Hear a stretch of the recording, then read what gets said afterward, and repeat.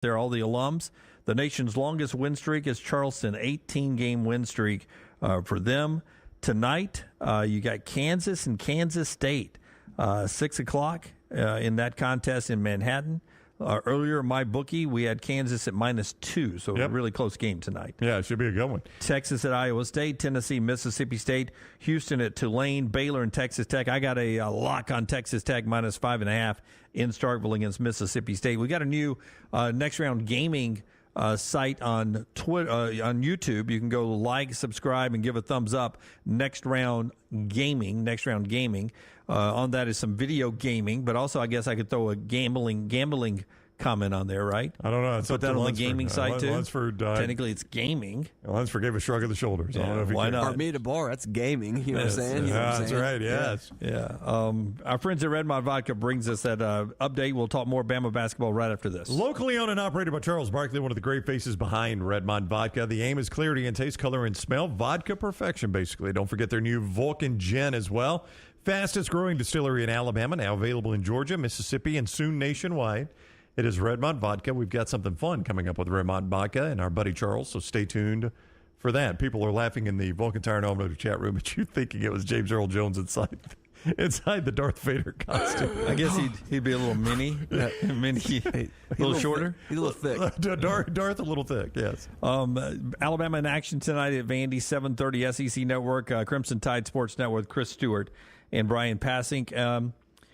Jared Burson sends this bit of information out, fact-checked by some basketball folks. Alabama freshman Brandon Miller is on pace for more than 650 points, 275 rebounds, and 110 three-pointers this season.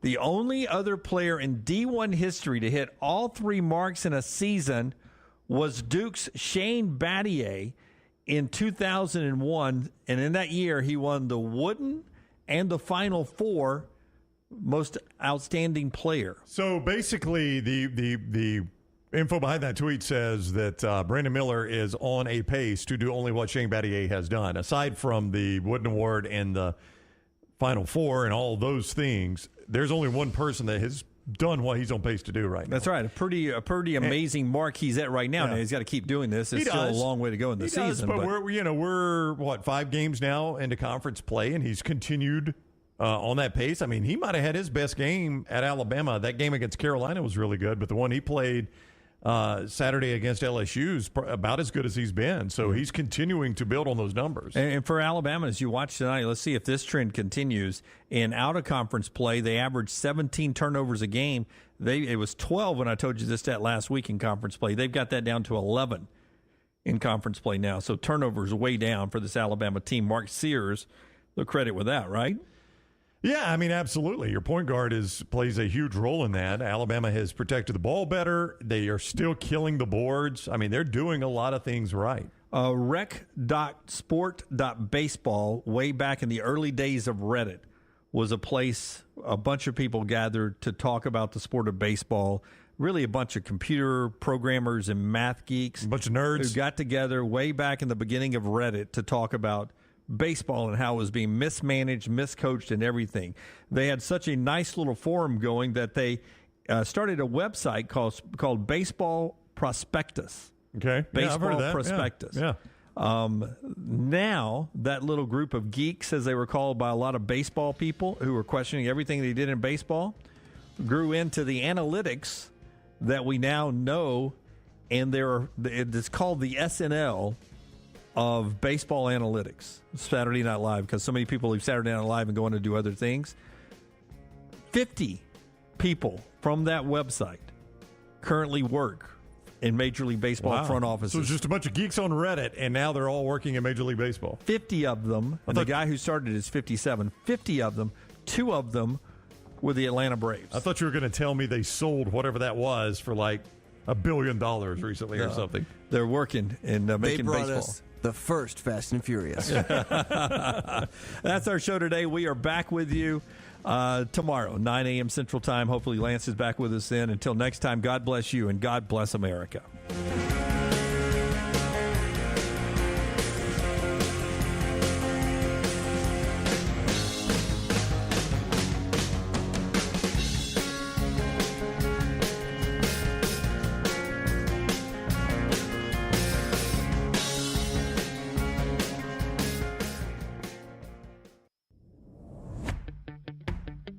Jim Dunaway, Lance Taylor, Ryan Brown, and Rockstar.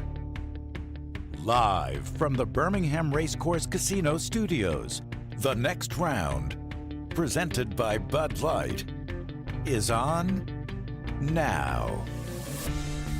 And good morning to you live now. Jack, hello over there. Vance, blessings to you as well over in the Vulcan Tire and Automotive chat room. Tommy checking in from Southwest Florida. Good morning to you. Kevin, Jeff, everyone else. Happy 13th year together for you guys. Technically, this 13 full years if you do that. We're starting year 14 today, right? That's right. Yep. All together. Later on, Rockstar Taylor has put together not a montage. That's back in our radio days. Well, we can't really do that. We don't really have everything we need to do that. Some of the best stuff of the last week. Yeah, that's right.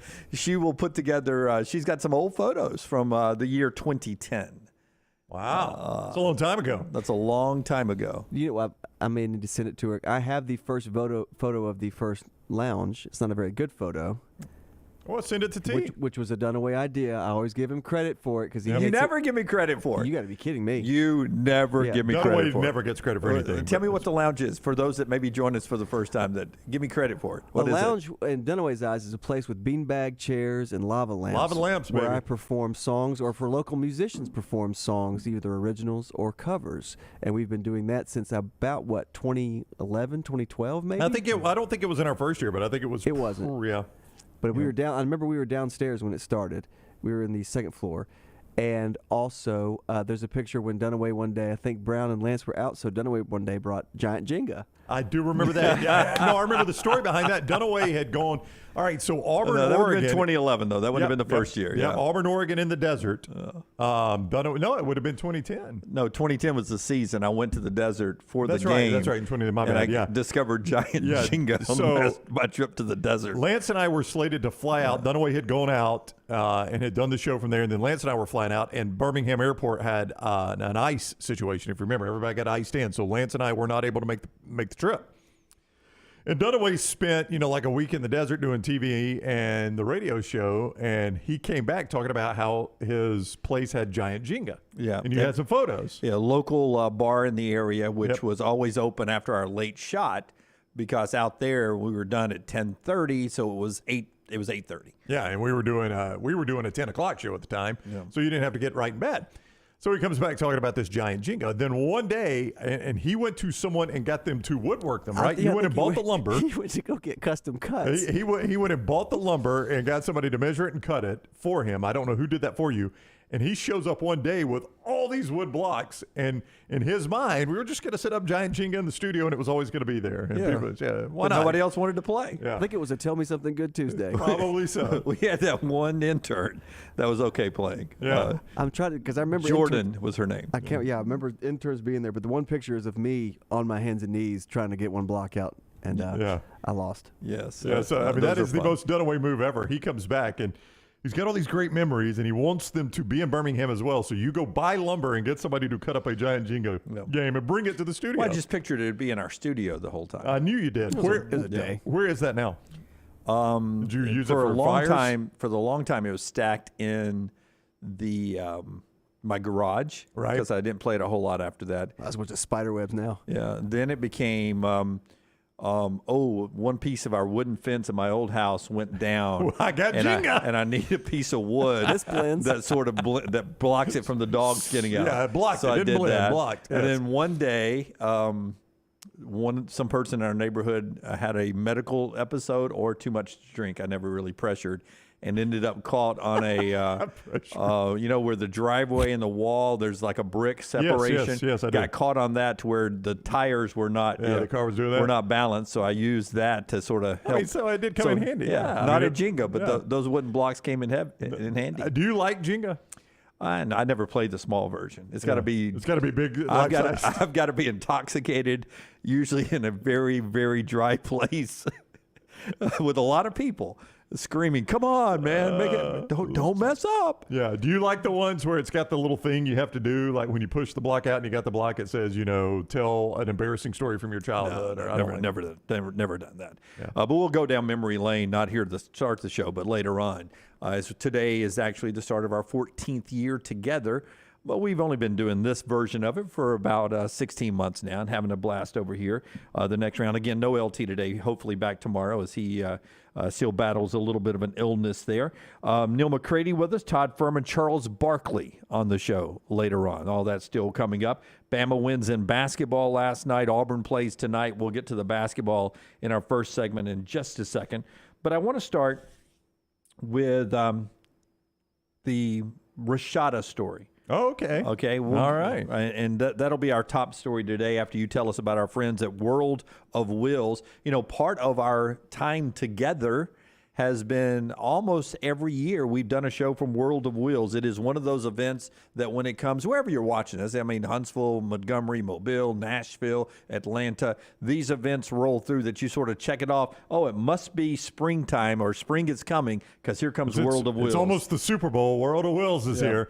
The 56th annual O'Reilly World of Wills, O'Reilly Auto Part World of Wills, February 3rd, 4th, and 5th at the BJCC. You're talking about hot rods, race cars, antique cars, classic cars, custom imports, motorcycles, all those things right there. Celebrity appearances, Thompson Square. They're performing and meeting fans at this year's show. Friday night at 6, 30-minute performance, followed by an autograph session with the band. Joe and Amanda Martin from Iron Resurrection on Saturday. JJ Jimmy Walker from Good Times. Dynamite rock star. He's Dynamite. Hopefully on the show as well. You get discounted adult tickets in advance at any Birmingham area O'Reilly Auto Parts stores and get more info at worldofwills.net. Neal McCready's our first guest. A little over an hour from now at 10:25, he'll talk about Walker Howard, the LSU guy going to Ole Miss. But the other quarterback that is drawing national attention is Jaden Rashada. Jaden Rashada, according to reports, has now officially asked for his release from Florida, his letter of intent. So it looks like the Gators will be riding with Graham Mertz next year. But the Athletic a couple of days ago, and I moved this step by step on my call sheets here, all the way from last week when they did this story. They've got a timeline. Okay. They've got a timeline. A Jaden Rashada timeline? Yeah, and some of you may forget, when we talk about NIL deals, some of you may forget just how big this NIL promise was.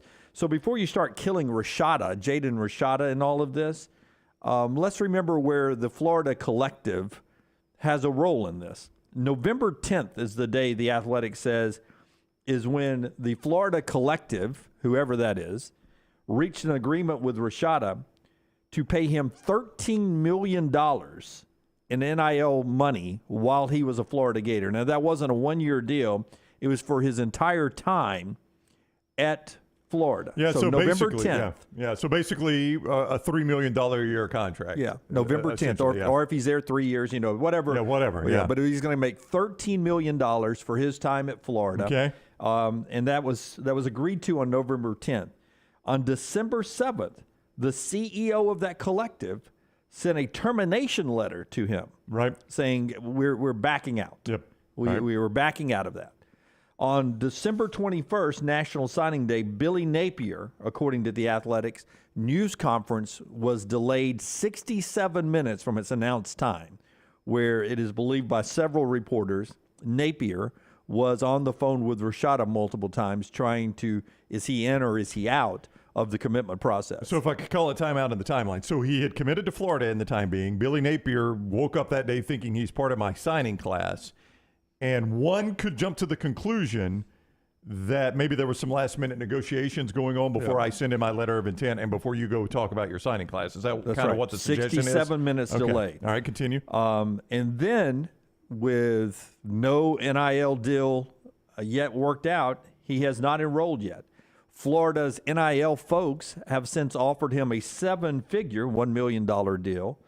But in that, he has to sign a piece of paper that releases Florida, the collective, everybody from any previous claims for him to get that $1 million deal. Okay. He's not doing that because he's been promised $13 million. Right. And we've talked about this before. If nobody passes up, it was John Calipari, we talked about this, who is promised $9 million a year for a long-term contract, or forever he gets $1 million a year. Nobody passes up $9 million a year to take $1 million a year.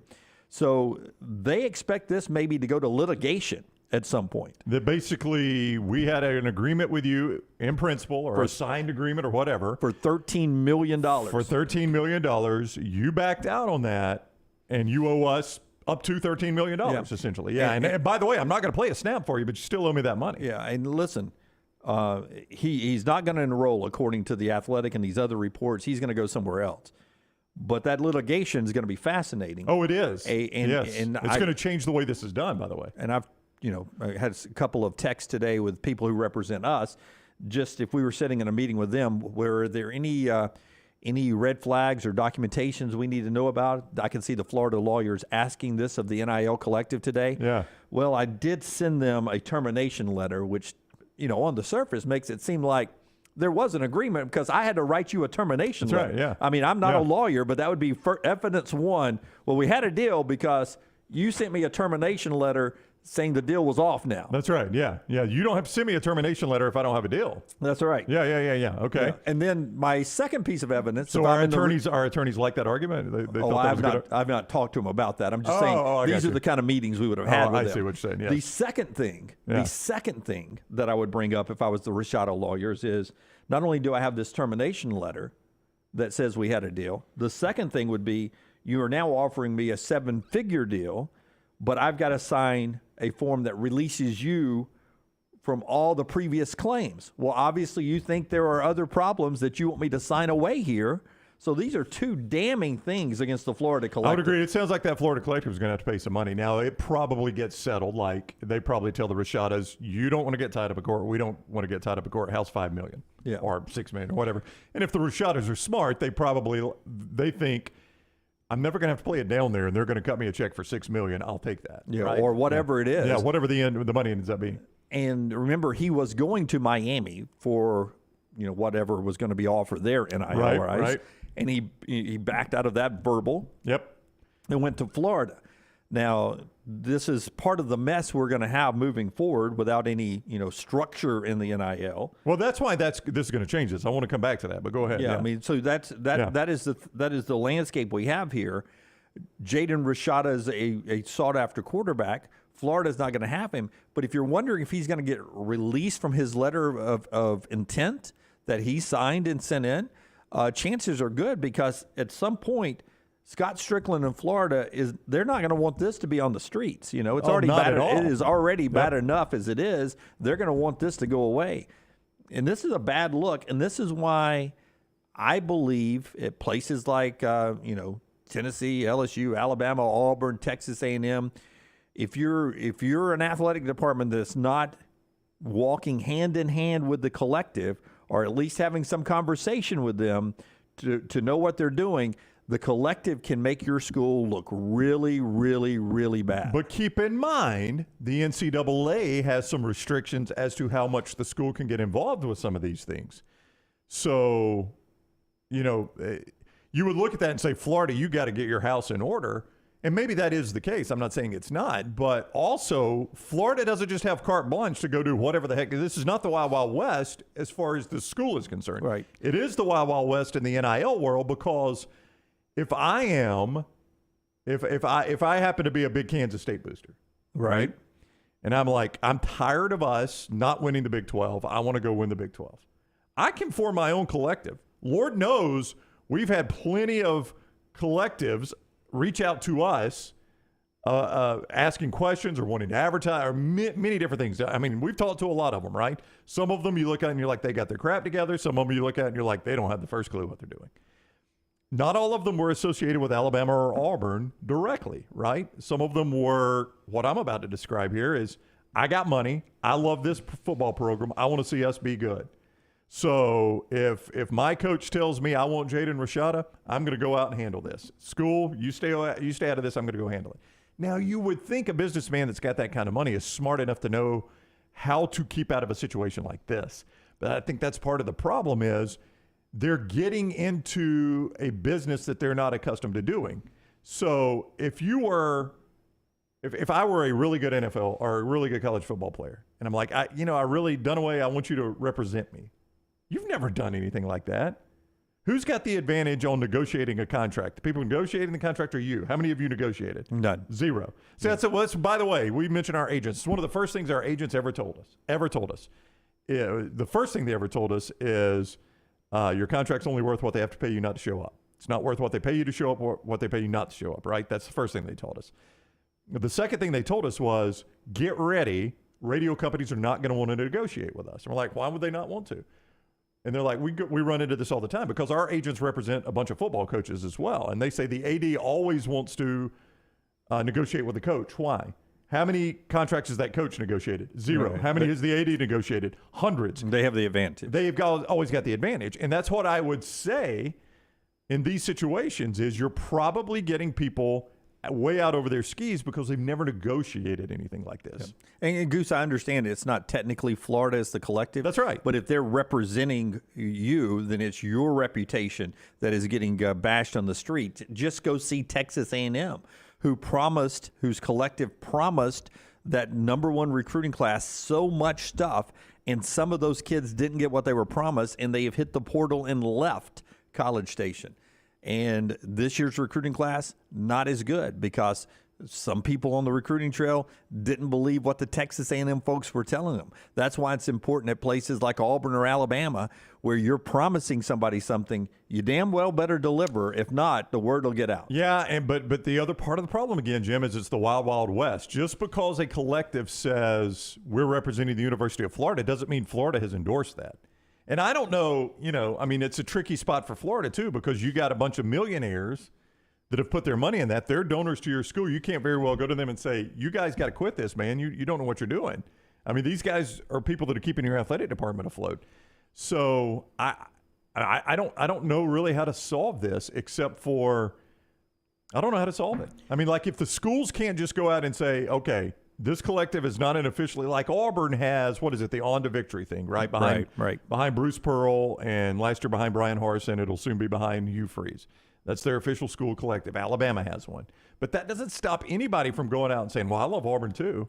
I don't want to give my money to this collective. I want to determine how my money is spent. So I'll just jump in the game. And if Auburn is recruiting or if Alabama is recruiting Jaden Rashada, they go to him and say, hey, look, you go to Auburn, $10 million. You go to Alabama, $10 million. Right? Now, I'm not an official representative of the University of Alabama, but if you're the Rashada family, do you say, I don't want your $10 million? You're not going to say that, are you? I don't know. You're crazy if you do. You're going to turn down $10 million?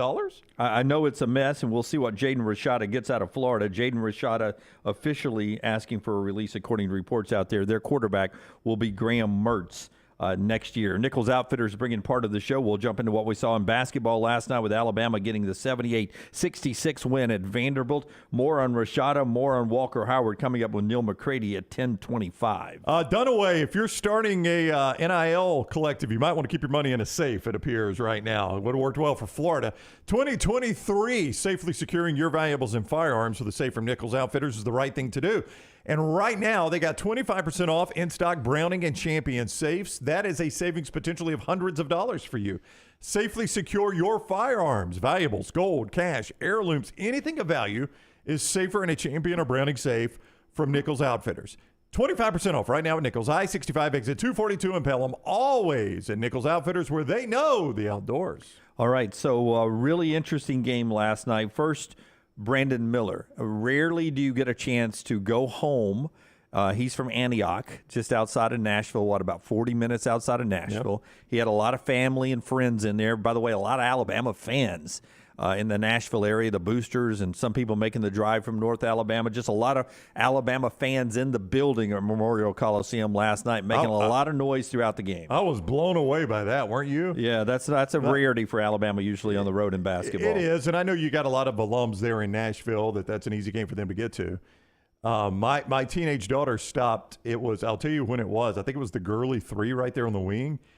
And she said, wait a minute, that game's at Vanderbilt? I was like, yeah. She goes, which sounded like it's an Alabama home game. That was the only place she watched. I was blown away by that. 30-10 for the local guy, Brandon Miller, last night.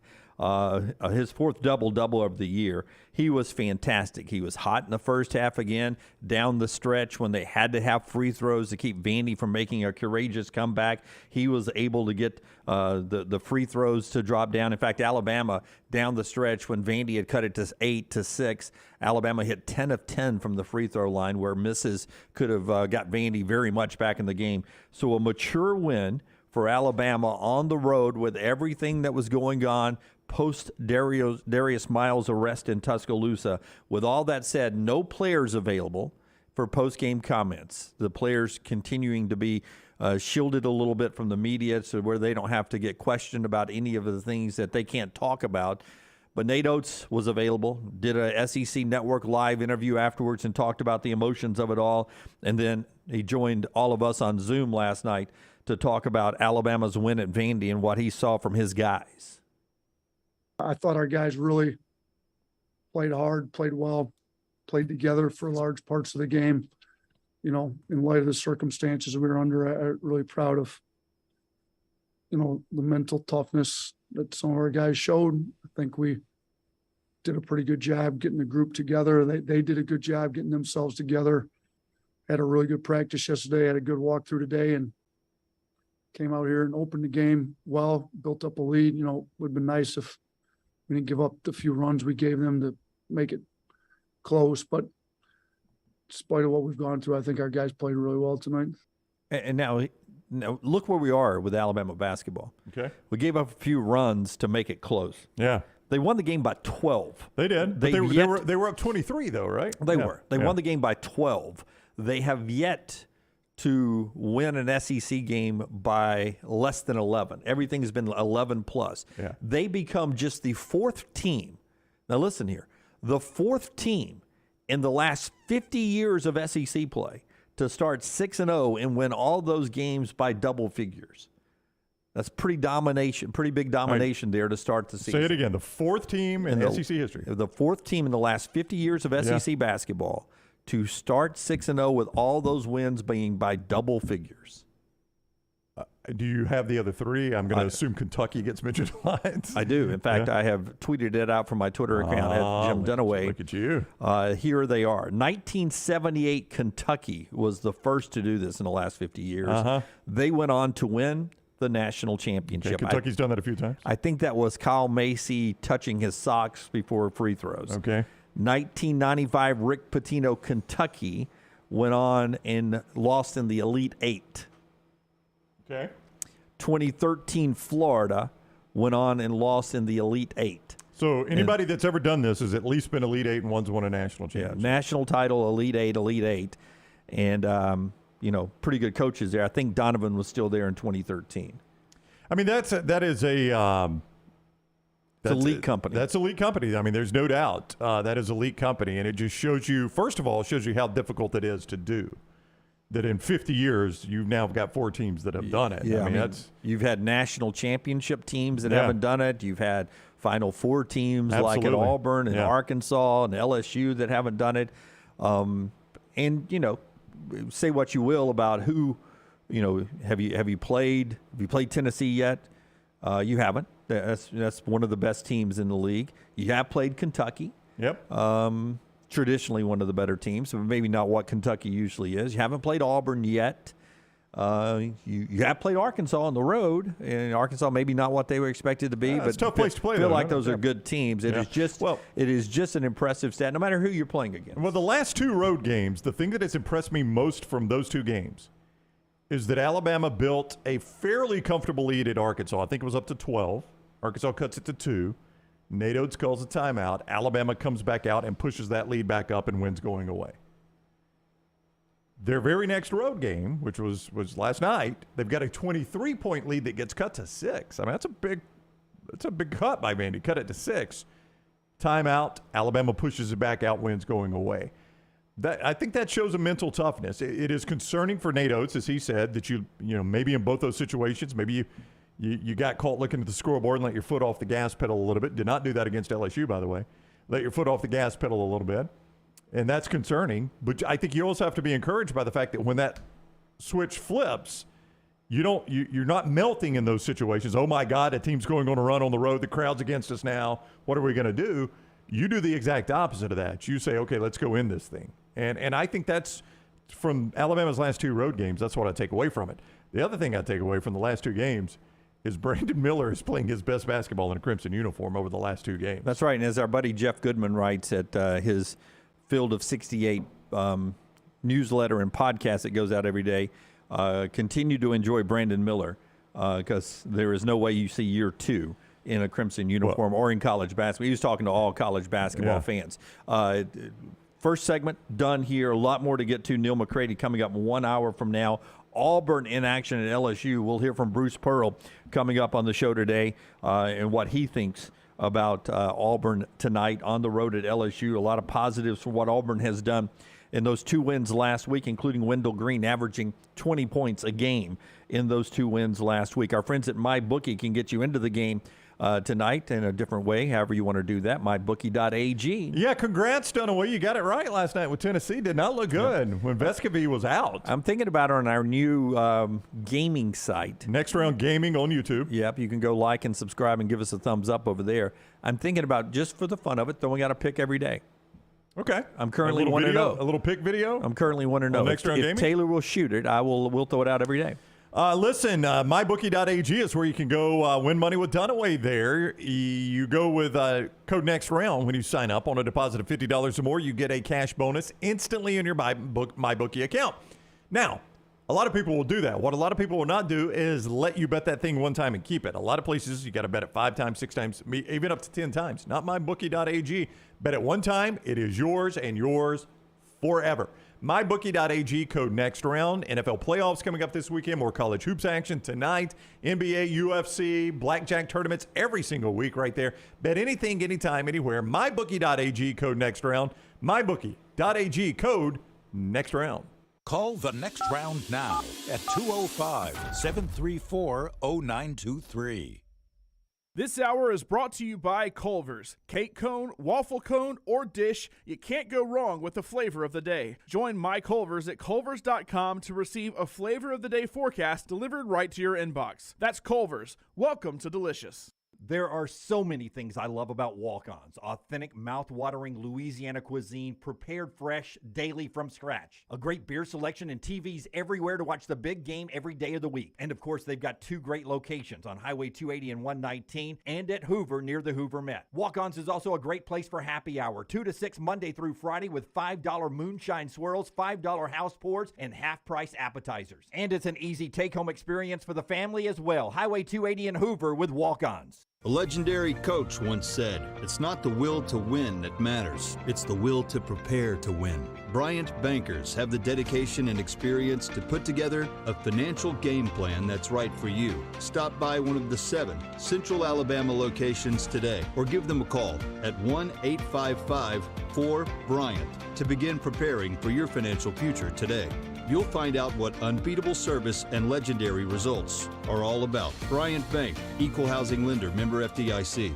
Want more of the show? Download the app or visit nextroundlive.com for the latest podcast. The Mystery Fifth Hour, our Not For All Ages podcast, The Last Call, and our entire Double Down Media podcast family. All at nextroundlive.com and on the Next Round app. It is the season of speed event at Alfa Romeo of Birmingham, and there is no better time to buy or lease a 2022 Alfa Romeo Giulia TI or Veloce model. Now through the end of the year, get 0% financing for 48 months or 1.9% financing for 72 months. Go by and see the great selection and take advantage of the low interest rates while you still can. It's the season of speed event.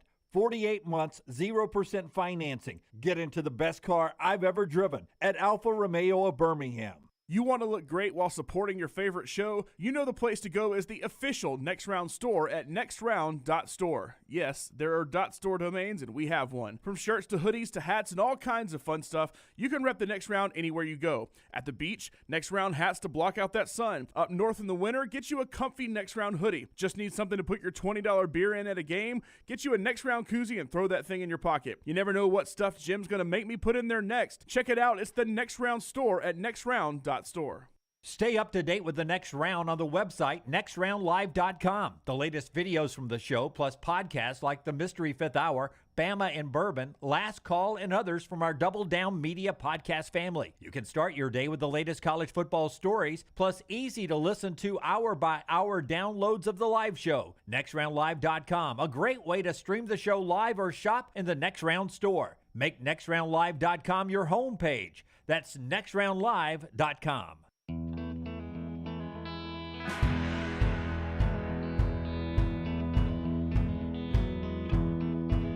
Okay, Walker Howard has made it official. He has tweeted out he is an Ole Miss Rebel now, leaving LSU. There's his tweet, hotty toddy, he says.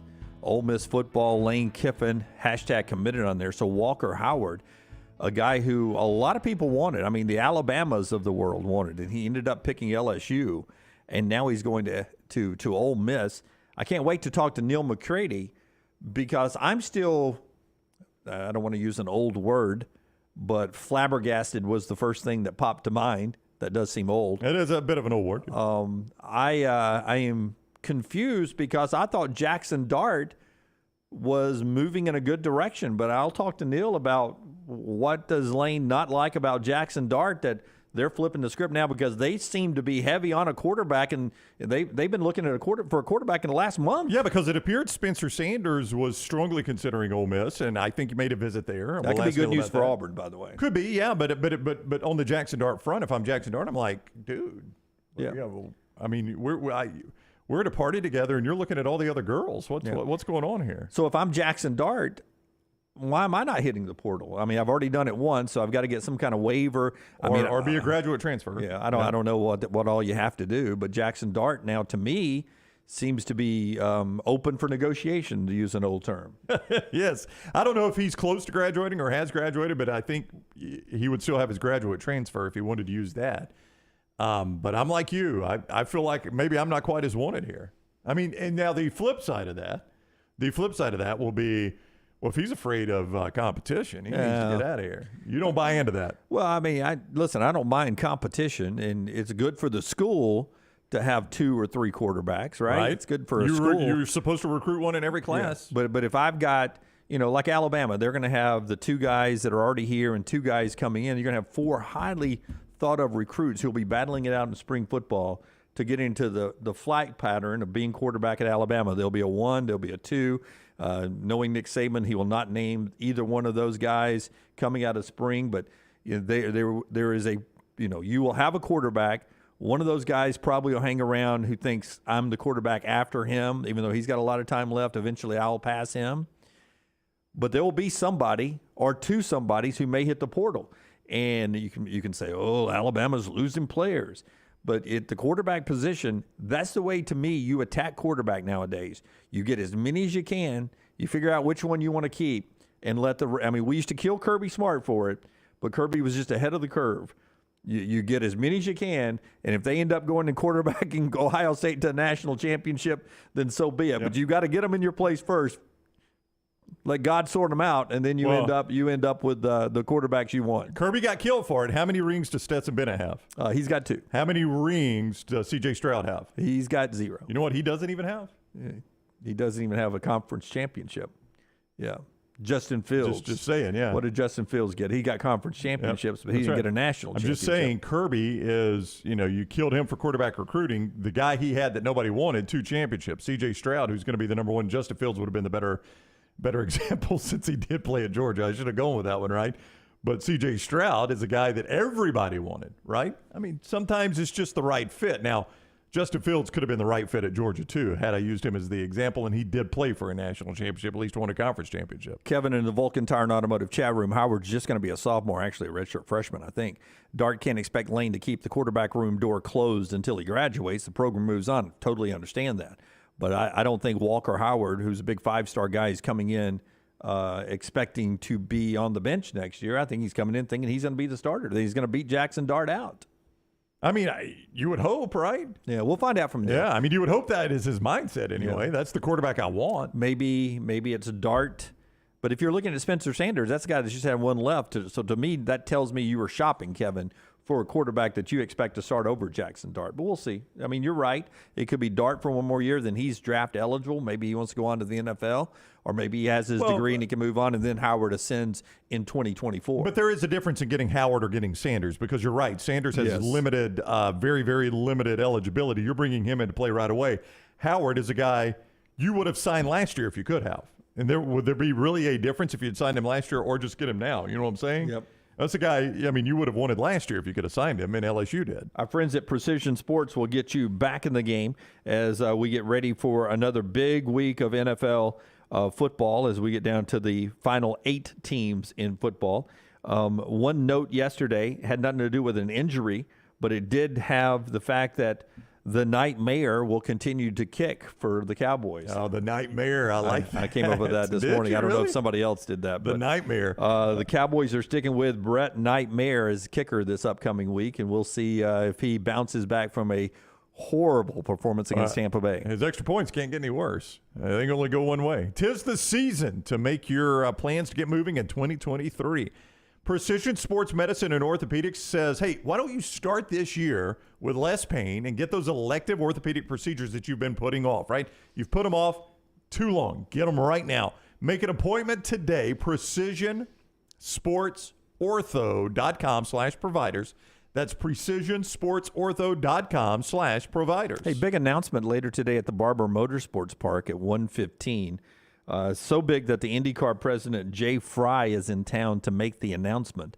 So we look forward to seeing what that is, but it is a positive thing for the future of Indy racing at Barber Motorsports and the future here in Birmingham. So we'll give you all the official details.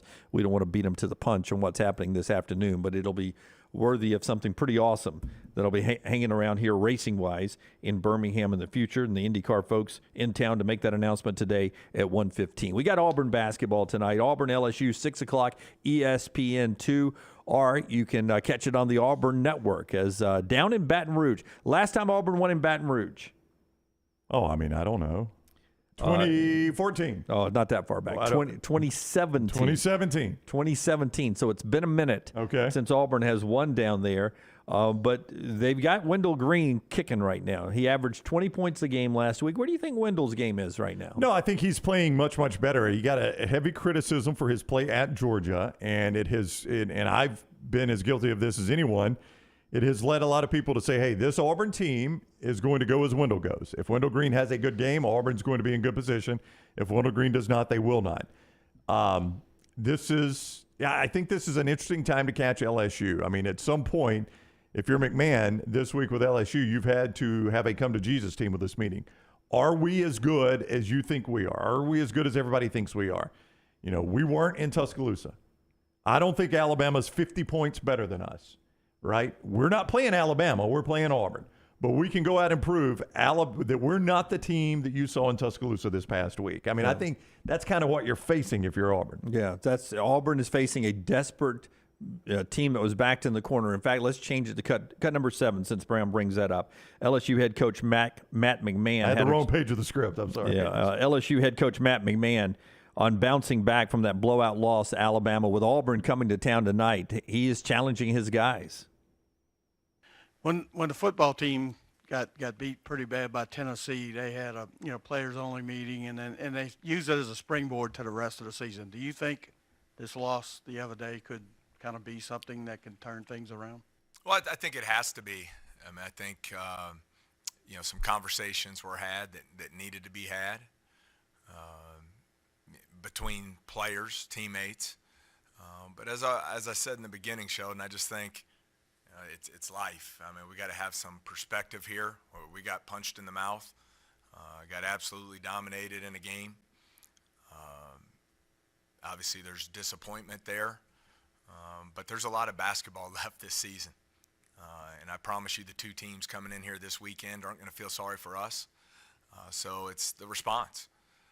Do we come together as a team? Do we focus on those areas of improvement and get better there? And do we compete at the absolute highest level possible to give ourselves an opportunity to be in the games? Now, Auburn's open 5.5, but they're a 4.5 point favorite in this game tonight. But this does feel like a A tough battle for Auburn tonight because of that hunger you're talking about from LSU. Well, now, the difference in what I'm about to say is the road home situation here. The LSU team feels a little bit like Kentucky playing Tennessee. Kentucky had gotten drilled by Alabama. You come back home and you're like, okay, we can flush that. What do, Dunaway? You lose to South Carolina. That's right. And everybody's giving up on you. Everybody's talking about, God, this Kentucky team. And then you find it inside of you to say, that's not who we really are. So you go to Tennessee and you win the game. You get one of the bigger upsets of the college basketball season. I think if you're Auburn, that's kind of what you're up against with LSU. I think it's that same type of attitude. We'll see if Matt McMahon can channel it the way John Calipari was able to for his Kentucky team. But Vegas is telling you, I mean, that's a fairly significant favorite on the road in college basketball, that Auburn is a better team than LSU. Auburn is the team that is supposed to win this game. That's what I said at Georgia. Maybe I'm wrong about this. Maybe I'm just misjudging. I just think Auburn, it seems like they fixed a lot of what was wrong at Georgia. We'll see if they can keep that fixed tonight against LSU. Yeah. For instance, Texas and Iowa State didn't have that kind of spread last night. Tennessee was just 5.5 on the road at Mississippi State last night. Wake Forest was actually favored at home last night to previously unbeaten in the conference Clemson. So to be a 4.5-point road favorite in conference play says a lot about the respect Auburn basketball has from those that throw out those lines. In those games last night, by the way, Wake Forest did beat Clemson. There was a reason why they were favored, right. 87-77. Tennessee did cover the spread and beat Mississippi State, but that game was closer than the score indicated. It was about a 6-point game throughout most of that contest. Tennessee won it 70-59 to cash that ticket there. And then Kansas State upset Kansas last night, and that was fun. You clued me in. I'd never heard it referred to this, and now I heard it 16 times since you said it on the show yesterday. Yeah, they called it the Octagon of Doom. I think I might have called it the Octagon of Death, which sounds a little more foreboding. I don't disagree. Most institutions would not sign off on that. They would not, but the Octagon of Doom, I remember them calling it that when Frank Martin was the coach back in the day, before he left, and then Bruce Weber took over, back in the Frank Martin days. Or was it the opposite? Was it Bruce Weber, then Frank Martin? I don't know. Whichever one came first. I remember them calling it the Octagon of Doom back when Kansas State went to Elite Eights back in the day. And, it seems like a tough place to play when they're good. Obviously, Kansas found that last night. Overtime game, Dick fouled out. What? I didn't say anything. Okay, that's just. I mean, we're teenagers now. We're in our 13th, 14th year. I didn't know if we're gonna make teenage jokes when Dick fouls out. I'm the one that brought the T-shirt. My buddy John was at the Kansas football game, and I said this T-shirt they cannot keep them in stock, and it was. We love Dick. Yeah, he's a good player T-shirt. for them. Yeah, Grady Dick, and good player for them. But he fouled out. Yeah, but he missed his shot a lot last night. He was 1 of 8. In 3-point land. He did throw 16 points and 7 rebounds, but it wasn't a typical Grady Dick game. Well, yeah, absolutely. And it's going to be hard to go on the road and win without Dick. And, they were not able to do that last night, especially Dick late. I mean, you're going to need Dick late, Rockstar. And sometimes Dick needs help. Well, no, absolutely. I don't think there's any doubt. And it seemed like they were too heavily reliant on Dick last night, because when Dick was out, they just were not the same basketball team.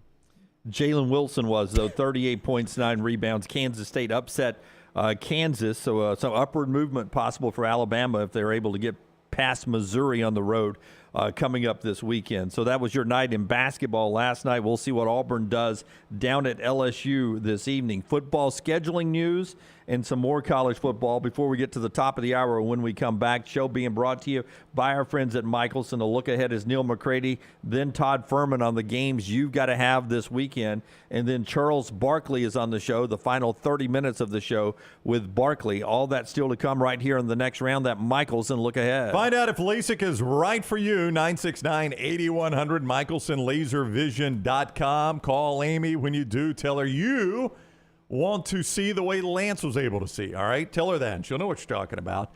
LASIK could be right for you. Dr. Mark and Dr. Jennifer Michelson, they are pioneers in this field, and they can help you see better. 969-8100, MichelsonLaserVision.com.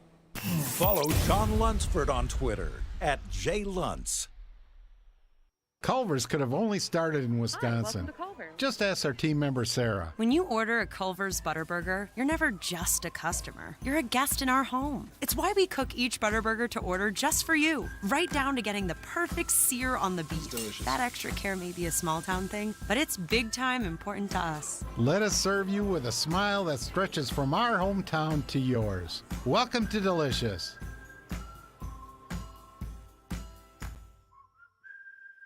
Hi, this is Wes McClooney, owner of the New Balance Birmingham store. And if you're like me, you probably added an inch or two to your waistline over the holidays. If Santa didn't put new shoes under your tree, it's time to treat yourself so you can walk or run those extra pounds off. Make your New Year's resolution to get out and exercise. At the New Balance Birmingham store, get the perfect fitting shoe to motivate you. Shop the New Balance Birmingham store on Highway 280 next to Chick-fil-A. Your 24-hour home for the show is our website, nextroundlive.com. Easy links to the day's top stories in the morning rounds, plus the latest videos from the show, podcasts like Bama and Bourbon, The Mystery Fifth Hour, Last Call, and other shows from our Double Down Media podcast family. Nextroundlive.com, a great way to stream the show live or find easy-to-listen to hour-by-hour downloads from the Next Round Live show. And get the latest gear in the Next Round store. Make nextroundlive.com your homepage. That's nextroundlive.com. Vulcan Tire and Automotive is hiring. If you want to take advantage of joining in with a local growing company in the automotive service industry, this is the opportunity for you. Hiring oil and tire technicians and more experienced mechanics. If you've got the talent and the desire, there is a spot for you at Vulcan Tire and Auto. Stop by one of their 4 locations and the manager on site can walk you through the pay scale, great benefits, and flexible work schedule. Get paid to build your future in the industry. Moody, Trustful, Hoover, and Gardendale, VulcanTireandAuto.com.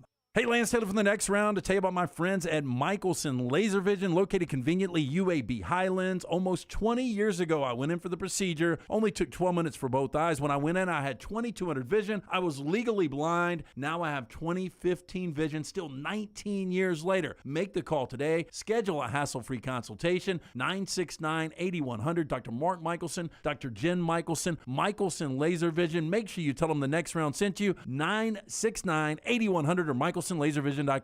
Want more of the show? Download the app or visit nextroundlive.com for the latest podcast. The Mystery Fifth Hour, our Not For All Ages podcast like Bama and Bourbon, and the entire Double Down Media podcast family. All at nextroundlive.com and on the Next Round app. Want more of the show? Download the app or visit nextroundlive.com for the latest podcast, The Mystery Fifth Hour, our Not For All Ages podcast, The Last Call, and the entire Double Down Media podcast family. All at nextroundlive.com and on the Next Round app.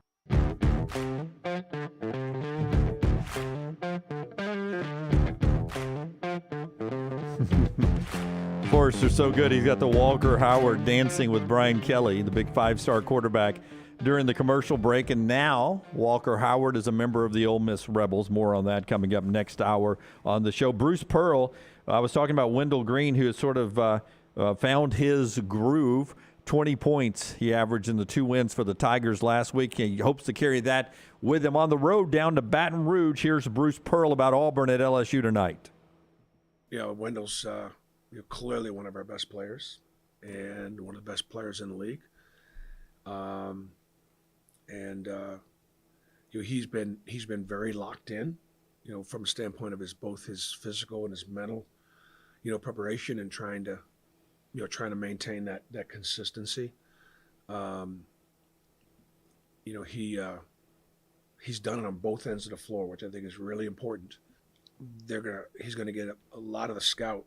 He's gonna get a lot of attention. And then just from that standpoint, it's really important that our guards, all of our guards, continue to play better, so that we don't have to put, so much on him.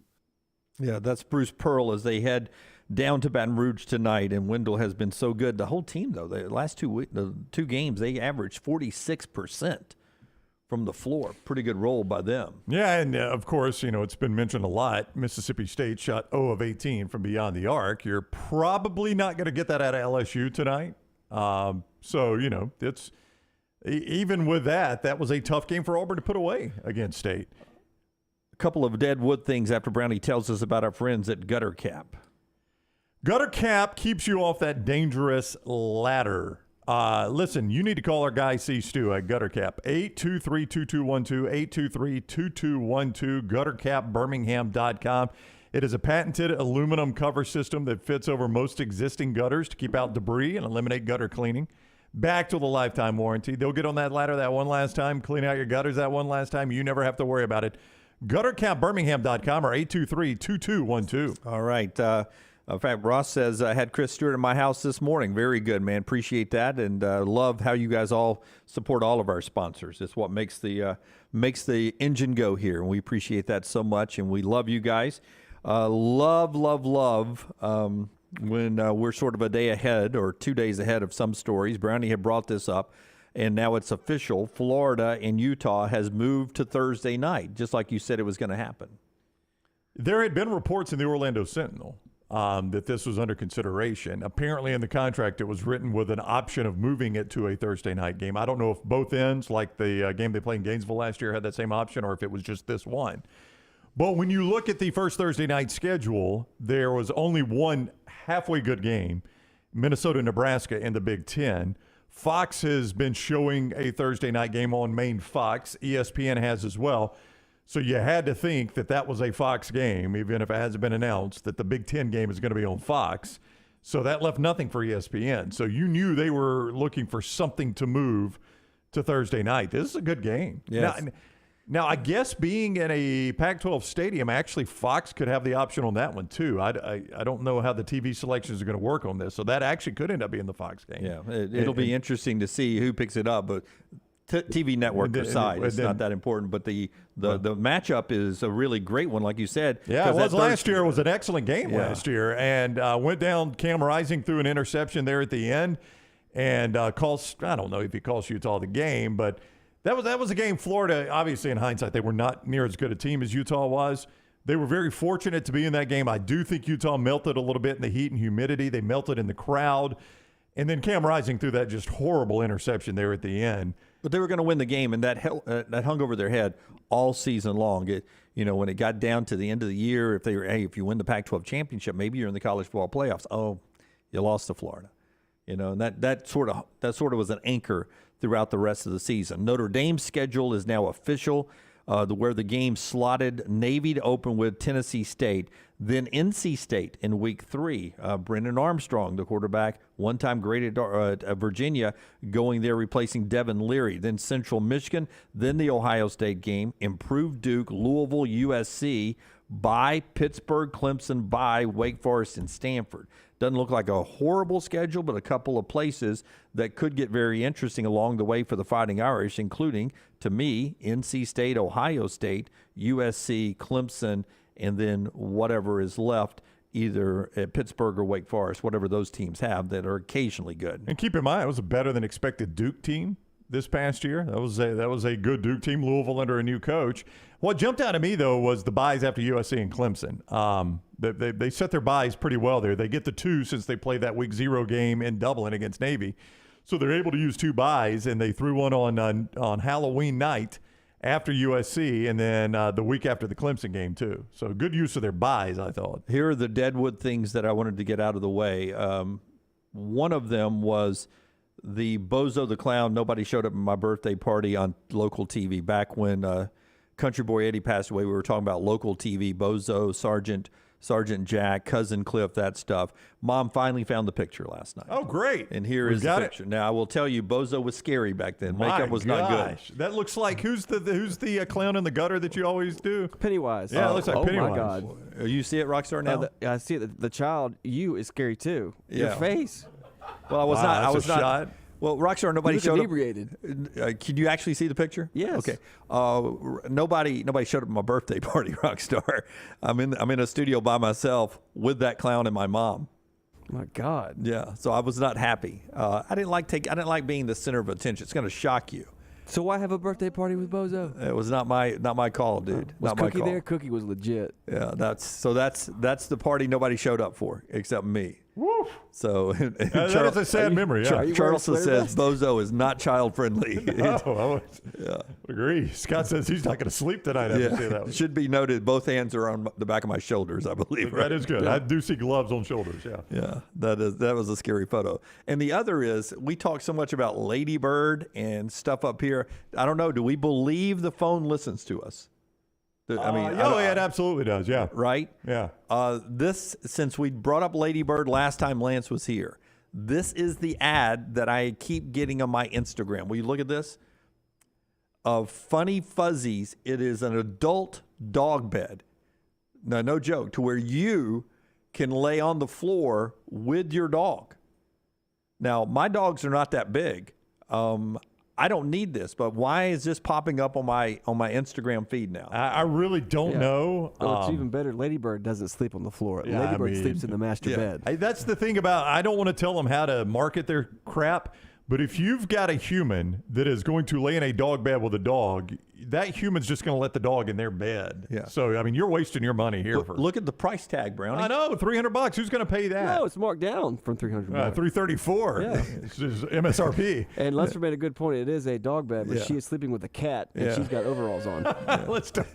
It's already too deep into it. So make this into a little affair. I mean, I don't know, man. If you're doing that, you probably got bigger issues. I just don't know why I get some ads that I get. I don't understand this. If you had asked me what Funny Fuzzy was, I would not have told you it was that, though. If you're like Brown, my Instagram, I'm getting Funny Fuzzy ads now. I'm like, what, Jim? Before you found ranch water, it sounds like the kind of drinks you would have ordered back at the bar back in the day. I'll have a Funny Fuzzy, please. I'll take a Bud Light, and my friend would like a Funny Fuzzy. That's right. And then everybody would do you're getting your husband a drink, too? All right, top of the hour here. Back to college football when we come back, and then Neal McCready on Walker Howard being the new quarterback at Ole Miss. So when we come back on the show, let's talk a little bit about, I don't know, the future in conference for USC, UCLA, Oklahoma, and Texas. There is a precedent out there that it may not be too sunny of a future for these teams as they change conferences. We'll talk about that. Cowan Equipment brings us poll questions every day. Yesterday, you guys do not think Tom Brady's coming back to the Buccaneers. Is that how that ended up? Yeah, I don't either, by the way. You can go vote at Next Round Live. We'll send out a different one later on. Cowan Equipment brings you the poll question. I had a poll question. I've forgotten it now. It was something we were talking about before the show. And I was going to ask our listeners if they liked that certain thing. I'll think of it in a moment. If you're having a hard time finding a new plastic on the seat piece of heavy equipment, you can check out Cowan Equipment's rental fleet hit list for a wide range of well-maintained equipment from the Cowan rental fleet. It is on sale now. Cowan.com/featured used equipment or 800-239-COWAN for more information. Follow The Next Round on Twitter, Instagram, and Facebook at Next Round Live.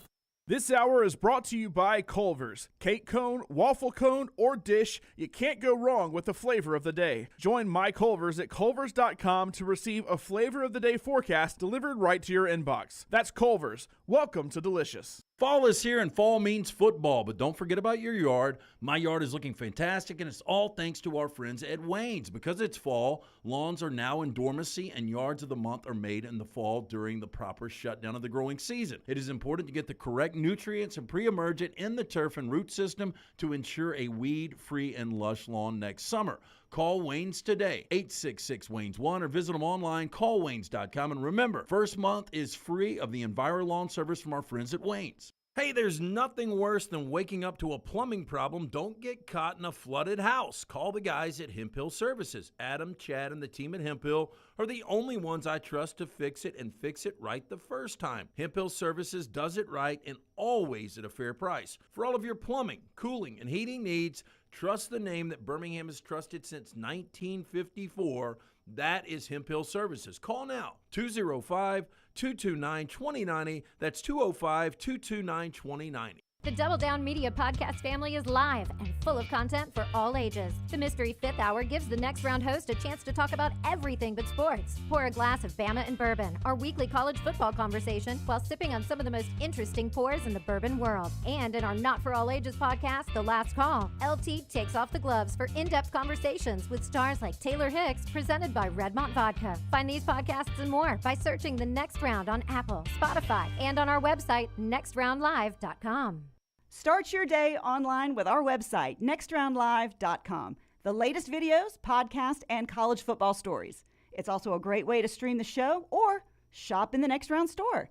Stay connected by visiting nextroundlive.com. Hey, if you're looking for Birmingham's best pizza, you need to stop in and see our friends at Slice Pizza and Brew. It's as local as you can get, from the ingredients that go into every pizza to the beer on tap. For a great lunch or dinner, go see our friends today, Vestavia or Lakeview at Slice. The NFL playoffs are here, and the action has been incredible. Join us every Thursday as we look forward to the weekend's NFL playoff action presented by Pepsi.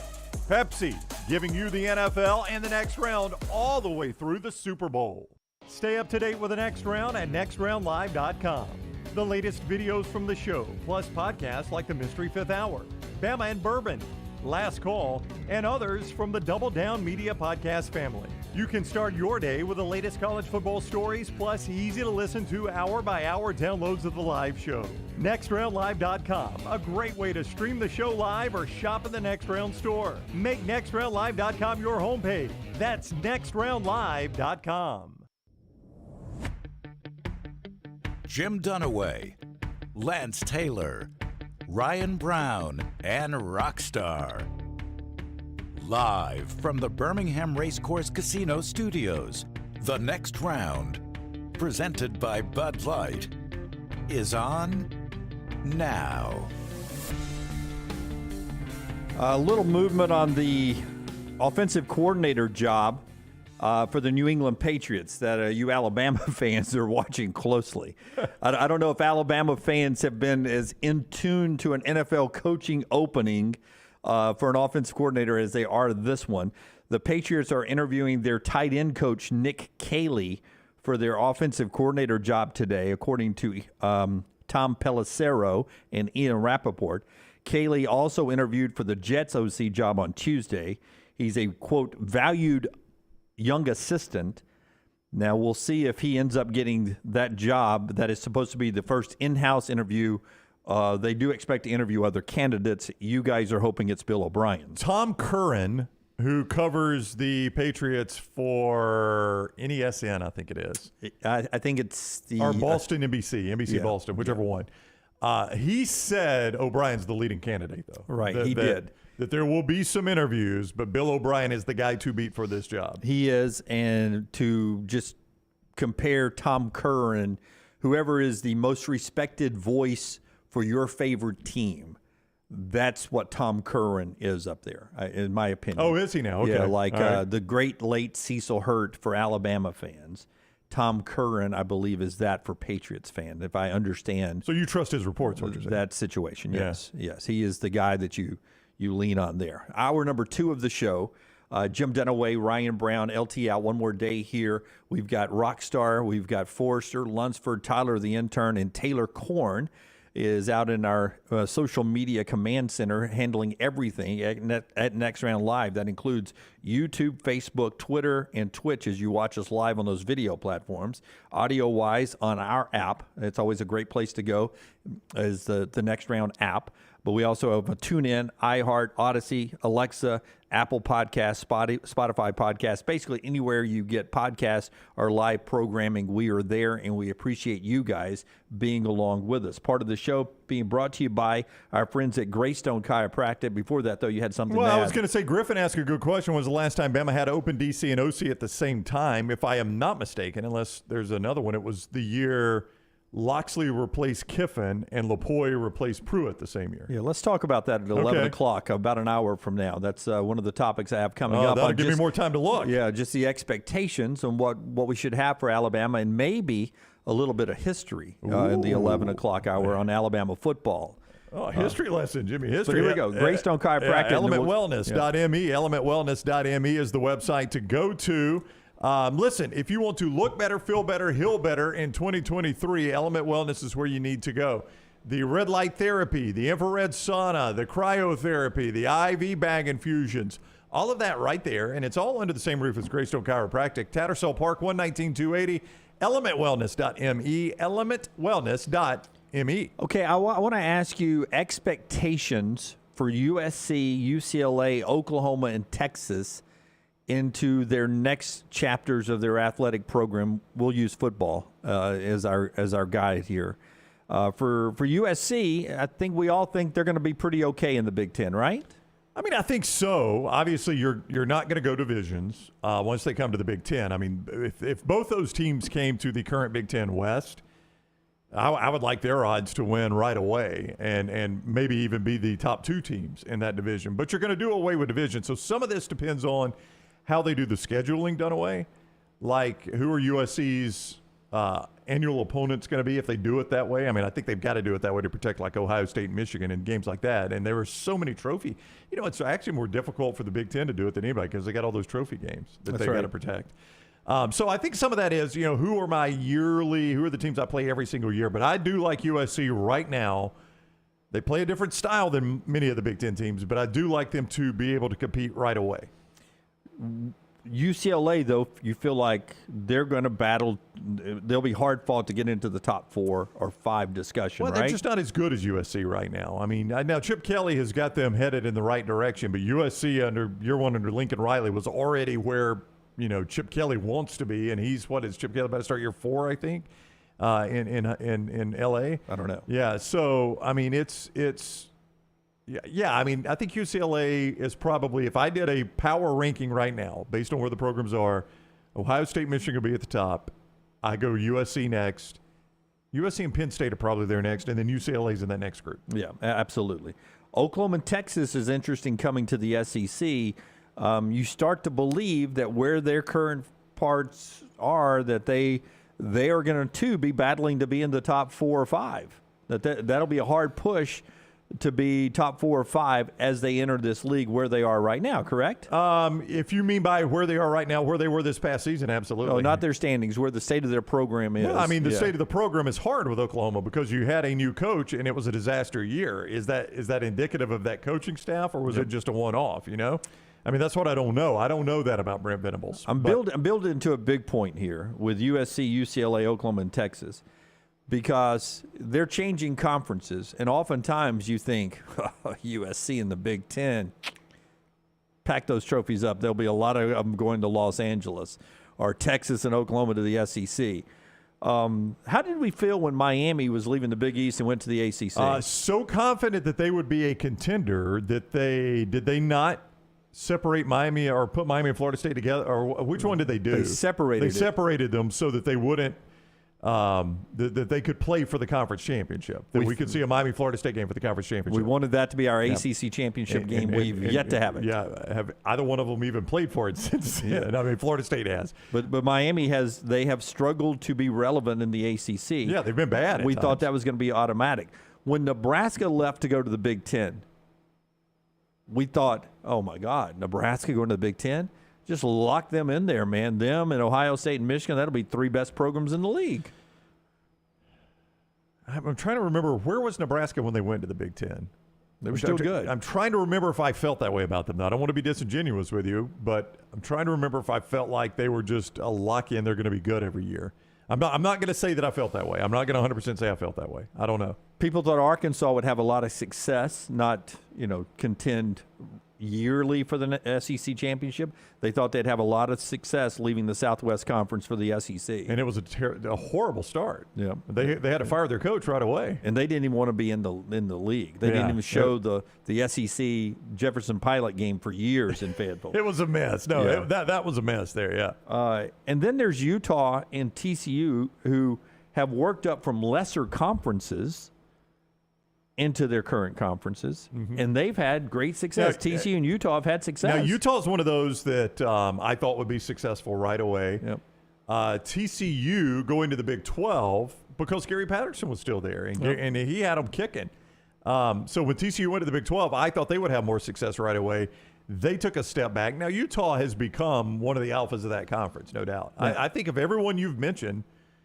Now, Florida State, I mean, that was 93, so it's about a long time ago that they came to the conference. But of everybody you've mentioned that's a recent conference addition, just off the top of my head, I'm going to say Utah's had about as much success as anybody. Yeah, absolutely. And that's my point. These new teams that come, and those of you watching on Twitch, it's already gone past in the Vulcan Tire and Automotive chat room, but the UCLA, USC, and the Oklahoma, Texas moves are expected to happen for the 2024 season is when that's expected to happen. It's not automatic these teams are going to have even modest success in these new leagues because you've seen what Miami, Nebraska, and Colorado have done when Colorado has not really been a factor at all in the Pac-12 either. That gets us to cut number 8, Rockstar. Deion Sanders had his first team meeting yesterday. And you know Deion, he is all access all the time. So Deion Sanders from Colorado Athletics, this is, hey, everybody's back in school, team meeting time out there in Boulder. Here's Deion Sanders. You got to want it, you got to work it, and then ultimately you're going to win it. You got to want it, you're going to work it, you're going to win it. We're going to find out who you are, as well as being attentive in meetings. We're going to find out who want it, who want to understand the assignments and alignments and the reads, the different calls that we have. How quick, how smart, fast, tough, disciplined you are. We're going to find out that. Right now, you all are on an audition, man. You got to want this. You got to want it, and we're going to be able to tell if you want it or not. You got to work. You got to work. Every coach in here has worked their butts off, right? The staff knows what it's doing. And we're going to be your navigational system. We know how to get there. And if you don't believe, you're in the wrong room. If you don't want it, you're in the wrong room. If you're not willing to work, you're in the wrong room. Because we're going to do it. I ain't got time. I know I look good, but I'm 55. I ain't got time. I ain't got time to build. I ain't got time to wait on you to mature. I ain't got time to wait on you to get it right. We're going to get guys who want it right now. Deion Sanders yesterday. I don't know what his first season will be like, but he does have that will to win it out there, and no matter how good he looks, he doesn't have time. Colorado will be fun, and the official Pac-12 schedule will come out a little later on today.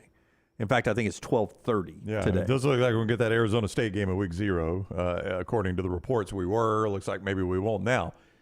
Nothing is going to happen in that program we're not going to see, is there? That's right. I mean, you're never going to say, wow, that happened in Colorado? That is crazy. I wish there was video on that. You're going to see everything. But that was Colorado Athletics that sent that out. I wonder if there has been some reaching of agreement that the school is going to be sending it out, not Deion Sanders. But I don't know. Scott, did you see if Deion's people were sending it out? That was obviously Colorado Athletics. Something to keep an eye on is if Deion's production – which I think is a family member, right, is if they're continuing to send out their own stuff. Yeah. Yeah, they haven't slowed down any on their end, the well-off media folks. They're still doing plenty on YouTube. Okay, good. That's what I want. I want all access. No, I'm all Deion. If I'm going to be part of the Deion show, I want to see it all. Yeah, it's interesting that he says in there, I don't have time to build. I don't have time to wait on you to mature.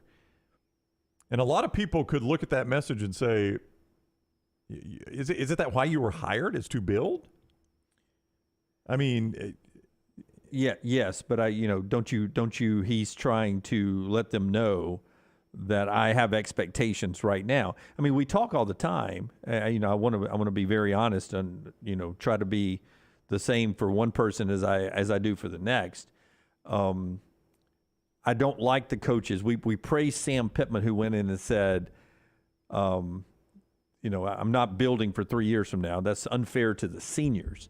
And Sam Pittman went in and said, man, we're coming in. You in this room.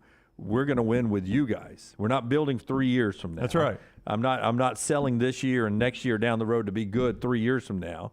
So I want to be fair. We praise Sam for that. I'm going to praise Deion. We want to win. We want to win right now. Yeah, I mean, I don't know. I was just, as I watched that, I'm like, I get what you're saying, but part of being a college football coach is taking a kid that is a stud high school senior, and Nick Saban does this, and he does it, and people praise him for the way he does it. Stud high school senior, You bring him into the college game, and now all of a sudden he's not the stud anymore. But I gotta transform him from stud high school football player into really good college player. That is a building process.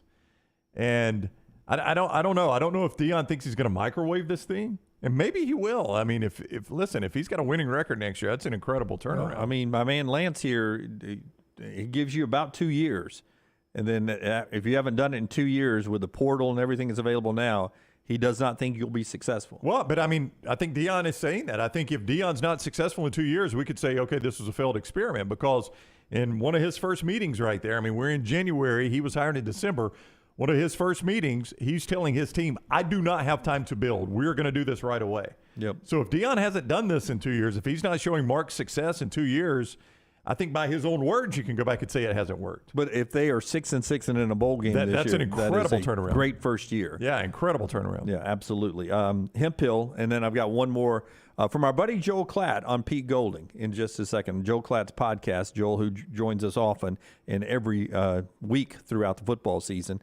His podcast continues, and we always ask you to go and download his podcast and support Joel everywhere. One clip he had from yesterday's podcast that I think you guys will find interesting. Hemp Hill Services gives you the lock every day. Lance will send it out later on at The Lance Taylor. Play a winner later today free from Lance. If you are looking for a winner when it comes to keeping your plumbing draining right, your cooling and heating working right, that's Adam and Chad. They're winners, and they've been that way with Hemp Hill Services, that name that's been respected in Birmingham since 1954. They fix it right, they fix it the first time, and they fix it at a fair price. That's what you get from Adam, Chad, and Hemp Hill Services. Call them up for your plumbing, cooling, and heating needs, 205-229-2090. 229-2090, or just remember the name Hemp Hill. Rockstar cut number 9, Joel Klatt on his podcast. Joel Klatt talking about Pete Golding leaving and going to Ole Miss. And I think you will agree with Joel here. And you get the feeling a lot of Alabama fans will too. Here's Joel Klatt on Golding leaving Alabama to go to Ole Miss. Golding is leaving Alabama, and he's going to go join the Lane Train. Here we go, down to Ole Miss, Pete Golding. Not a ton of thoughts on this other than this. I don't think anything happens at Alabama or within that program under Nick Saban that Nick Saban doesn't either bless or desire. He wants it to happen either way. I know of guys specifically, and I'm not going to name names, specifically that have coached for Nick Saban that got great opportunities, and he told them, no, you're not going to do that. You're going to stay here, and here's the reason why. He desired that they stayed. Those same guys got different opportunities, and he said, thumbs up, like, go ahead. That's a good one. Go ahead. You cannot tell me that Nick Saban sat in front of Pete Golding and said, yeah, Ole Miss defensive coordinator is better than being here. Like, you need to go do that.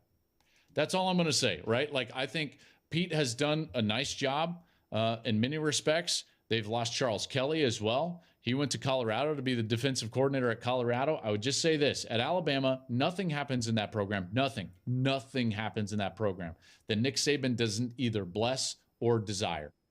So that's Joel Klatt on the Joel Klatt podcast. I bring it up because I want to know what Neal thinks about Pete Golding when he joins us in the next segment, and how that's being perceived over in Oxford, whether it was Pete leaving Alabama or Nick sort of showing Pete telling Pete to find your next gig. I've seen it both from Mississippi people. I've seen hey, we stole a guy from Nick Saban, and hey, Nick Saban wanted him gone. Are we getting cast-offs? And I've seen varying, that's not the only two opinions. I mean, this is one of those things where both could be true, right?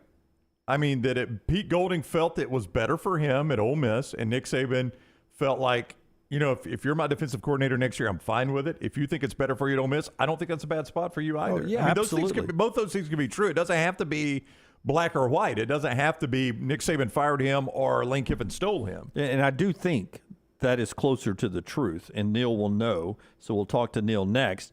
But I believe that's closer to the truth, that it is that I personally think Pete wanted to go to Texas with Sark, that he wanted to go to Texas with Sark and was convinced to stay at Alabama. Well, I think Nick Saban probably did a sales job on him. A little bit longer. Yeah. So I don't think Pete has not been wanting that next opportunity, himself. Yeah, I think we being society or being sports fans or whatever, like to make it seem like one guy was fired, one guy, both those things could be true. Like if Pete Golding were the defensive coordinator next year, Nick Saban was obviously okay with it. But Nick Saban obviously could say, hey, look, if you want to take the Ole Miss job, that's a good job for you to take, and I'll go find somebody else. Yeah. Nick Saban was very fond of Pete Golding. He didn't fall out of love with Pete Golding.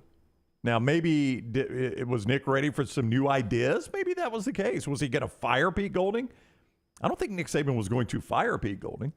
That is one of the things we'll talk to Neal McCready about coming up. That also another big story in the portal. That's Walker Howard, who has announced officially he is Ole Miss's. He's in the Ole Miss quarterback room. So Neal's coming up. Don't forget, when you're looking for the best tequila on the market, make it Maestro Dobel Diamante tequila, the world's first clear multi-age tequila. Dobel Diamante blends several types of tequilas in a new European oak barrel, double filters it, removes the color while producing a crystal clear spirit of character and smoothness. I will tell you from personal experience, the best tequila I've ever tasted. Crystal and clear in appearance, smooth and crisp on the finish. It's Maestro Dobel, the perfect tequila for sipping and mixing. Neal McCready queued up, ready to go next on the next round.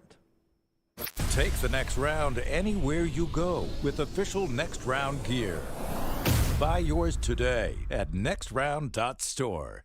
For more than 40 years, Red Wing Shoes has been helping the hardworking people of Alabama. This is why Red Wing Shoes has created the 3-step comfort solution. Step 1, a certified fit specialist will use a 3D scan to electronically measure your feet and arches.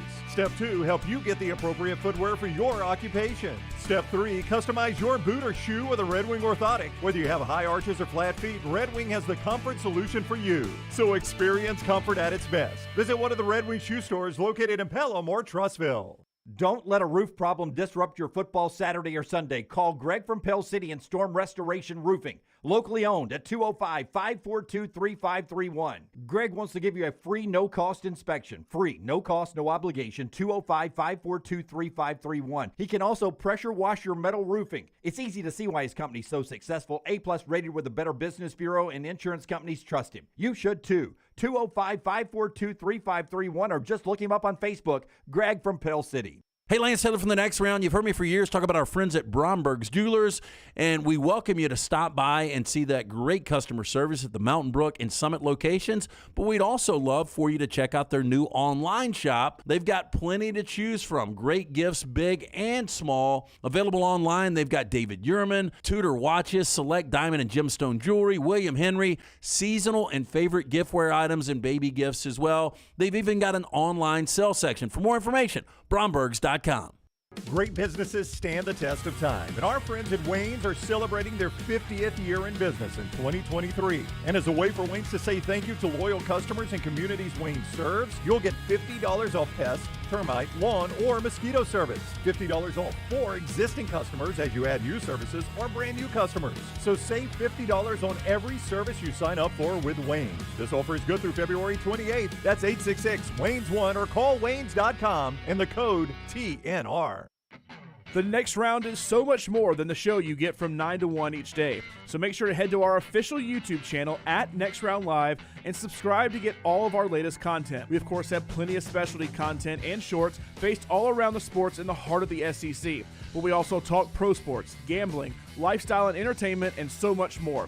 It's the Next Round YouTube channel where you never know what you're going to find next. Subscribe now to see the latest content and get notifications when we go live. That's at Next Round Live on YouTube.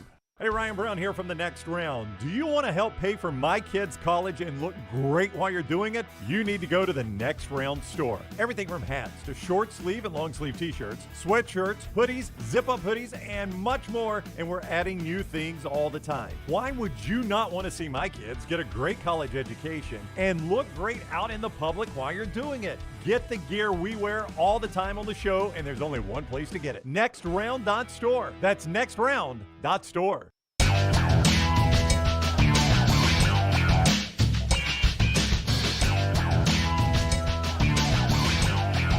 Hey, there's another quarterback that may get some attention that's in the portal other than Walker Howard. Jake Garcia was a top 30 guy in last year's recruiting class and went to Miami. He's now back in the portal, leaving Miami, and it'll be interesting to see where he ends up. The kid doesn't mind living out of a suitcase, I'll tell you that. Jake Garcia is a California kid. He's the one that he's changed high schools 5 times in 4 years. My gosh. 5 times in 4 years. Remember, like JT Daniels. Remember, he's the kid that came to Georgia during COVID so that he could still play high school football because they had shut everything down in California. That's right. Yeah. I like that kid then. So he came all the way to Georgia. Yeah, I like it. Love the game. Yep, and I think he never was eligible there, right? Yeah, didn't his parents have to get divorced or some crap like that, or is that a different story? I think it's the same guy. Yeah. So Jake Garcia, a kid that is always packed and ready to play football, is in the portal again. Way to Wellness will help you unpack some of that weight you put on during the football season. Way to Wellness help you lose some weight. They helped me lose 45 pounds a few years ago. I'm back on their program right now, and you can be there too. All you have to do is go to the website, planforme.com, planforme.com. There's no contract. There's no sign-up fee, and your first consultation with Leslie and her board-certified team is absolutely free, so no out-of-pocket money to find out whether or not you belong at Way to Wellness. Get those cholesterol numbers right, blood pressure number right, and lose some weight with our friends at Way to Wellness, a journey for healthy living. All right, let's talk to Neal McCready. You see him at Rivals.com, at Neal McCready on Twitter. He's a friend of ours. Love catching up with him, and a lot to get to in SEC and Ole Miss news. Neal, welcome in, man. How are you? Ryan, Jim, always great to see you guys. Glad to see you're doing well. Happy New Year and all that stuff. Yeah, you too, man. All that stuff. I like all that stuff I'm supposed to say. Let's start with what we were talking about before we went to the break with Pete Golding. What has been the reception? What's the reaction for Ole Miss fans over there? Because I'm trying to point out that both things can be true. Alabama fans can be happy that he's gone. Ole Miss fans happy that they've got him, and that's not an overall reflection on Pete Golding. It's just kind of how it works. No, I mean, Ole Miss stole Nick Saban's prize defensive coordinator, took him right from just went in there and took him. That's what happened. What do you mean? More to it? I mean, but that doesn't make it a bad hire for Lane Kiffin either. It's just like it's got to be black or white. He's either got to be fired or he's got to be a prized possession. There can be no in between. Everything has to be like a contest. I know. And it's so bizarre. There's so much to it, right? Like Ole Miss has had kind of an infatuation for Pete Golding going back to 2018 when Matt Luke tried to hire him. And to your point, and to the point of your previous guest, and I agreed with most every word that he was saying, Nick Saban didn't want Pete Golding to leave at that point. And so Pete Golding didn't leave. I think Pete Golding wanted to go to Texas with Steve Sarkisian, or at least was certainly intrigued with the idea of going to Texas, and Nick Saban didn't want him to leave. This time around, I don't think Nick Saban was going to fire Pete Golding. Alabama's defense was not bad last season, as much as Alabama fans think that anything, if they give up a first down, it's a bad deal.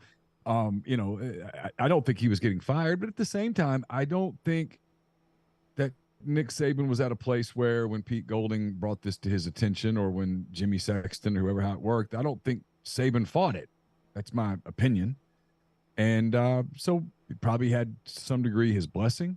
And then there's a personal element to this. I mean, I'm not getting into people's personal lives when I don't know all the details of it, but there's stuff out there, and things happen, and people go through different phases in life when maybe it's time to make a move, maybe it's the right move for your children, for your family. His wife has family here in Oxford. The kids are at a certain age where you want to be around your kids. And there's going to be a lot of different things to it. I don't think it's like you said. I don't think it's black or white. I think it's multiple shades of gray. Neal McCready's with us, sporting the Three Lions kit there. It was a Christmas present from my son Carson. It was a really, really nice gift. I'm a big Harry Kane guy, and he knows I cheered for England during the World Cup, and He took his own money and bought his dad a jersey, which was really cool. That is a cool gift. Talk about a prized possession. Yeah, by the way, that jersey right now, a sales price is worth $129.99 if you wonder how much he spent on you. There you go. Yeah, he spent 130 euros on that. Yeah, so a big gift there from your son. That is really special. I don't know if my kids have ever spent their own money to buy me anything yet, and they're 22 and 18. I think it still comes out of my own checking account.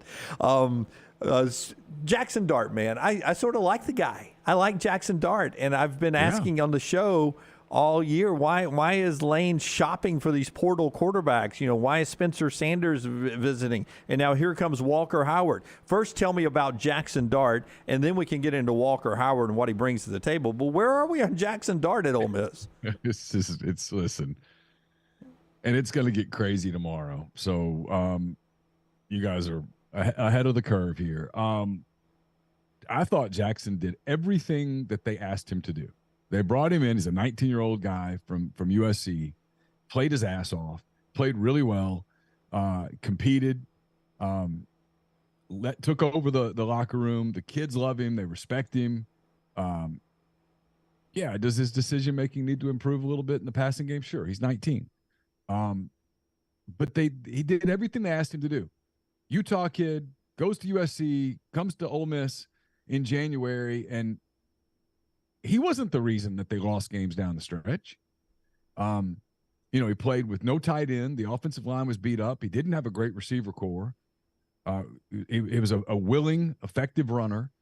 And look, I get Walker Howard. They had to go get another quarterback. And Walker Howard is a former 5-star guy that left LSU because he was going to be the scout team quarterback again for the second straight year. And you had an opportunity to get him. Ole Miss really liked him a year ago. You had an opportunity to get him this time. They did it. They got it done.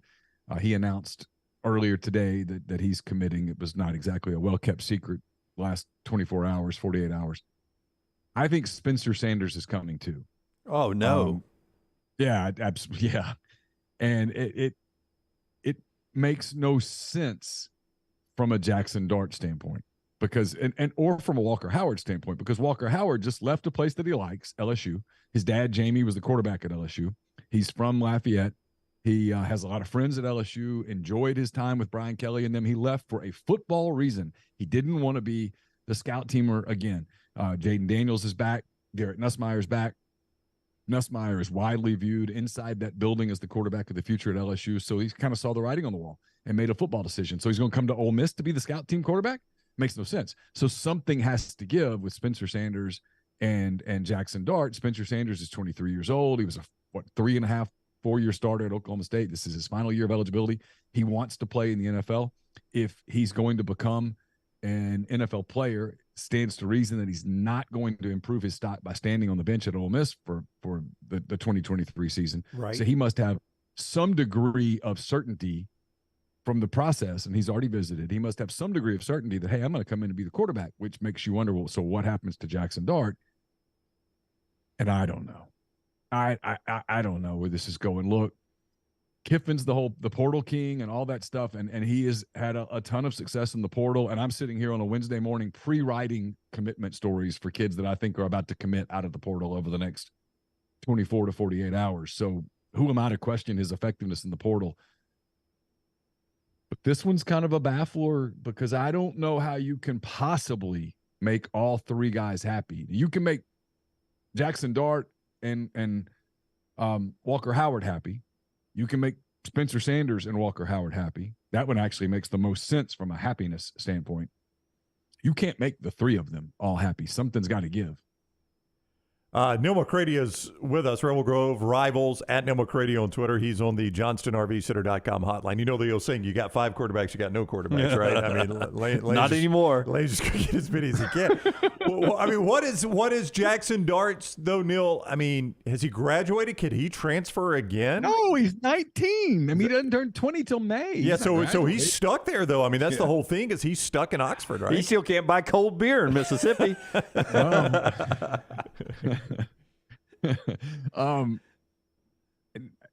Look, I suppose, look, we're way ahead of ourselves because I anticipate that he will go through spring and compete. because why not? Yet at the same time, could he file for an appeal? Could he say, hey, this is not what I signed up for. This has created some anguish. I need to go closer to home. Can His Lance dad played at Utah? He visited BYU. I mean, I don't know. In today's college football, guys, in all seriousness, is anything going to surprise you? No, I mean, is there not one anything thing that I could write? Is there anything that I could make up that you'd go, oh, no, Neal, there's no way that happens? I mean, I don't know what's going to happen. I've told Ryan this. We've talked about this. I don't think this. No, we're gonna cut down on. You get one transfer. I don't think that's going to hold up. I think within years, people are going to be transferring every year. Yeah, and Lane probably can let him out, right? I mean, in this day and age, if Lane says it's okay, he transfers. I don't see who's going to stop him from transferring again. That's a great question. I don't know the answer to that. Yeah. I presume you're right. Yeah, I mean, I don't know who's the person that would step in and say, well, if the coach is telling him he can leave, who's going to keep him from leaving? Well, Ole Miss, I don't know that they were 100% in the Jaden Rashada sweepstakes, but I think they had interest at least, Neal. I mean, he was there. He was in one of the rented cars. Yeah, big interest. They brought him in, and he was actually here for the spring game. I guess, was that last year? God, things go fast. I know it was, yeah. It was last summer. Yeah, last year for the spring game, he was here, and that was because I wrote my story that day all about Jaden Rashada, and, hey, this is Ole Miss's opportunity to stand up and put in a big offer. And I can remember that day being told, hey, his number's $6 million. I didn't know if you were going to bring this up because I remember, my daughter was actually doing a campus visit. Yeah, that weekend in Oxford, and you and I talked some, and you were like, hey, here's the big story.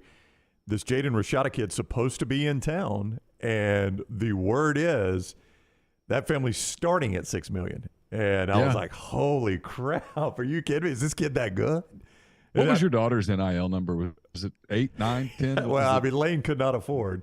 I told Lane, if you want my daughter to go, it's $10 million, and we need it up front in unmarked bills.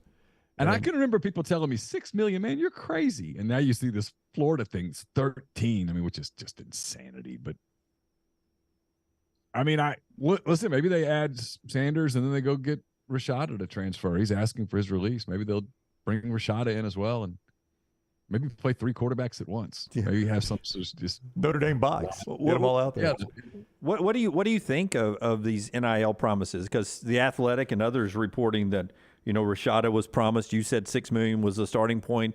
That his commitment, where he was going to go to Miami, ends up going to Florida, was around $13 million, is what the initial agreement was. And then obviously they sent a termination letter, their collective, Florida collective, and now he's never enrolled, and there may even be litigation coming. If you were the players, what would you want right now? Would you want some kind of unionization, some kind of representation somewhere? Would you want more guidelines? I know we just got rid of guidelines. If you were a player right now, Neal, in 2023, would you want more guidelines? I think it's coming. I think it's a matter of time before there's a suit, and I think it's a matter of time before some court rules in the players' favor, and it's some sort of revenue sharing that is going to revolutionize, probably in a fairly negative way for most of college athletics. It's going to revolutionize college athletics. I think that's where we're headed. Look, if I'm a player, I don't know. I mean, this is not, the whole NIL thing, when it first came up, this was not what it was designed to do. And yet here we are. And so you have these kids coming out of high school now that are seeing these numbers in print from reputable news organizations such as The Athletic and saying, okay, well, what am I worth? 13 million? I mean, what did he end up getting? Like, what did Arch Manning get? I've heard some of the numbers for some of the guys going in the portal here. They're much more modest numbers, but they're real numbers. And you hear that everywhere. And I can't sit here, Jim, and tell you that it's sustainable or it's unsustainable, because I don't know how much people are always willing to give. Like, Ole Miss raised in the whole Kiffin thing when they were so worried about Kiffin going to Auburn, which I think was a legitimate worry. They went from past the Kiffin had said he needed $6 million a year, and they raced past that to like $11 million a year. And, can you keep raising $11 million a year? And what happens if you don't win? What happens if the guys that you bring in that you spend that $11 million on? What if those guys don't contribute? What does that mean in the locker room? What does it mean? I don't. Those are all things that I still think we're so new with where this is, with the quiet part being spoken out loud, that we don't really know where it's going. Well, is there an issue, Neal, and you cover this on a day-to-day basis, is there an issue with the limitations the athletic departments have from the NCAA on how active they can be with these? At least publicly, I know they're doing it behind the scenes, but would it help if the NCAA just said, "Hey, look, you know, the collectives are the collectives. You guys manage them"? Yeah, I think that would probably be good. I also think that one of the things that would help all of this would be some transparency. You know, I mean, I'm a Cubs fan. Dansby Swanson signed with the Cubs. I know the contract. Yeah. You know, when they, we saw the Carlos Correa stuff play out. We know what he got. What's wrong with, hey, you know, so-and-so signed a NIL deal with, because it's not really NIL, guys. It's play for play. I mean, that's what it is. They signed a deal with, you know, University of Washington. Here's what he got. Yeah. Okay. Cool. I mean, let's put it out in black and white. Let's I think that would help some of it, because all the secrecy and stuff leads to the kids being much more easily manipulated and fooled. And in Jaden Rashada's situation, I mean, look, I don't blame him for saying, you promised me $13 million and now you're reneging on it. I want out. Who could blame him? If you took a job and someone said, hey, Ryan, Jim, we're going to pay you $2 million a year. And right as you get ready to start, you're filling out all your HR paperwork and like, hey, what we really meant was $75,000 a year. That's a different story. No, there's no doubt. Well, you might take a step back and say, whoa, hold up. Before I fill this out, the promise, here's the paperwork with the promise that we signed that says $2 million. I don't know that I want to do this for 75. Yeah. In fact, I'm not. That's right. I'm not. Yeah. So what's the market? I mean, that's what I think. That's where some of I just think there's a lack of transparency that leads to these situations, because the kids don't have any idea. And they all have, not all, but a lot of them have people around them that are looking for their cut and all of that stuff. And yet it's all protected with a lot of secrecy, which is one of the things that I think has gotten kind of weird about college athletics, is just the everything's hush hush and secret. And it's just not that serious. Yeah, that is wild. All right, he is Neal McCready. At Neal McCready is where you find him on Twitter, and he does a great job, not just with Ole Miss, but with the entire SEC. Go watch his videos, follow him, go subscribe, all you Ole Miss fans there, part of Rivals.com. Thank you very much, Neal. It's always great talking with you. Gentlemen, thank you. Appreciate you having me. All right, buddy. Take care. Neal with us on the JohnstonRVCenter.com hotline. I got a lesson to be taught to media people after I tell you about storm restoration roofing. Does it have to do with Neal's video? It has nothing to do with good. Neal's video. What do you mean Neal's video? Well, I just wondered, like, it was coming off Neal. I didn't know if you were going to. No. This is independent of Neal. Old school radio guy. Okay, old school radio. Just a second. All right. I'm gonna teach an old school radio guy a lesson. Technically, you can teach an old dog new tricks. Coming up after I tell you that Greg Nelson, who is sort of an old dog, he's been doing this for a long, long time. He's the kind of guy you want on your roof, protecting your roof. You want him on that wall. You need him on that wall when it comes to protecting your home. That's what Greg Nelson does for you. Storm Restoration Roofing, locally owned for over 20 years. It is owned by Greg Nelson. He and his wife run this company. The number I give you is actually his cell number. So you're calling the owner's cell number. That's the kind of dealings you do with Storm Restoration Roofing and Greg from Pell City. 205-542-3531. 542-3531. He'll give you a free no-cost roof inspection with no obligation. I mean, you think about when's the last time you had that roof inspected. What if a storm blows through? What if you were in Maline, Alabaster, and you don't think you had any storm damage, but you don't know? Maybe you need to get that roof inspected. He does it for free. 205-542-3531. He has the best warranties in the industries. Insurance companies trust him. That helps you when you have storm damage. And remember that number, or write it down, or DM me when you have storm issues, because I'll get Greg out there for you. 205-542-3531. 205-542-3531, or just look him up on Facebook, Greg from Pell City, Storm Restoration Roofing. So there was a parade on Saturday in Athens. You heard about this, right? Yes, they were celebrating national championship number 2. Yeah, back-to-back national champions. Yeah. The Georgia folks were doing this. Steak Shapiro's been a long-time radio guy. Yeah, with 2 different stations over there. In Atlanta, right? Yeah, and I happen to have met Steak before and found him to be a very nice person. Yeah, absolutely. Yeah. But here's my bit of advice to Steak Shapiro or any media person that may or may not want to have any kind of aggressive tweet or comment about someone who has just won a second national championship for the state and institution. Don't do it. Doesn't matter. Don't do it. It's not worth it. I don't know what Steak's phone calls have been like this morning, but it's just not worth it because the guy gave you your first national championship in over 40 years, and then he was there for the second one. That guy is going to be a star forever and ever and ever. He's universally popular in the fan base. That's who you're going after. And I don't even know what he went after him for. Okay. Yet. So Steak went after Stetson Bennett. Shapiro tweets, not even at him, but just mentions, Stetson Bennett needed someone to tell him to get off his damn phone during a parade and to show some graciousness and appreciation to the fans that were sitting in the stadium. Now, leave this up while I explain that first paragraph. Okay, you're going to need to. Stetson Bennett is one person, but Steak Shapiro talks to the masses, right? Right. So he thinks, okay, I'm looking out for the masses That's now. right, The yes. Georgia fan. My listeners, the average Joe Georgia fan. I'm looking at, damn it, Stetson, show some appreciation to the people who spend their money going to the games. Great point. You want to crush the media. You think we were mean to you. Do it in a press conference. Hashtag bad moments. Well, you know. I like the hashtag, by the way. You know Stetson Bennett's going to clap back. Well, yeah. Right? Well, what was he doing, though? You got to tell me what he was doing. He was on his phone.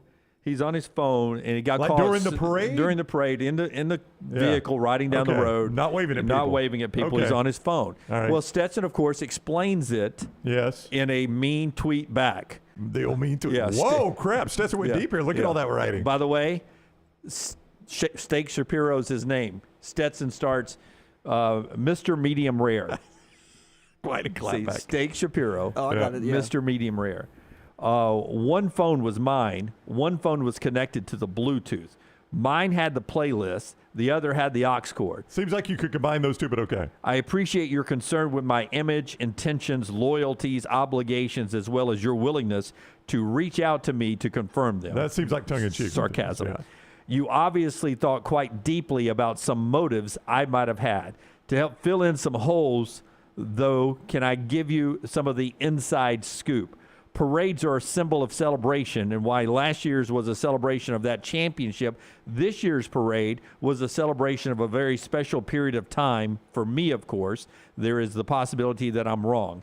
And while we as a team very much so appreciate the fans, we as individuals appreciate our teammates. You know, the ones we've broken bones and torn ligaments and bled for and cried and changed and grown and laughed with for a few years now. So to help you fill in those damn holes, team, group, celebrate with fans group in big parade. Teammate, individual, celebrate with teammate, individual in a small personal card. Guess which one I am? Teammate. Knew you'd color quick. So to finish it off nice and neat, I was controlling the aux and playing bangers so Ced and Chris and I could have a blast in our last ride into Sanford. That's pretty much the gist of it. P.S. I don't like you very much, Mr. Steak and Shake Shapiro, but to be fair, I'm not a fan of your work either. Yeah, it looked like Stetz was still in the pappy when he typed that one out. It didn't really make a whole lot of sense to me. Well, basically, a little rambling. Yeah, a little There's no wordy. such thing as the gist. Yeah. He was saying that I was playing music. Right, I got that. I was yes. changing songs, and you're the old guy. Could have said that in fewer words, but yes, that's what he was saying. Yeah. So I mean, come on, Steak Shapiro's playing radio. Don't get sucked into that. He's playing radio. This is what you do. You go hot take, and I'm representing the fans, and I just want a bunch of phone calls tomorrow. Yeah. So I'm going to say the craziest thing off the top of my head. I'm going to say it really loud, so you get pissed and you call. And that makes good radio because a bunch of people called because they were pissed. That's how sports radio works. I hate to pull back the curtain for people. That's how sports radio works. When you're not talented and you're not entertaining and you have to get all pissed so people call. That's how it works. Yeah. That works for a lot of people. And if that's what makes you successful, I don't really want to be successful. I don't enjoy doing it that way. It's not fun. So who do you think's winning that? I don't know. Well, of course it's Stetson. I have not been tuned in, and I didn't go to any of the likes or the comments or anything. Nor do I care, but Stetson is going to win it. He's the most popular guy. It's stupid to go after him for that. Yeah, probably could be governor of Georgia He's a tomorrow. Georgia if he wanted. football hero. You're Steak Shapiro. Pick your. I mean, if you're going to do it, fine. He wants people. He wanted the reaction he got. That's what Stetson gave him the reaction he wanted by doing that. Yeah, I would have never clapped at Jay Barker. What was it? 2 of 7 passing in the 1992 national championship game. You still remember that? I don't know if it was. I was just guessing whatever. I think it was like 7 of 13 or something. Yeah, was it 7? I think so. I'll go back and look. Yeah. Maybe. Oh, it was Buck Ballou. I think it was 2 of 7. Well, yeah, that was a different. That was a different world. Like you had freaking Herschel Walker. All right. So when we come back, Rockstar's viewing menu. Then we'll get to the top of the hour and talk maybe a little history for Alabama football next year. Okay. That's all coming up right here on the show. That is being brought to you in part by our friends at Ghost. Ghost Energy will help you get going in the morning. Wherever you get your energy drinks, look for the Ghost on the label. All the great flavors, 0 sugar. It is Ghost. Call the next round now at 205-734-0923. Culver's could have only started in Wisconsin. Just ask our team member Marcus. Let's just say you can't take America's Dairyland out of Culver's. Like the real Wisconsin cheese on our juicy butter burgers, the farm fresh dairy in our fresh frozen custard, even our crispy golden Wisconsin cheese curds. It may sound cheesy, but we love where we come from at Culver's. Almost as much as we love sharing it with our guests. Welcome to Delicious.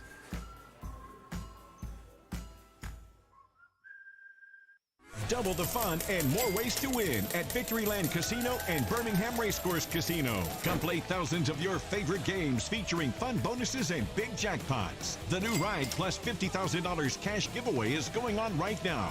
We're giving away a Ford Bronco, Jeep Wrangler, and $50,000 cash. The more you visit, the more chances you have to win. Drawings October 21st and 22nd. Come win at Victoryland Casino and Birmingham Racecourse Casino. Must be 21 or older, must be present to win.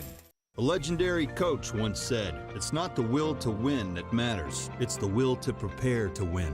Bryant bankers have the dedication and experience to put together a financial game plan that's right for you. Stop by one of the 7 Central Alabama locations today or give them a call at 1-855-4-BRYANT to begin preparing for your financial future today.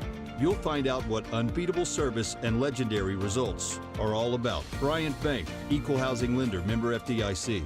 Start your day online with our website, nextroundlive.com. The latest videos, podcasts, and college football stories. It's also a great way to stream the show or shop in the Next Round store. Stay connected by visiting nextroundlive.com. That's nextroundlive.com. Fall is here and fall means football, but don't forget about your yard. My yard is looking fantastic, and it's all thanks to our friends at Wayne's. Because it's fall, lawns are now in dormancy, and yards of the month are made in the fall during the proper shutdown of the growing season. It is important to get the correct nutrients and pre-emergent in the turf and root system to ensure a weed-free and lush lawn next summer.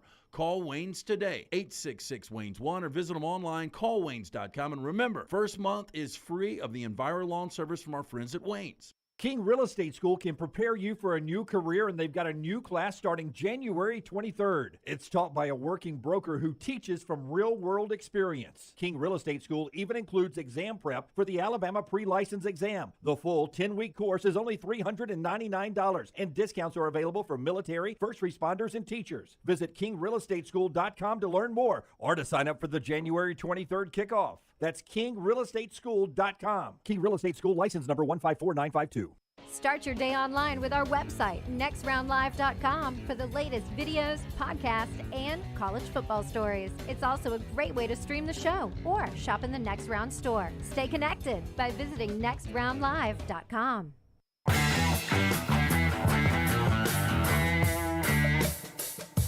All Welcome to our Automotive Chat Room, Maverick. I wonder if having the name Stetson makes people want to punch you in the nose. Goose says, people hate Stetson, love Joe Burrow. I'll never get it. I wonder what the perception difference is there, because Joe Burrow also confident.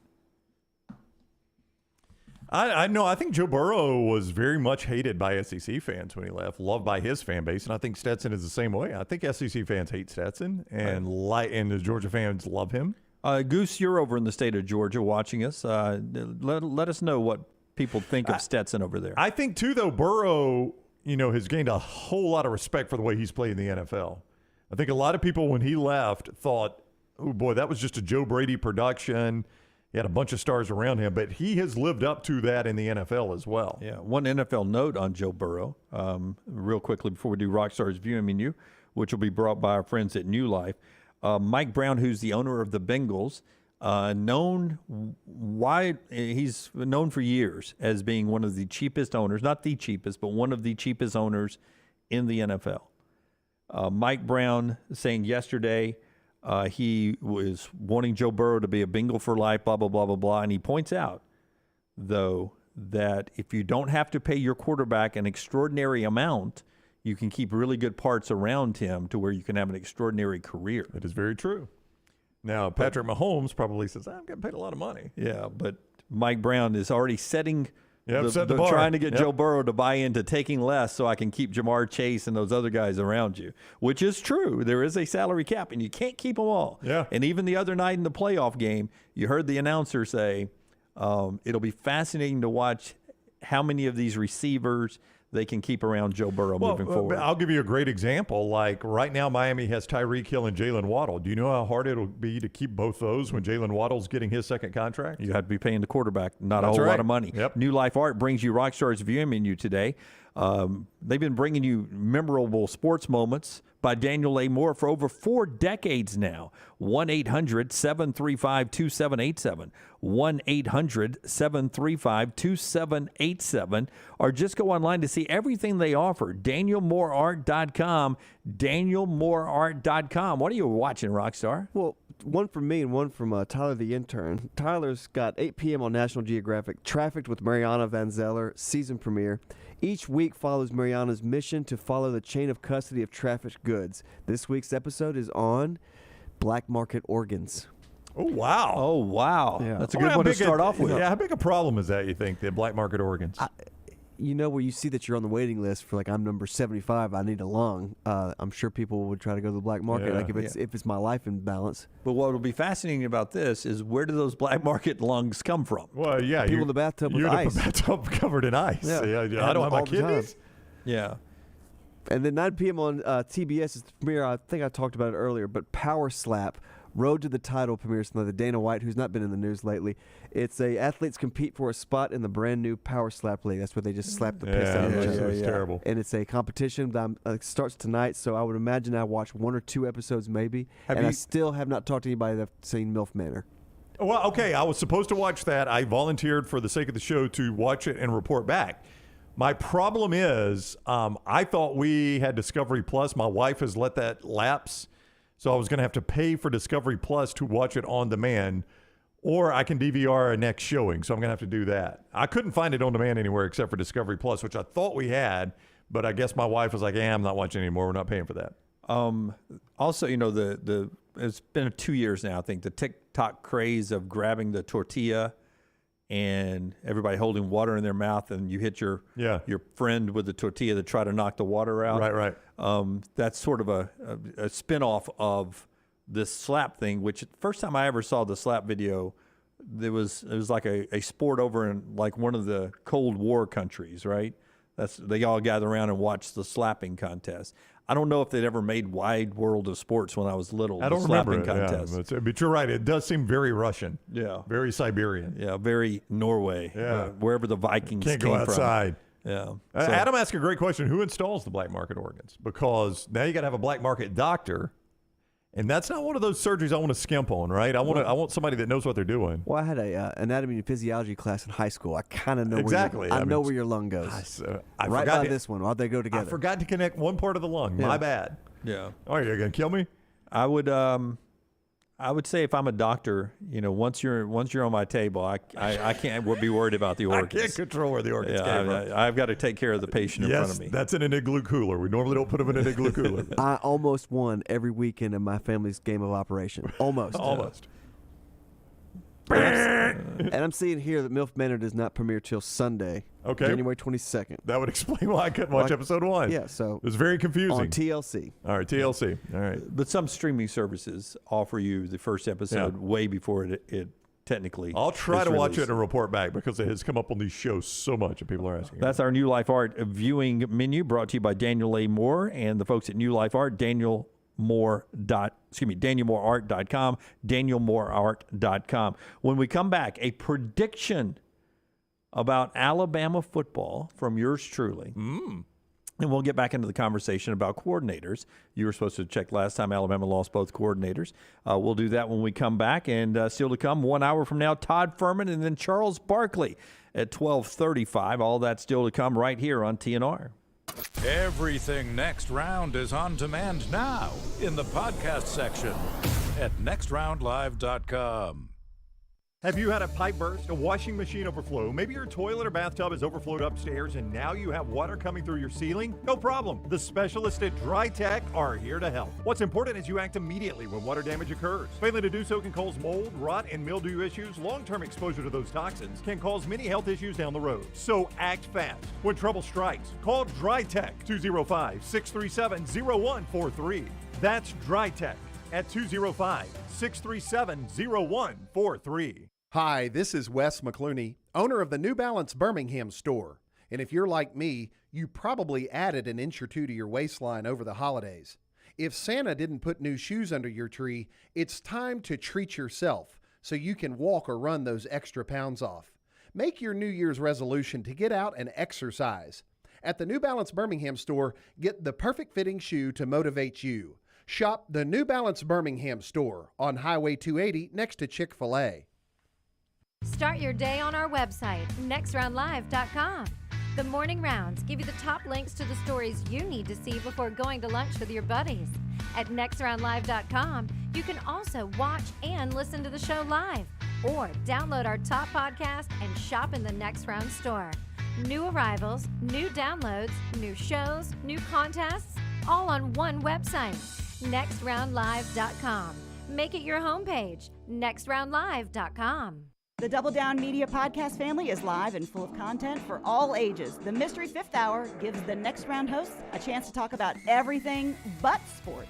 Pour a glass of Bama and bourbon, our weekly college football conversation, while sipping some of the most interesting pours in the bourbon world. And our Not For All Ages podcast, The Last Call, presented by Redmont Vodka. LT has in-depth conversations with personalities like Clay Travis and Taylor Hicks. Find those podcasts and more by searching The Next Round on Apple and Spotify. And remember to like and subscribe. Hey, Lance Taylor from The Next Round. You've heard me for years talk about our friends at Bromberg's Jewelers, and we welcome you to stop by and see that great customer service at the Mountain Brook and Summit locations, but we'd also love for you to check out their new online shop. They've got plenty to choose from. Great gifts, big and small. Available online, they've got David Yurman, Tudor watches, select diamond and gemstone jewelry, William Henry, seasonal and favorite giftware items and baby gifts as well. They've even got an online sale section. For more information, brombergs.com. Football is back, and you can check out the new arrivals in the Next Round store. Support the brand by grabbing a t-shirt, hoodie, or hat. See the latest gear online at nextround.store. That's nextround.store. We've got gear in your favorite team colors, perfect to wear to the stadium or tailgate. All the gear has been approved by everyone on the show. Quality and comfort that's perfect to share as a gift. Just visit nextround.store. That's nextround.store, the official store of Double Down Media. Jim Dunaway, Lance Taylor, Ryan Brown, and Rockstar. Live from the Birmingham Racecourse Casino Studios, The Next Round, presented by Bud Light, is on now. You know what I'm about to say. Highway 119 is where you find Champy's Chicken. It brings you this hour of the show. Another dreary day where we broadcast from out here, the Blue Lake Center, cloud, no sunshine. great day to swing by Champy's Chicken, get a hot meal there, that hot Southern fried chicken, all the great sides, the Mississippi Delta recipe tamale, and so much more. Swing by, say hi to Sterling. Say, hey, Sterling, Next Round guy sent us here. Love it when you send us pictures when you stop by for the first time. So many of you make a trip to go to Champy's Chicken just because we talk about it a lot here on the show because we love the food there so much. If you ever go there for the first time, send us a picture like a couple of you did this weekend. We love seeing that, and always let us know how you like the food. Great Southern fried chicken, wonderful sides, the Mississippi Delta recipe tamales, and so much more. Check everything out online or order a great platter for a tailgate, watching the games this weekend, or maybe for a party at work. It's all right there, champy'schicken.com, champy'schicken.com. Auburn playing basketball tonight. More on them in a second. Alabama won last night. They start the SEC off 6-0. They beat Vandy on the road 78-66. It's the 7th time in program history Alabama's off to a 6-0 start. Alabama led by 10 at the half, led by as much as 23. Got a little tight late before winning it by 12. Here's Nate Oates. I wasn't too hard on the guys after the game just based on the circumstances we're in for this game. But, any other game I'd have been still disappointed in it. I just, they've been through a lot emotionally, mentally, psychologically. So I didn't expect a perfect game that way, but we got to get better. We got to go to Missouri.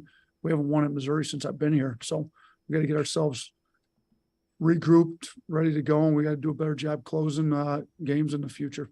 That's Nate Oates last night after the win. Fogged in last night. They had to bus back from Nashville to Tuscaloosa because of the dense fog. Couldn't get the plane up. And that reminded me of my poll question from earlier, because how did we know they did that? Greg Burns sent out a photo of he and Nate Oates at Buc-ee's in Athens, the new Buc-ee's up in Athens. And my poll question is, do you like Buc-ee's? Cowan Equipment poll question. Tyler says yes.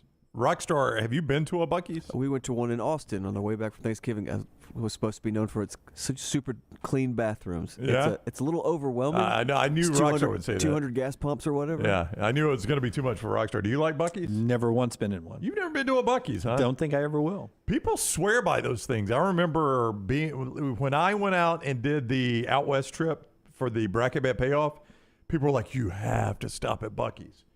Yeah, and that was before I think the one in Leeds was built. There's the tweet from Scott of Greg Byrne and Nate Oates at the Buc-ee's in Athens.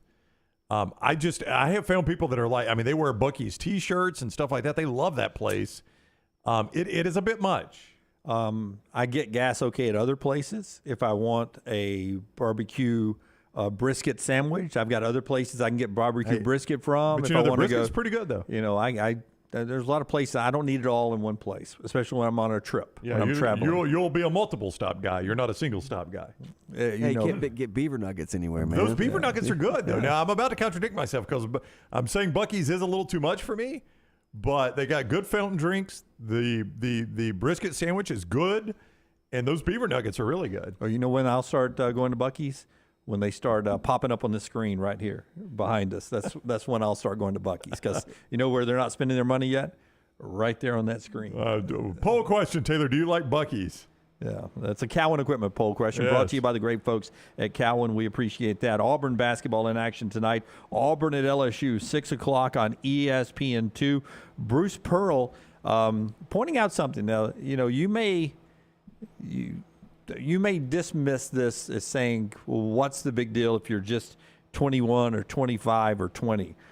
But you just go look at Kentucky, go look at Duke, go look at North Carolina.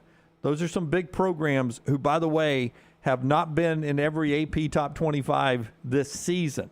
Bruce Pearl talking about how the Tigers stay in the top 25. They get another chance to sort of pad their top 25 ranking on the road at LSU tonight.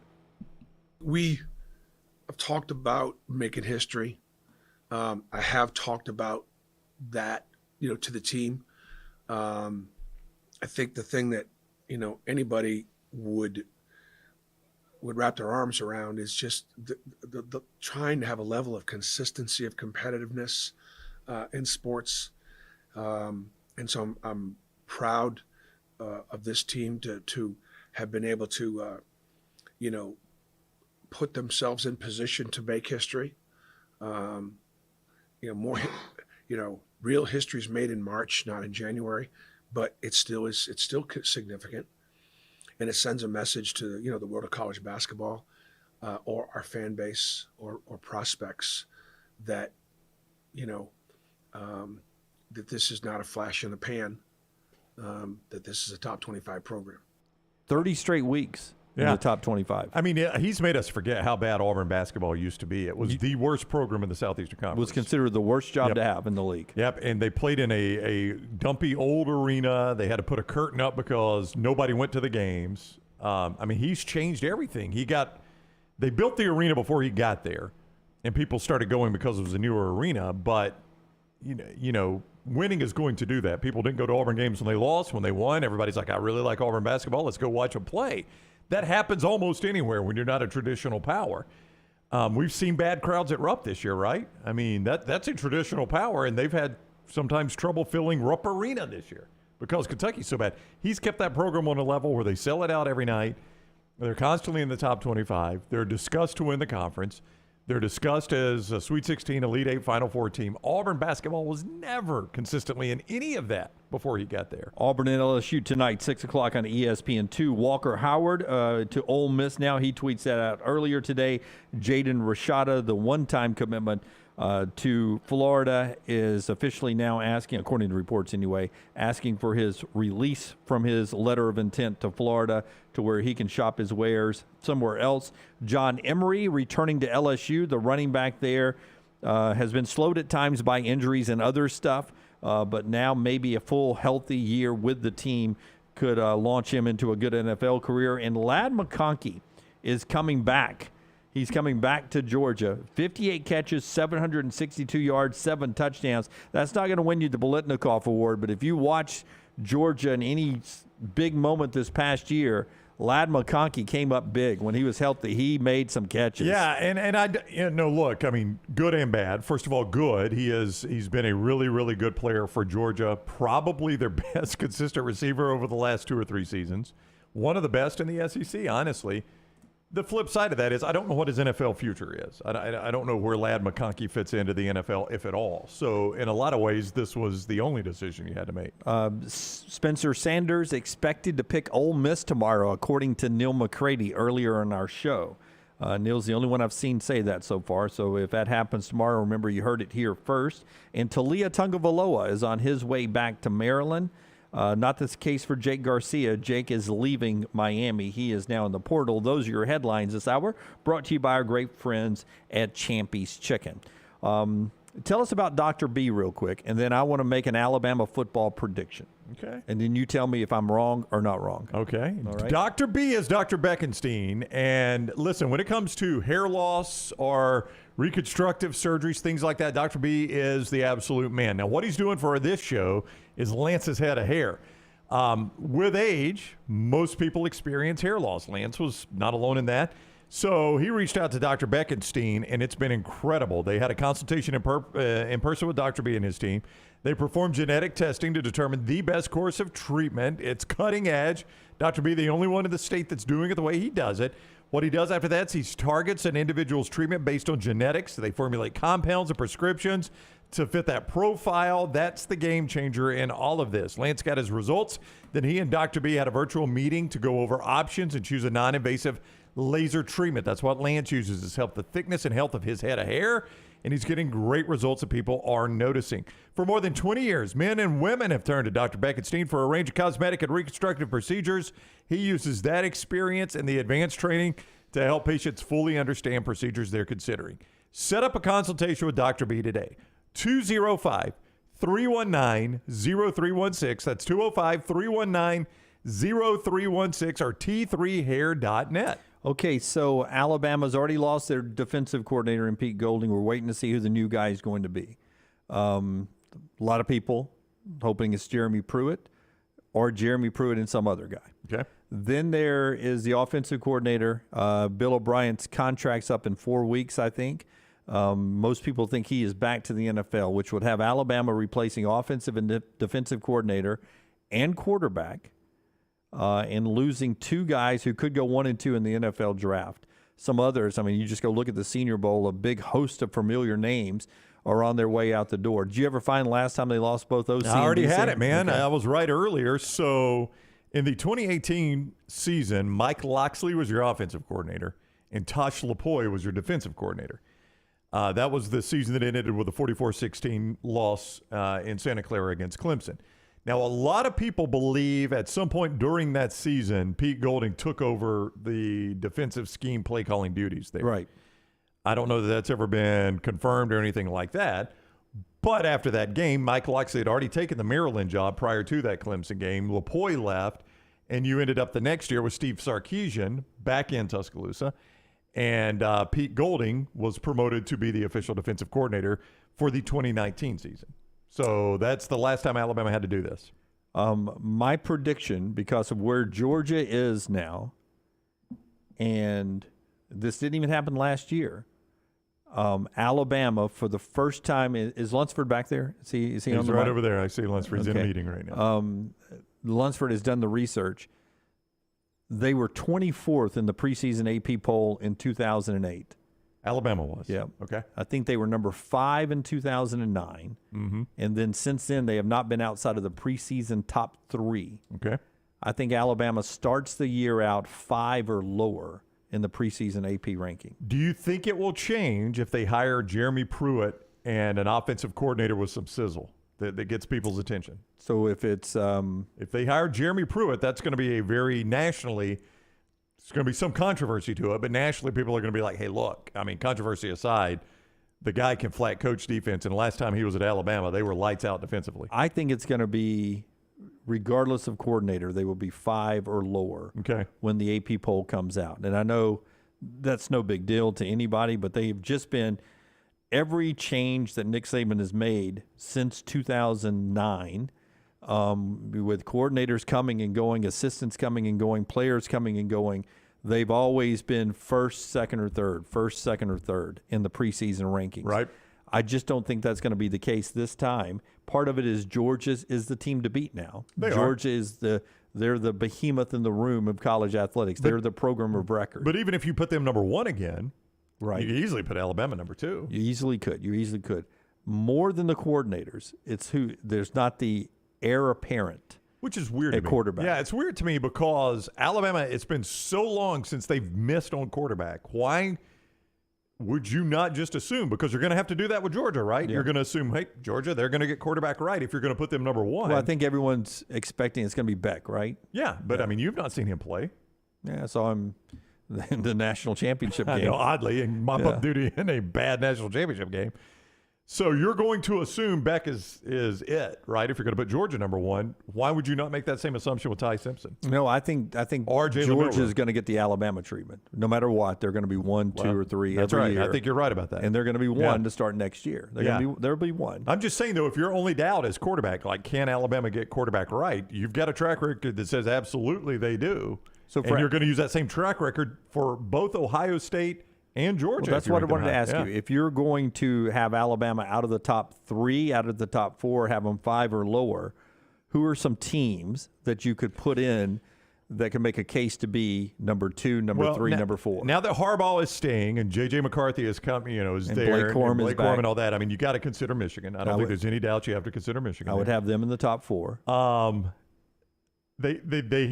They haven't shown that they're committed to doing anything different defensively, but with all the elements coming back minus Jordan Addison, USC could be in that consideration. USC will get some consideration, right? All that stuff coming back on offense. Ohio State will get some consideration. They're always there. I That's think Ohio State, Michigan. I think it's some Penn State, but not as much. I mean, they're not going to get in that conversation.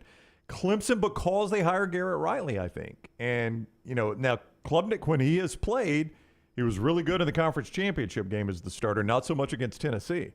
But I think Clemson, because they hired Garrett Riley and you've seen Klubnik play well and they've moved on from DJ, I think Clemson will be in there. There might be some LSU. I think people respect Brian Kelly. He had him in the conference championship game in his first year there. They returned so much so at quarterback that their top recruit, a legacy guy there, is leaving to go to Ole Miss today. And keep in mind that Ohio State played Georgia so close, so I think that helps Ohio State's reputation. So those are the teams I think you would have in consideration. So if it's Georgia, Michigan, Ohio State, USC, Alabama. Georgia, Michigan, Ohio State, USC, Alabama. It surprised me a little bit USC's in front of Alabama. Yeah, that'd be my surprise there. That would be surprise. Yeah. I think Alabama would be in front of USC. Yeah, I don't think Clemson would be in front of Alabama. I don't think so, even with Garrett Riley. Yeah, TCU's going to be way off. They may not even be a top 10 team, in my opinion. There's not a Big 12 team in this discussion, period. Not even a big that entire conference is out of this discussion. We all agree Georgia will be number 1. I think they will, yeah. Do you think Alabama will be 2? I do not. I think they will probably go Ohio State 2. Yeah. Michigan 3. Michigan or Alabama 3. Yeah. And then you think I think Alabama will be in the top 5. I don't think you're right about this. So, no, did you say out of the top 3 or out of the top 5? I said 5 or lower. Yeah. Now I think they'll be 4th. I think you'll go Alabama, Ohio State, Georgia, Ohio State, and then either Alabama or Michigan, whichever order they go Well, in. if they are 4th, that would be the first time since they won their first national championship under Nick Saban, they would start outside of the top 3. Yeah. I could see them They've been either 1, 2, or 3 every time preseason AP poll since 2009. I could see them starting outside the top 3. Could not see them starting outside the top 5. So if you want to go 5 or lower, 5's as low as I'm willing to go. Yeah, I don't think they'll be 6 or anything. The bigger point is, where do you think Alabama's reputation is right now? Well, off I think after a 2-loss season. Yeah, I mean it's off a little bit. There's no doubt. It's not the same. Georgia has got just automatically put them number 1 like you used to do Alabama. That's Georgia right now. So that reputation has slipped. We're talking about the small margins. Oh yeah, slip by. Yeah, but it has slipped a little bit because Georgia has become that team. For years, Alabama either won the national championship or got beat in a very close game, and you're just put them back number 1. Nick Saban ain't going anywhere. And Georgia is getting that treatment now. They'll get that treatment until Alabama comes back and unseats them or someone else nationally does. When's the last time? It was 2015, right? Last time we didn't know who Alabama's quarterback was going to be. Yeah, so that was Jake Coker. It was after Blake Sims. So Coker was there. Bateman was there. So 14 and 15 sort of were up a coin flip here on who the quarterback's going to be. You say that, but keep in mind, even after that, you had Blake Barnett starting in front of Jalen Hurts. That's right. You thought, right. But Barnett seemed to be the obvious starter there. And when they went to Hurts, in that USC game, it was over at that point. Yeah, Barnett's days were done. I guess really it was more Barnett and Hurts. But it was the last time you really did not know who Alabama's starting quarterback was going to be. It just seems like by now we already know, and sort of we do if you look at Heisman odds, right? Okay. The Heisman odds are brought to you today by our friends at Odie's. Tell us about Odie's, and I'll pull up the most recent Heisman odds that are out there. Rockstar, do you happen to know what day today is? Day of the week? It's after Tuesday, so it would be Wednesday. What do we do on Wednesday? Trivia. I think I'm going to be out there tonight because Lance now, after returning from the funeral, is under the weather. So wow. Tough week for Lance. Nothing serious, but he has no voice. Yeah, that's right. So I think I'm going to be filling in for Lance tonight. So it'll be me, me, Rockstar, Will Haver at Odie's Trivia, Crestline Village. Go by, get lunch today, come back for trivia tonight at 8 o'clock. The lunches are terrific. Rodney's Cheeseburgers, that Diablo sandwich that we love, the Big Cup cocktails. Great place to watch the games with Auburn playing tonight against LSU, and then stick around for trivia starting just after 8 o'clock. Odie's Tavern, a Birmingham institution, Crestline Village. Evan says Mac and Bryce. We didn't know who was going to win that battle before Mac did. We thought Bryce had a chance to win that battle. You say that, but Mac Jones had finished the season for Tua and had looked just fine doing it outside of 2 pick sixes at Auburn. But Drake May is the betting favorite right now to win the Heisman Trophy. That guy rarely ever wins it, but he is the betting favorite to start off with. Caleb Williams is second. Jordan Travis, then a little gap to Michael Penix Jr. and Sam Hartman at plus 1,200. Bo Nix at plus 1,400. Then all these at 2,000. Jaden Daniels, Kyle McCord, who is the heir apparent, you believe, at Ohio State, and Joe Milton at Tennessee. Drew Aller, Penn State. Quinn Ewers, Cade Klubnik. Brock Vandagriff is the Georgia guy at plus 2,800, 2,800. Right behind him is Carson Beck. So the betting favorite is Vandagriff to win that in Vegas to be the Georgia starter over Beck. That's interesting, yeah. That's who they think, huh? Blake Corum, and then at plus 4,000, you get Ty Simpson of Alabama. You got to have him on there. He's in there with J.J. McCarthy, Dylan Gabriel, and Spencer Radler. And you go down a little bit, all the way to plus 6,600 for Jalen Milroe. So the betting favorite would tell you that Ty Simpson is going to win the quarterback job. At least the people in Vegas believe so right now. You know, one you threw out there that I just want to go back to is Sam Hartman, because Notre Dame has won 7 Heisman trophies, which I think them and USC have won the most, if I'm not mistaken, at 7. Oklahoma's won a lot. Anyway, do you know their last Heisman Trophy winner is Tim Brown? That's how long it has been since they won a Heisman Trophy. Long time. I mean, if it's Sam Hartman, that would – and the reason I bring that up is I think you mentioned him about 4th or 5th. You started with the favorite who almost never wins, and Drake May. Then the next one was the guy that would be the repeat, and that never happens anymore. So you feel like you could almost drop those two. You get to Sam Hartman pretty quick. And don't think there aren't a lot of old school Heisman voters that it would almost feel what's the word I'm looking for? Like their childhood again, to vote a Notre Dame guy to win it. Nostalgic? Nostalgic. Thank you, Jim. That was the word I was after. Don't think there won't be some nostalgia votes for Sam Hartman if he has any kind of year and Notre Dame's any good at all. Jordan Travis, Michael Penix Jr., Sam Hartman, Bo Nix, the 4 after the 2 you mentioned, the favorite, and then the guy who won it last year. Just if you're going by Heisman odds on who's going to win quarterback battles, Vandergriff over Beck, Simpson over Milroe. That's who Vegas is in for. And again, either one of those guys wins it. You got to have them at least on some Heisman odds. Yep.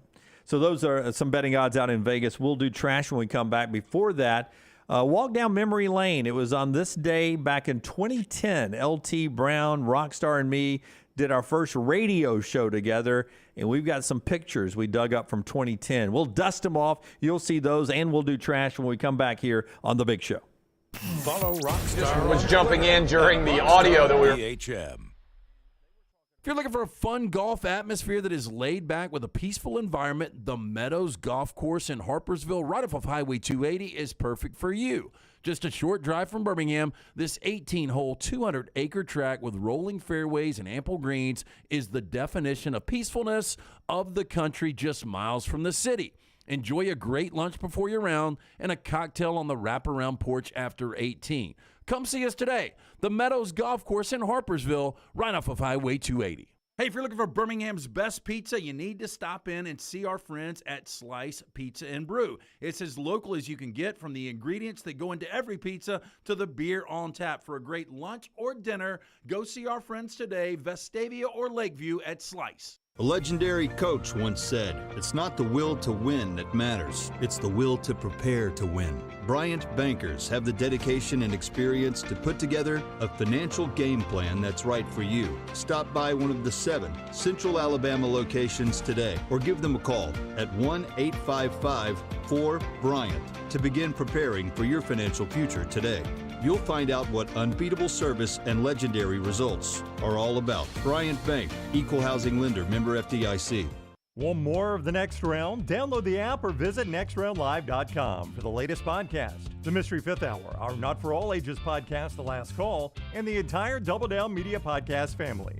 All at nextroundlive.com and on the Next Round app. Things fall apart. There's even a book about it, but that doesn't mean you have to break the bank to fix them. Ryan Brown here for The Next Round. Our friends at Mortgage Right have a new renovation option that will make repairs and other home improvements easy. If you've recently purchased a home and find yourself short on cash, or you're looking to buy a fixer-upper, Mortgage Right's renovation loan program can help you spruce up your space. Repairs can be made to your roof, plumbing, flooring, and more with the help of top-notch mortgage professionals. So get your fix by visiting mortgageright.com/TNR. And MLS 2239, Equal Housing Lender. The Next Round store is live and loaded. Check out the latest logo t-shirts and hoodies. Get your favorite team colors, the Next Round flag shirt, or grab the popular Y'all Can Have the Rest t-shirts.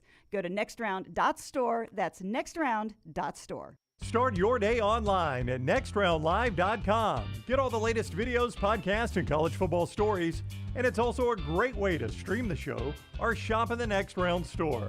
Stay connected by visiting nextroundlive.com. Did you tweak your shoulder putting up Christmas decorations?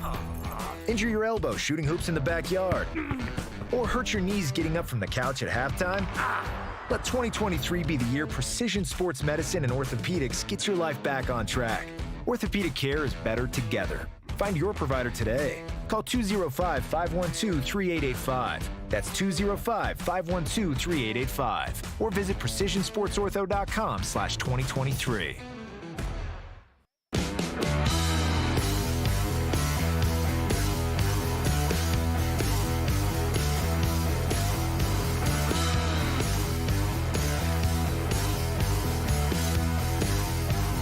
The college football preseason softball rankings came out yesterday. Alabama's number 6, Auburn 19, both of them nationally ranked. Sean Payton still rolling around doing interviews. He's done Houston, Carolina, and Denver later this week.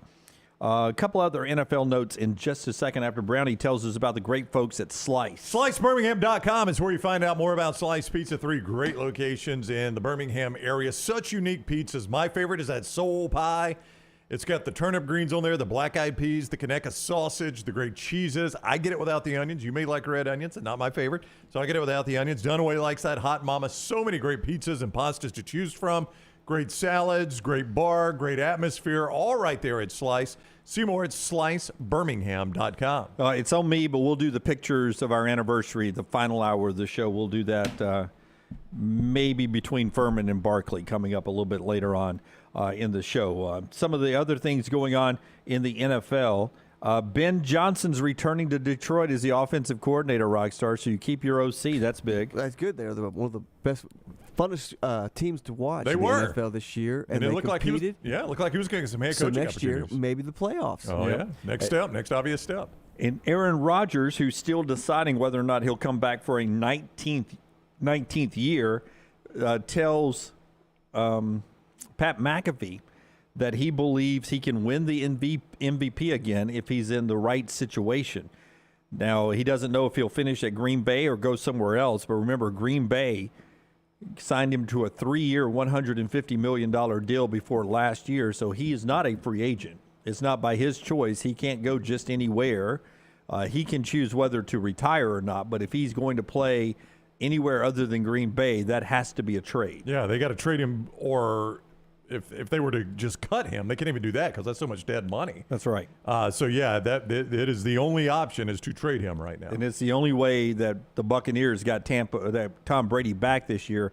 Tom, remember, retired, and there was talks of him wanting to go to Miami or maybe somewhere else, the Raiders.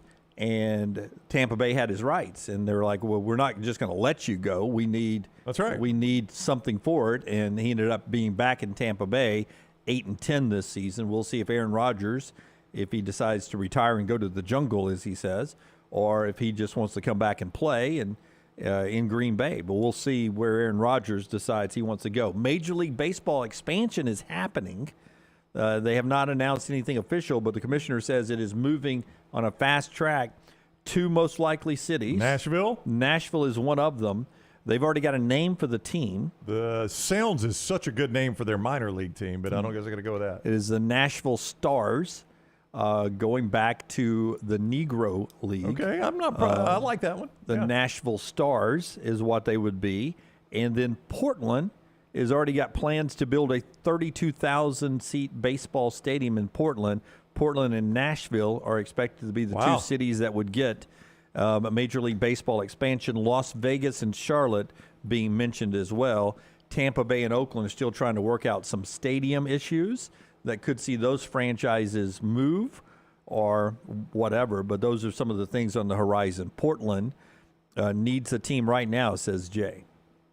The Timbers is such a good nickname, but that soccer team already uses it, right? That's right. That's a good name, right. Portland Timbers. All right. Those are some of the things going on. Alabama won in basketball last night. We've talked about that a couple of times. Auburn's at LSU at 6 o'clock on ESPN2 or on the Auburn Radio Network. Other than that, let's do a little trash, Rockstar.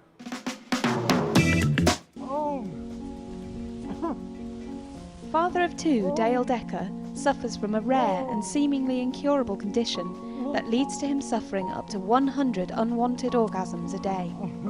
LT's Trash is presented by Mortgage Right. Mortgages done the right way. One man's trash, Rockstar. There's another man's. Hey, listen, when you want to buy a home, don't wait on rates because they may not wait on you. Interest rates are higher. If you wait to buy, you'll be left out. Let the friends at Mortgage Right we have help you get the lowest rates available and build a plan to take advantage of lower rates when they're back. How do you do that? You call Mortgage Right, 205-815-9200, or visit mortgageright.com/TNR, NMLS 2239, Equal Housing Lender. Imagine for a moment, let me ask you this, Dunaway, have you ever used the mini fridge in a hotel, like the one that's stocked, right, the stocked mini fridge, for your own personal items? Like you put a drink or something in there. It was for Young Reed's bachelor party. I was staying at a hotel room myself, and I had a Diet Coke. Right. And I didn't drink it downstairs. So I was like, I'm going to put this in the fridge. So I opened the mini fridge, and I put it in the mini fridge, closed it. As we were leaving, we're on the airplane, and I see I have a charge for $65 in my hotel room because I had a bottle of Patron. Yep. Because I touched it. You touched it? They all have sensors on them, so the thing where I moved my You Coke, moved them. You moved it to put your drink in there, Yes, yeah. and there's a sensor that says that you move it, you bought it. So you've never done this? I've never put anything into one of those. I have pulled stuff out and paid for them, but I have never put something in there because I'm scared of the sensors. Yeah, I don't know that I've ever paid for anything out of a mini fridge. I don't remember doing that. I have been what you like to call wrong. Swindled, intoxicated heavily, and Ooh, come this home. Kit Kat looks good. That's only $14. Yeah. That's a good deal. Did not look at the prices, Rockstar. I woke up the next morning. I had wrappers all over the bed. Oh yeah. Hey, listen. The refreshment center has a sensor at some of these hotels, and it is a $50 charge if you put your stuff in there. There's the sign Rockstar is showing you. Use of this refreshment center, not a refrigerator, for personal storage will automatically incur a $50 charge. Yeah. Well, that sucks. I mean, can you imagine? I just put something in there. Yeah. Like, let me give you a real life. My wife is a type 1 diabetic, right? So she has to travel with insulin. So we have to request a fridge in our hotel room so she could store her insulin if it's a long trip, right? To keep it refrigerated. I mean, what if I don't have it and I'm just storing insulin in there? I mean, I would make them come in like, look. It's a bit steep. Nothing has been taken. Yeah. Like, it's obviously the sensor was touched. Like, there's no seal has been broken. That's right. Man, it just seems like a money grab right there. $50, just put your stuff in there. But I think most hotels, if you request a mini fridge, they'll give you one. Most. They have them just laying around? I guess so. Or they give you a room that's got one already. They put you in that room. I think that's general. I think the one I sent Harper off, she doesn't have it anymore, but I think the one I sent Harper off to, did I get it from one of you? I thought I got it from one of you. You bought it, I thought, from Taylor, didn't you? I don't know. From Taylor Corn? I thought so. I thought she was offering a mini fridge at one point. No, this was when Harper went off to college as a freshman. I didn't even know Taylor. She was 10. She's always 10 in all my stories. Was it the one we bought at Cumulus? Or did we donate that to the calls? That became somebody else's really quick. Yeah, we donated our mini fridge, and you kept our old audio. I think we lost that. Good trade. Yeah. Good trade. One guys. of the guys that plays in in Lunsford's poker league kept our fridge. I think. Kind of made it his own after we bought it, honestly, as I now remember it. Because we didn't want it in our office. He kept it in his office. Yeah. In Tampa, Florida, a sneaking snake was spotted by security at Tampa International Airport. The TSA says Bartholomew the boa constrictor was hanging in a traveler's carry-on bag at the airport last month, spotted by TSA's security x-ray. Rockstar showing us the photo. That's it up in the top right corner. Yeah, it didn't look that big. This looks like a pair of shoes. I was about to say, okay, that is shoes. I thought it was sweet potatoes. Oh, you're right, Rockstar. I was going to guess that was some kind of a snack for later, like a Danish or something. Yeah. 2 of them? That looked like sweet potatoes And to this me. looks like a computer circuit board. Yeah, this guy's got a lot of crap. I'm pulling that out, by the way, because that square thing in the bottom, that looks like that could explode. In 2020, the TSA ruled that airlines could treat emotional support animals as regular pets, not service pets, which means their presence on a plane would be subject to the same rules and fees as regular pets. The traveler said Bartholomew, the snake, was her emotional support snake. The airline declined to allow her to carry it on. What's all that drawing stuff on there? I don't know. I mean, I don't know what that is. A lot going on It's in like that loose x-ray. change. But let's don't lose sight of the fact that a boa constrictor is in the carry-on bag. He's sleeping. He's good. Yeah. Lisa Marie Presley, God rest her soul, passed over the weekend. Or late last week, actually. Wow, that is a good photo. How old do you think that photo is of Lisa Marie?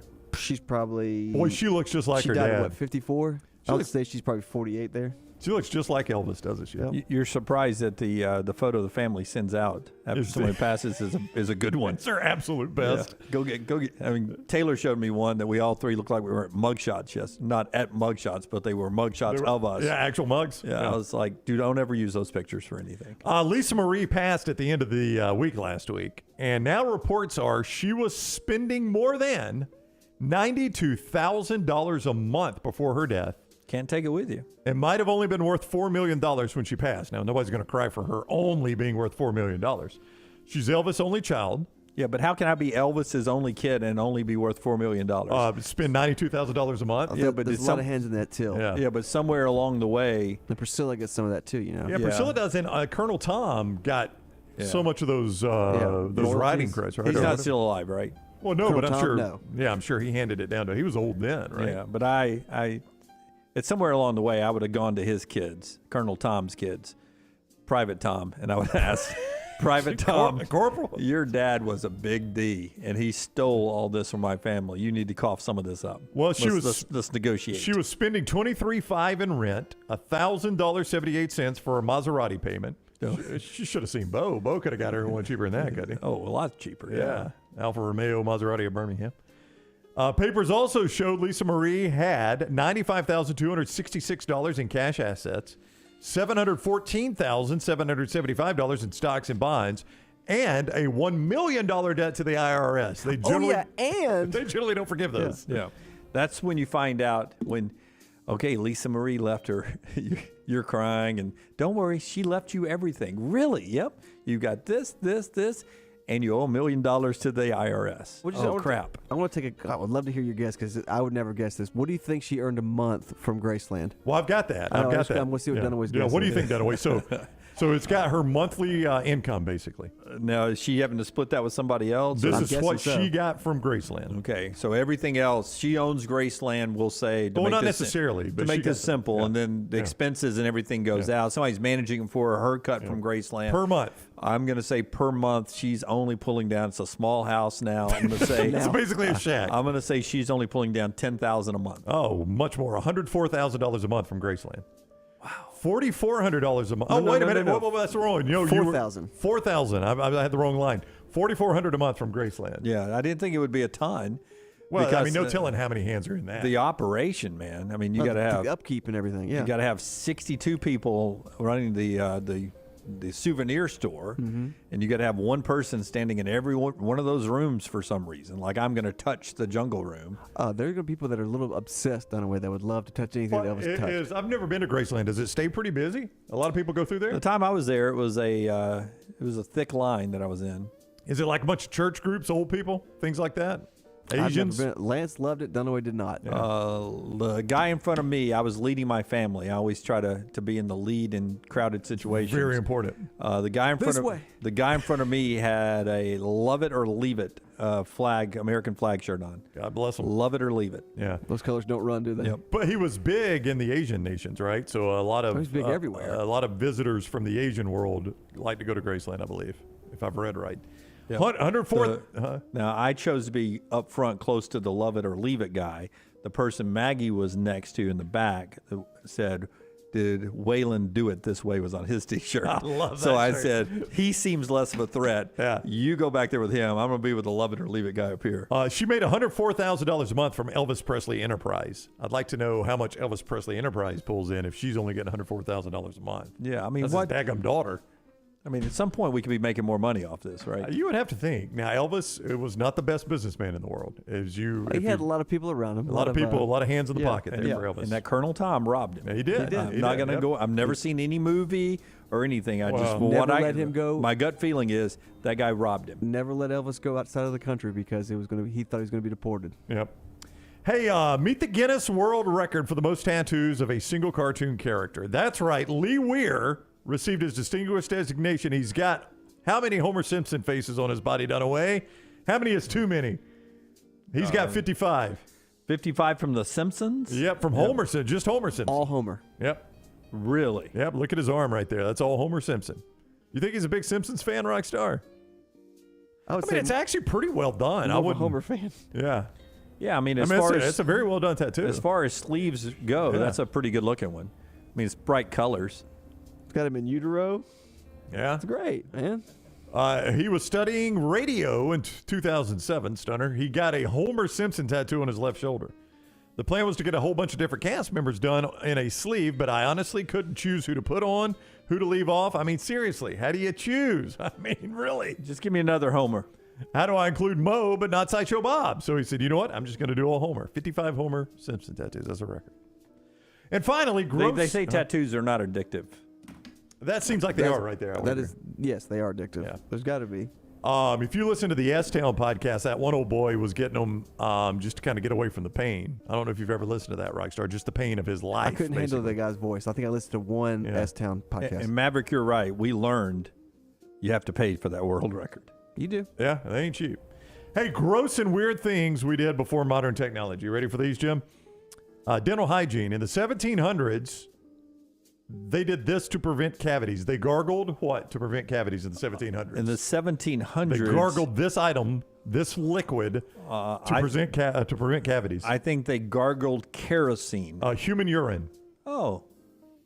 Somebody had to come up with it. Look, I think. You know what I think will work? It's pretty acidic. Yep. Yeah. Hey, piss breath. That was everybody, right? How did they shave back in the day? Prehistoric people shaved with clamshells, flint knives, and shark teeth. Later, others used gold or copper razors. Damn, you cut yourself shaving again. The clamshell. My clamshell's just too sharp. I'd have just had a beard. I don't know why they got Most rid of did, I guess. I think so. The way they used to do pregnancy tests. But you drooled your mouthwash out into your beard, so then your beard smelled like piss too. Do you know how they did 1927 pregnancy test? They would take the female's urine and inject it into a mouse or a rat to see if the mouse or rat went into heat. If the mouse or rat went into heat, then you're pregnant. Yeah. No, that's the rabbit was the rabbit test. They would take from the female and put it in the rabbit, and the rabbit. Then they would have to kill the rabbit to test, to see if the rabbit, It's kind of bad. I think I'm right about that. That's Until an old thing. Until the 1770s, people used their beards as an eraser. Bread. Oh yeah, bread makes much more sense. When I first read it, I was like, "Oh, it's kind of weird." But these are weird. Can you hand me some of that ciabatta? Literally, it says gross and weird things we did. Yeah, the but beard. it's still bad to use bread as an eraser. Hey, until the 1770s done away, people used bread as an eraser. Wow. Can you imagine that? What if it was your beard though? So what are they erasing? I guess mistakes with your pencil, man. Yeah. Your Scantron. And you take that sourdough and you just rub it. And finally, so it'd be. If we were drawing our upset alert, LT would like pass me the bread because he's always wanting that eraser. He does. Don't know. I didn't have time. You only gave me an hour to do this. Hey, Saturday night baths were a tradition in the Industrial Revolution. The whole family, though, shared one bath. You went from oldest to youngest. The oldest members went first, and the youngest members got the dirtiest water. That, my friends, and the coldest, by the way, is disgusting. Because I'm sure it was warm when Dad got in. Yeah, and he wiped off a whole week of soot from the factory. And then Mom got in, and no telling there. And then the kids, they've been out playing. And you think Greg from Pell City would love that Saturday night bath? I mean, my gosh, if you're the baby and you go in that water, whoo. Can you imagine drinking that? It'd be better than the urine mouthwash. Yes. Everybody wash their mouths out. Go underwater. That's Trash Today, brought to you by our friends at Mortgage Right. Don't forget, interest rates may not wait on you. It may be the very best time for you to buy right now. Find out by calling Mortgage Right, 815-9200 or mortgageright.com/TNR, NMLS 2239, equal housing lender. I saw this. Jeff Goodman asked this, or one of his mates at the Field of 68 podcast. The wildest / realistic Final Four you could come up with in your imagination right now. The wildest but realistic Final Four you could come up with for anybody around here, just to include Alabama, because Alabama's never been there, right? They've never been there. Yeah, Ken Palm has St. Mary's at number 8. If St. Mary's is in, that's pretty wild right now. I think they're probably a bit overrated. So in this tease here, in our next segment, let's come up with the wildest but realistic Final Four we could come up with, right? We'll do that when we come back. The show being brought to you by our friends at Champy's World Famous Fried Chicken, champyschicken.com, Highway 119 in Alabaster. Stop by there and have a fantastic lunch. We're back in a moment. Follow Scott Forrester on Twitter at ScottForresterTV. Hey, Lance Taylor from the Next Round to tell you about one of our favorite places for breakfast, lunch, and dinner. That is Hamburger Heaven since 1982. Hamburger Heaven has been serving Birmingham's best hamburgers, cheeseburgers, French fries, hand-spun milkshakes, and sandwiches made fresh to order. All of their ingredients are fresh and prepared daily. This includes their beef, always fresh, never frozen, hand-pattied each and every day. For breakfast, lunch, or dinner, visit any of the 4 locations, Highway 280, Irondale, Gardendale, and Homewood. ERA King has the new Guaranteed Move program, which lets you compare instant offers with open market offers so you can choose how and when to sell your home. You can close with a quick cash offer, no showings, and no open houses, or you can explore multiple offers through a traditional listing. Available only through ERA King. Guaranteed Move puts you in control. Visit movewithking.com or text MOVE to 35620. To learn more, that's MOVE, M-O-V-E, to 35620. Have you had a pipe burst, a washing machine overflow? Maybe your toilet or bathtub has overflowed upstairs and now you have water coming through your ceiling? No problem. The specialists at Dry Tech are here to help. What's important is you act immediately when water damage occurs. Failing to do so can cause mold, rot, and mildew issues. Long-term exposure to those toxins can cause many health issues down the road. So act fast. When trouble strikes, call Dry Tech 205-637-0143. That's Dry Tech at 205-637-0143. The Double Down Media podcast family is live and full of content for all ages. The Mystery Fifth Hour gives the Next Round host a chance to talk about everything but sports. Pour a glass of Bama and bourbon, our weekly college football conversation while sipping some of the most interesting pours in the bourbon world. And our Not For All Ages podcast, The Last Call. LT takes off the gloves for an in-depth conversation with stars like Taylor Hicks, presented by Redmond Vodka. Find those podcasts and more by searching The Next Round on Apple, Spotify, and on our website, nextroundlive.com. Hey, Lance Taylor from the Next Round to tell you about our friends at Gutter Cap. Gutter Cap's that patented aluminum cover system that fits over most existing gutters to keep out debris and eliminate that gutter cleaning. It's backed with a lifetime warranty, almost 20-year service record right here in Birmingham. Stay off that dangerous ladder forever. 45% off the retail price now if you call guttercapbirmingham.com. Call my good friend Chris Stewart now, 205-823-2212. Cap it, don't snap it. It's Gutter Cap. The NFL playoffs are here and the action has been incredible. Join us every Thursday as we look forward to the weekend's NFL playoff action presented by Pepsi. Pepsi, giving you the NFL and the Next Round all the way through the Super Bowl. Want more of the show? Download the app or visit nextroundlive.com for the latest podcast. The Mystery Fifth Hour, our Not For All Ages podcast, The Last Call, and our entire Double Down Media podcast family. All at nextroundlive.com and on the Next Round app.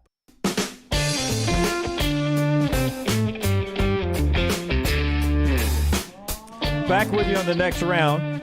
If you're keeping up and scoring at home, we're 220 days from week 0, 173 days from SEC Media Days. I don't think we're official on those dates yet, but close to the start of SEC Media Days.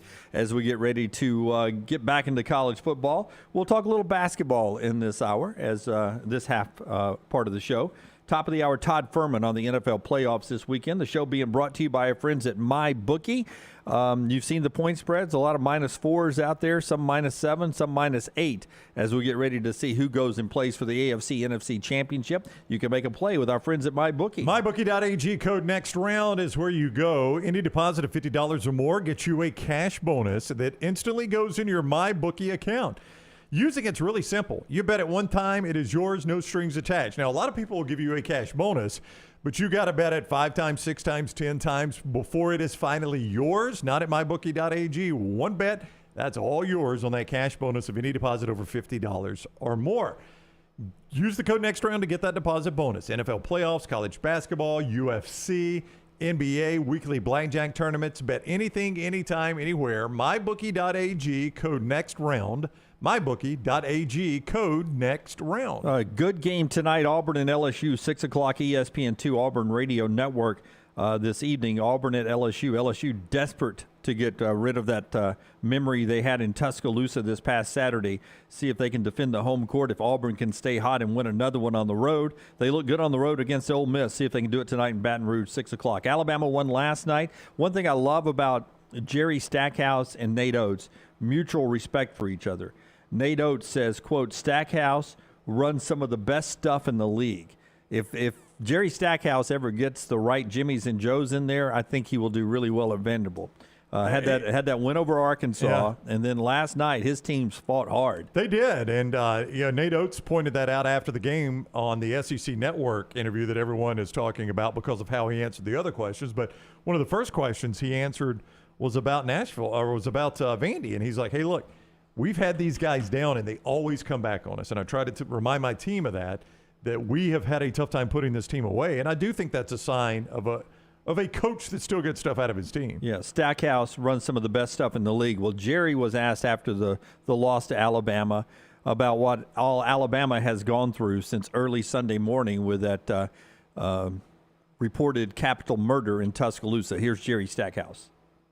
Coach, how much do you feel for the guys in Alabama's program, kind of what they've gone through the last couple of days? I mean, man, it's like I can't believe it. I mean, I can't fathom that we even played this game. I just, that's what I mean. My pregame speech, I maybe even put a damper on it for the guys because it was just like, man, we should really just go out and honor the victims, honor this kid that we all know and have competed against, whose life has changed forever. Just go out and be thankful. And I mean, it's like this game means nothing. Nothing. I'm so hurt for his family, man. That kid's family, that young lady's family didn't feel like they were going to be losing their loved ones tonight. And we're here with a basketball game, so just be thankful that you have this opportunity to come out and compete. That's all I said, to come out and you got this opportunity as a kid that we know that we got to know and compete against, that probably got a chance that that'll never happen for him again. So, but give them credit to be able to weather all of that stuff that's around them, to come out and perform the way they did tonight. Hats off, they were the better team tonight. Jerry Stackhouse surprised the game was even played last night. Yeah, I mean, I'm surprised by that reaction, honestly. That not that Jerry Stackhouse didn't have any sort of sympathy for the situation, but that he kind of presented it that way to his team. Very, very interesting. And he's kind of echoing, not in the exact same words, what Nato had said after the game is, you just hope you can learn from others' mistakes. And that's kind of what he was saying right there, is like, okay, there's a guy you played basketball against, they'll never get that chance again. You've got a chance to do it, make the most of it. And that's learning from critical mistakes of others so you don't make the same mistakes. One other note before we get to the top of the hour and bring in Todd Furman to talk NFL playoffs. Michigan's offensive coordinator, Matt Weiss, is in a little bit of hot water. He currently is suspended indefinitely from Michigan because he is being investigated for a computer access crime. That's hacking, if I understand what I'm talking about right here. Computer access crime actually happened inside the facility, the Schembechler Hall there in Michigan, which is the facility where the weight training is, the football offices are, and I think there's a museum there and everything. It'll be interesting to see what that is, what comes of that. I don't know what he was allegedly hacking into, but do you think he'll be the first college football coach ever fired for computer hacking? I don't think we've ever heard that one, have we? We've heard a lot of things. But you wonder, was it a competitive thing? I don't know. Or was it trying to change grades? Maybe. Or is it something financial outside of the realm of what his job? He was just doing this, allegedly for whatever profit or whatever. But it'll be interesting to see. He's ready for it to be over with. He feels confident he'll come out of the investigation and still be the offensive coordinator at Michigan. But it was just a weird headline to see the coach at Michigan, the offensive coordinator, suspended for computer access crimes, which is a form of hacking. Another thing to keep an eye on there in college athletics. To the NFL and Todd Furman when we come back right here on The Next Round. Take the next round anywhere you go with official Next Round gear. Buy yours today at nextround.store. It is the season of speed event at Alfa Romeo of Birmingham, and there is no better time to buy or lease a 2022 Alfa Romeo Giulia TI or Veloce model. Now through the end of the year, get 0% financing for 48 months or 1.9% financing for 72 months. Go by and see the great selection and take advantage of the low interest rates while you still can. It's the season of speed event. 48 months, 0% financing. Get into the best car I've ever driven at Alfa Romeo of Birmingham. You want to look great while supporting your favorite show? You know the place to go is the official Next Round store at nextround.store. Yes, there are .store domains, and we have one. From shirts to hoodies to hats and all kinds of fun stuff, you can rep the Next Round anywhere you go. At the beach, Next Round hats to block out that sun. Up north in the winter, get you a comfy Next Round hoodie. Just need something to put your $20 beer in at a game? Get you a Next Round koozie and throw that thing in your pocket. You never know what stuff Jim's going to make me put in there next. Check it out. It's the Next Round store at nextround.store. Hey, Lance Taylor from the Next Round to tell you about one of our favorite places for breakfast, lunch, and dinner. That is Hamburger Heaven since 1982. Hamburger Heaven has been serving Birmingham's best hamburgers, cheeseburgers, French fries, hand-spun milkshakes, and sandwiches made fresh to order. All of their ingredients are fresh and prepared daily. This includes their beef, always fresh, never frozen, hand-pattied each and every day. For breakfast, lunch, or dinner, visit any of the 4 locations, Highway 280, Irondale, Gardendale, and Homewood. Football season is here and fall is coming. Call Adam, Chad, and the guys at Hemp Hill Services to make sure your HVAC unit is ready to keep up with the changing weather. Hemp Hill Services is a locally owned and operated independent train dealer, and the team can service all makes and models. For all of your plumbing, heating, and cooling needs, call Hemp Hill Services. It's hard to stop a train. Do it now. Trust the name Birmingham has trusted since 1954. Call 205-229-2090 or hemphillservices.com. Want more of the show? Download the app or visit nextroundlive.com for the latest podcast. The Mystery Fifth Hour, our Not For All Ages podcast like Bama and Bourbon, and the entire Double Down Media podcast family. All at nextroundlive.com and on the Next Round app. Everyone makes New Year's resolutions. This year, make the best resolution ever. If you are buying a new home in 2023, use Holly Mack Wilson and get started right away. Let an experienced professional help you get your home ready to sell before the spring buying season. Holly Mack Wilson can help you with all your home buying and selling needs anytime, anywhere in Alabama. Make the best resolution ever and call today 205-901-9446 or online at hollymackhomes.com. Holly Mack Wilson, an anywhere in Alabama Keller Williams agent. Want more of the show? Download the app or visit nextroundlive.com for the latest podcast, The Mystery Fifth Hour, our Not For All Ages podcast, The Last Call, and the entire Double Down Media podcast family. All at nextroundlive.com and on the Next Round app. Jim Dunaway, Lance Taylor, Ryan Brown, and Rockstar. Live from the Birmingham Racecourse Casino Studios, The Next Round, presented by Bud Light, is on now. All right, final hour of the show. We'll talk to Todd Furman here in just a second. Brownie, before you tell me about Bromberg's, I am not here to make fun of anybody's live mascot. Especially, that is off the table. Especially in this situation, that Tusk 5 has passed away. That's the Arkansas Hog? Yes. Yeah. Died on Sunday. Was born in 2018. Died of natural causes. And it was born when? 2018. And going too soon.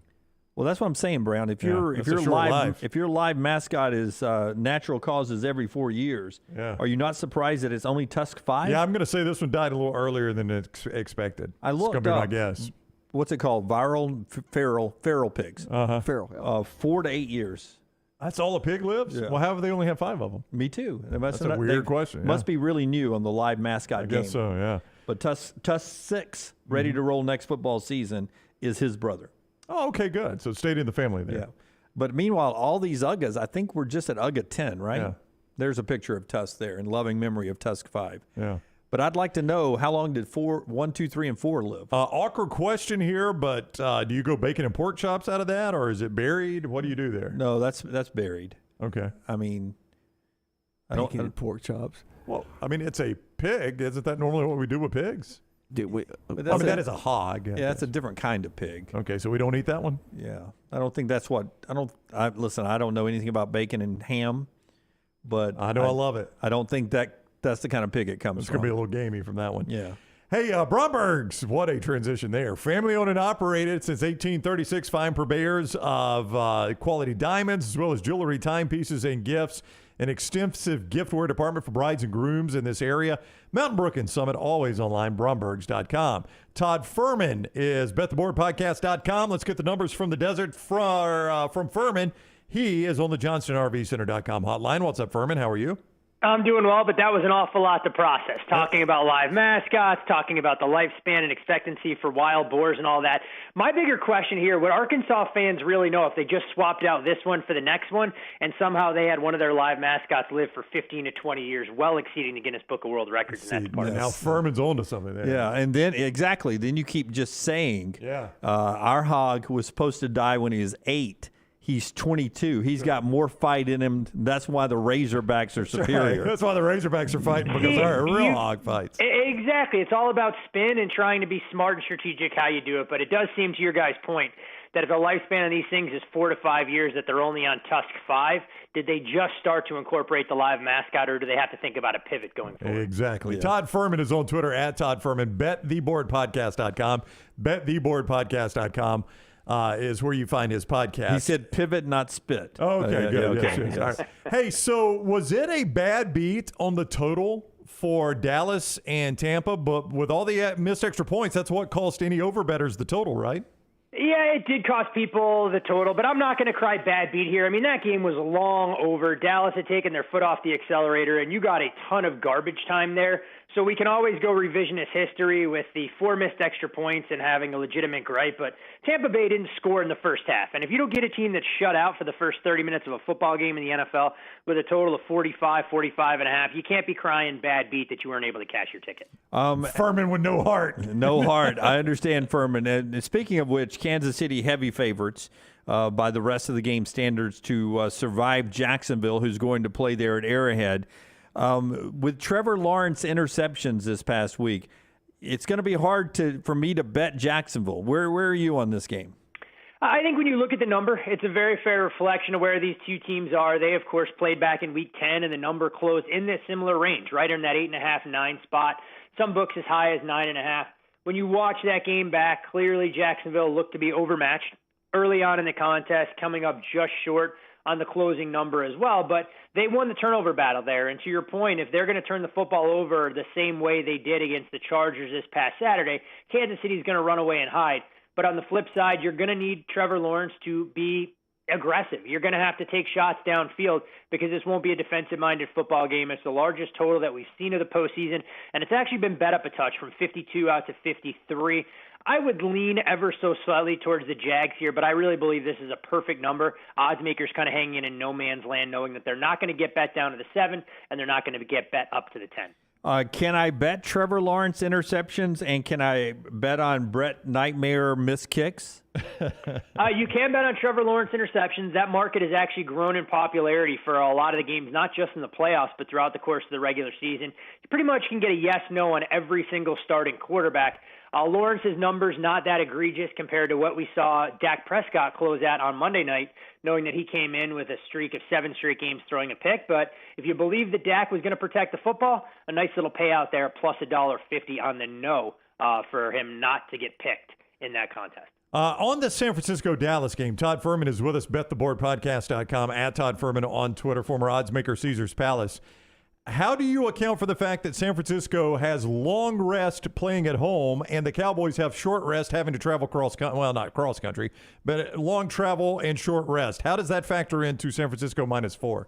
It definitely helps the home team. When you look at a extended sample size, teams that have had 5 days of rest or 6, depending on how you want to spin it, and I know everyone counts things a little bit differently, have really struggled in this particular spot when they go back out on the road. The record 24-9 straight up for the home teams in this particular spot. Now, the ATS number is a little bit closer there, so you can make the case that some of that tax has already been built into the number.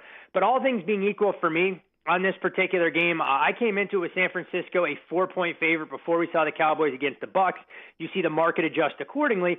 And the $100 million question I think that everyone is asking, Cowboys fans included, which Dak Prescott are you going to get? Because if you get the same quarterback that we saw on Monday night, the Cowboys can be as dynamic as anybody. But I think that was a combination of factors. Dallas playing a very good game after they were embarrassed Week 18 against the Commanders, and a Bucs team that was pretty fortunate to even be in that spot because they probably don't beat the Carolina Panthers if the Panthers Panthers have J.C. Horn to match up with Mike Evans. So I think this is going to be a fascinating game to watch where the number ultimately settles. We're seeing it trend towards a field goal, but I think if it did get that low, you're going to see a very different school of thought come in. But hard to argue the experience aspect for Dallas, revenge from last year's postseason, compared to a 49ers side that's going to need to get a little bit more out of Brock Purdy than we saw in the first half against the Seahawks. And you mentioned Brock Purdy. Furman, listen, Dan Quinn is getting roundly praised for how badly he confused Tom Brady Monday night. How can he not also confuse Brock Purdy, if I want to look at it that way? Well, the difference in this game is that Tampa we knew was historically bad. They couldn't run the football. In that regard, I should say, historically bad running the ball. The 49ers are going to come out and hit you in the mouth. So I don't think this will be nearly as much on Purdy as what the responsibility was that Tom Brady had a shoulder. And there were still receivers open. Brady just wasn't able to make the throws. Always you want to look at revisionist history. How different does that football game look and feel if Brady isn't intercepted in the end zone, Tampa takes a 7-6 lead, and they're not forced to play from behind? I think that had a lot more to do with the Cowboys' offensive execution. I mean, they put together 3 marathon marches offensively that really provided the nail in that Buccaneers coffin. I still have some questions about the Cowboys defensively, and we'll see. If the 49ers are smart, they're going to put Micah Parsons in a bit of conflict, and the best way to neutralize a pass rusher is to run the football directly at him. Got a couple of questions for you on Bengals and Bills. I'll start with this, and I asked this yesterday to Dan Orlovsky. Do you think there's any benefit at all that they played for 9 minutes before that DeMar Hamlin incident? And do you, as a person that wagers on games or lays lines for games, is there anything that I could take away from the first 9 minutes of that contest a few weeks ago? Whatever Buffalo did defensively in those 9 minutes, they may want to scrap that defensive game plan and come out with a slightly different approach to confuse Joe Burrow and make life a little bit more difficult. I think Buffalo is going to deploy their too high safety shell that's been effective for them in the past, but they need to figure out how to pick their poison. I mean, do you double team Jamar Chase and allow T. Higgins to have one-on-one matchups with Tre'Davious White? And it's figuring out which Bills corners can do what's asked of them, because the way that game was trending before it was, stopped short, looked like the Bengals were going to score on every single possession in that particular contest. Now, when you look at the way this total has been bet, guys, it's coming down a shade as well, from 50.5 down to 48. Trying to get a better idea of what the weather forecast will look like. There is some chance for winds, which, if that's the case, is going to hamper both of these vertical passing attacks. Maybe Cincinnati a little bit more than Buffalo. But these two teams, a far cry from what their win streak suggests. The eye test doesn't exactly bear fruit for Buffalo, who came in this season as my number 1 power-rated team. And the Bengals have obviously improved their overall profile, but extremely fortunate last weekend in their own right to get that 98-yard fumble return from Sam Hubbard.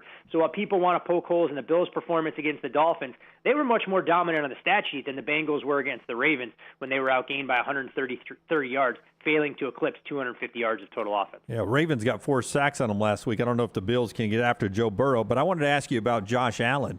I don't know if you guys talk about it out there, but to me, I just remember that UCLA sprain early in the year, and it seems like since then, I don't know how healthy it is now, but since then, he hasn't been the same quarterback. He's been full of mistakes. I don't know if he's pressing or something like that. What do you think about Josh Allen in this game? He definitely looks a little bit different with the ease of deep ball, not necessarily, being the one limitation. It's more the intermediate throws that the touch doesn't appear to be there. But again, for Buffalo, I mean, Allen came out, had that chance to Khalil Shakir that would have changed the game if he ends up hanging on to it. Dawson Knox makes that sliding catch, and I'm not sure people are as concerned about what we've seen from Josh Allen. Where I do think he makes a difference in this game, though, and you saw the Bills' reluctance to have him run the football, especially as a 14-point favorite, his legs are going to play a tremendous role in what they want to do offensively against Lou Anarumo's defense. But when you watch Allen, those turnovers can't be ignored, and some of the poor decision-making as much as anything else, which has you scratching your head trying to figure out if he's got more confidence in his arm, and it's just not quite 100%. So as we know, turnovers make all the difference in the world. The Bills will have to be smart with the football here, because if they treat it like a hand grenade like they did against the Dolphins, it's not going to end nearly as well. Finally, Furman, in the NFL, Todd Furman with us from out in Vegas. Giants, Eagles in the late game Saturday night. We have seen a lot of not Jalen Hurts of late for the Eagles. How sharp does Vegas feel like they think he is? How injured does Vegas feel like they think Jalen Hurts is? It's It's a tremendous question, and trying to gauge exactly how effective Jalen Hurts will be, not just as a thrower, but also a willing runner to drop that shoulder and employ that physical running style that gives Philadelphia such a difficult element to contend with for opposing defenses. You have that high level of familiarity here, although you obviously want to throw out that Week 18 matchup to some extent. But Philadelphia played their starters, and the Giants really didn't have much out there. They were able to hold Hurts largely at bay, didn't really push the ball downfield. Now, with 2 weeks of added rest, the dynamic could be a little bit different. We'll see what Lane Johnson looks like out there along the offensive line. He said he's healthy, but that, of course, remains to be seen. And on the other side, I think the Giants will find it much more difficult to move the football against this Philadelphia defense than what they've had to do over the last couple of weeks against the likes of the Colts, the Vikings twice, and such. So this total has been bet up some, but I would not be surprised if we saw some under money start to enter the market and this game take on a little bit more of a slow start if the Giants commit to the ground game, knowing that stopping the run has been the major weakness for the Philadelphia Eagles defensive front. Before you go, you may not remember, though you were really good at this, the answer to the first part of this question, and that's fine if you don't. Where could I have gotten Alabama to win the college basketball national championship, and where are they now? Yeah, Bama, before the year, you were looking at them in the upwards of 75 to 100 range. If you shopped around, I think there were some higher prices actually available on that. Now, when you look at Alabama in their current form, those numbers no longer available whatsoever. You're going to be shopping around, and if you happen to have access to a couple of the numbers that are out there, Alabama pretty much in that 12 to 1 range, upwards of 15 to 1. The craziest part about all this, guys, though, and I saw a stat on Twitter, I wish I remember who shared it. If I'd have told you at this point in the year you combine Alabama and Clemson's record on the hardwood that they had a better winning percentage than what the two teams did during the football season, you guys would have called me crazy and probably had me committed. Oh, bad reminder for people in this state, Furman. Thank you for doing that. All right, he is Todd Furman. BetTheBoardPodcast.com. BetTheBoardPodcast.com. See him on CBS Sports Network. Follow him on Twitter at Todd Furman. Thank you very much for the time, Furman. Enjoy the games. Thanks, gentlemen. Always a pleasure. And one last thing on that Alabama note, when you look at that price tag, that has Alabama kind of in the second tier. The only team that I've seen widely available in single digits is Houston. Alabama with the Kansases, the Arizonas, and the UCLAs of the world in that 10 to 15 to 1. That's normally where you want to be with Kansas, Arizona, and UCLAs. Good place to be, exactly. man. Not bad company to keep, especially in college basketball. Now, if we're talking keeping that company in college football, then we got some other fish to fry. Yes. When Alabama's there, let me know, all right? See you, Furman. Thank you. Be good, boys. All right, Todd Furman with us on the JohnstonRVCenter.com hotline. Tell us about JohnstonRVCenter.com, Okay. Brownie. 2 great locations. There are, Jim. And right now at the Coleman location, I-65 exit 304, they have got those brand new Coachman Freedom Expresses.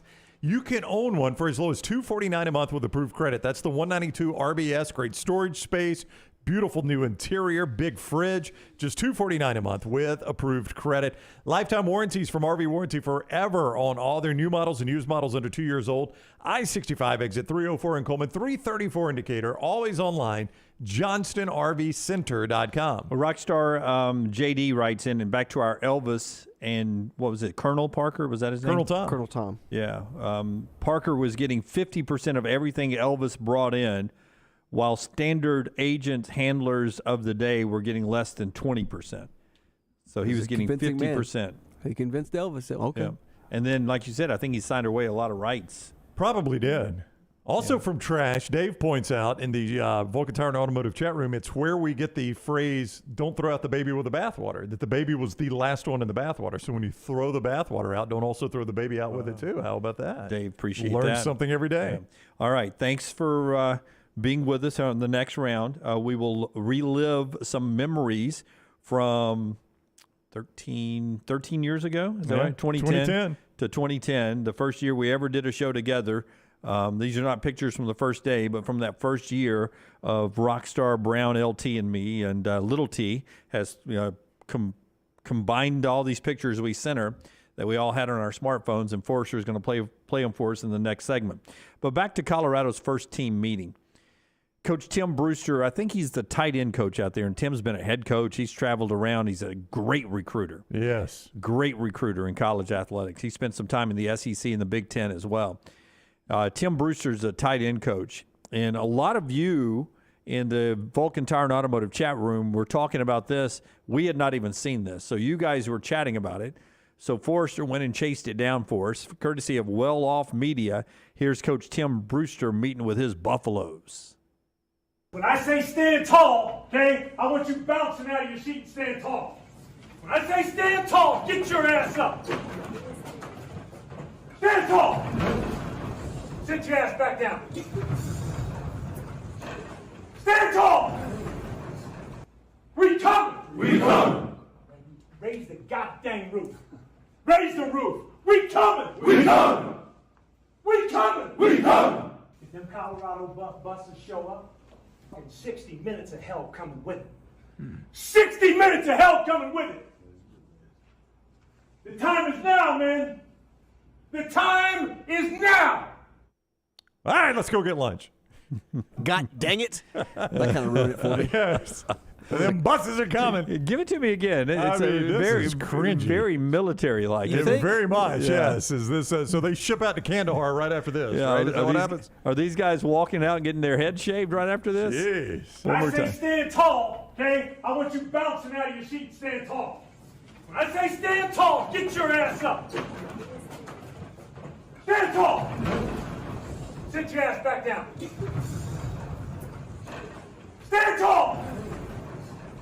We coming. We coming. Raise the goddamn roof. Raise the roof. We coming. We coming. We coming. We coming. Them Colorado buses show up, and 60 minutes of hell coming with it. 60 minutes of hell coming with it. There's some guys that were in there going, are we going to stand up? I mean, Rex or Scott, can you put the image back up? For the sake of Deion Sanders, he better pray that front row was walk-ons only. Yeah. I mean, if that's scholarship players on the front row. Holders and kickers. Anyone trying out for holders and kickers on the front row? Let's go special teams up front, guys. Yeah. Listen, next time we have a team meeting, none of you water boys sit on the front row anymore. Y'all need to be in the back. Y'all didn't get a seat. Y'all stand on the back wall. If Deion's having to start the front row, it's going to be a long year in Boulder, my friend. Hey, looking around that room, I mean, Shadur Sanders, I know, can play. I hope he can dodge 11 people. Book by cover. That does not look like a great team, does it? That does not look like a great team. Yeah. I mean, I would not take that team to stay on the field with Hoover, Hewitt, or Thompson. They coming, though. They coming. They coming. They will stand up quick, my friend. God dang it. I'll be honest with you, nor do I want them defending our wall. I don't like them as Marines either. A little slow on the get up. I mean, they were sitting around looking at each other. Are we going to stand up? What are we doing? Are we standing up? It's like when you sit down after singing the hymn and the preacher makes you stand back and be like, "I would just sit down." Yeah. What are we going to do now? Yeah, He's not making me hug somebody, is he? We're not going to have to hug somebody, are we? Oh, I don't like that kind of stuff. I don't like it. Yeah. All right, that is Colorado football. We'll see what Coach Sanders can do out there in Boulder. Already, Neal McCready and Todd Furman on the show. Charles Barkley coming up at 12:35. That is still to come. Part of the show being brought to you by our friends at the University of Montevallo. If you're looking for a great place for your son or daughter to go to school, make Montevallo that place. Find out why you belong at Montevallo or your son or daughter simply by going to montevallo.edu. MONTEVALLO. 2 L's in there. It was coming. It's hard to spell out You just loud. bring a shovel to this. MONTEVALLO. MOUSC. Rarely in my baseball days do we get 2 L's in a row. You know what? That's right. You can't spell Montevallo without 2 straight L's. Without back-to-back L's. University of Montevallo, small class sizes. Wonderful place to go play athletics. Right there you get 21 NCAA fully funded scholarship sports. Schedule that in-person tour right now. Montevallo.edu. Montevallo.edu. Back in a moment. Follow The Next Round on Twitter, Instagram, and Facebook at Next Round Live. King Real Estate School can prepare you for a new career, and they've got a new class starting January 23rd. It's taught by a working broker who teaches from real-world experience. King Real Estate School even includes exam prep for the Alabama pre-license exam. The full 10-week course is only $399, and discounts are available for military, first responders, and teachers. Visit kingrealestateschool.com to learn more or to sign up for the January 16th kickoff. That's kingrealestateschool.com. King Real Estate School license number 154952. A legendary coach once said, "It's not the will to win that matters, it's the will to prepare to win." Bryant bankers have the dedication and experience to put together a financial game plan that's right for you. Stop by one of the 7 Central Alabama locations today or give them a call at 1-855-4-BRYANT to begin preparing for your financial future today. You'll find out what unbeatable service and legendary results are all about. Bryant Bank, Equal Housing Lender, member FDIC. Did you tweak your shoulder putting up Christmas decorations? Injure your elbow shooting hoops in the backyard? Or hurt your knees getting up from the couch at halftime? Let 2023 be the year precision sports medicine and orthopedics gets your life back on track. Orthopedic care is better together. Find your provider today. Call 205-512-3885. That's 205-512-3885. Or visit precisionsportsortho.com/2023. Have you had a pipe burst, a washing machine overflow? Maybe your toilet or bathtub has overflowed upstairs and now you have water coming through your ceiling? No problem. The specialists at Dry Tech are here to help. What's important is you act immediately when water damage occurs. Failing to do so can cause mold, rot, and mildew issues. Long-term exposure to those toxins can cause many health issues down the road. So act fast. When trouble strikes, call Dry Tech 205-637-0143. That's Dry Tech at 205-637-0143. Start your day online with our website, nextroundlive.com. The latest videos, podcasts, and college football stories. It's also a great way to stream the show or shop in the Next Round store. Stay connected by visiting nextroundlive.com. The NFL playoffs are here and the action has been incredible. Join us every Thursday as we look forward to the weekend's NFL playoff action presented by Pepsi. Pepsi, giving you the NFL and the next round all the way through the Super Bowl. Man, I love a good meal. I'm Jim Dunaway. A good meal is what you get with my friend Sterling at Champy's Chicken on Highway 119 in Alabaster. We're talking great southern fried chicken, wonderful sides, hand-cut chicken fingers, po' boys, and those Mississippi Delta recipe tamales. You got a perfect menu for everybody. Champy's Chicken is perfect for watching the big game or taking a meal to the lake house, down to the coast, or stay in the restaurant and dine in a great atmosphere. It's all made fresh to order right there on 119 in Alabaster, Champy's Chicken.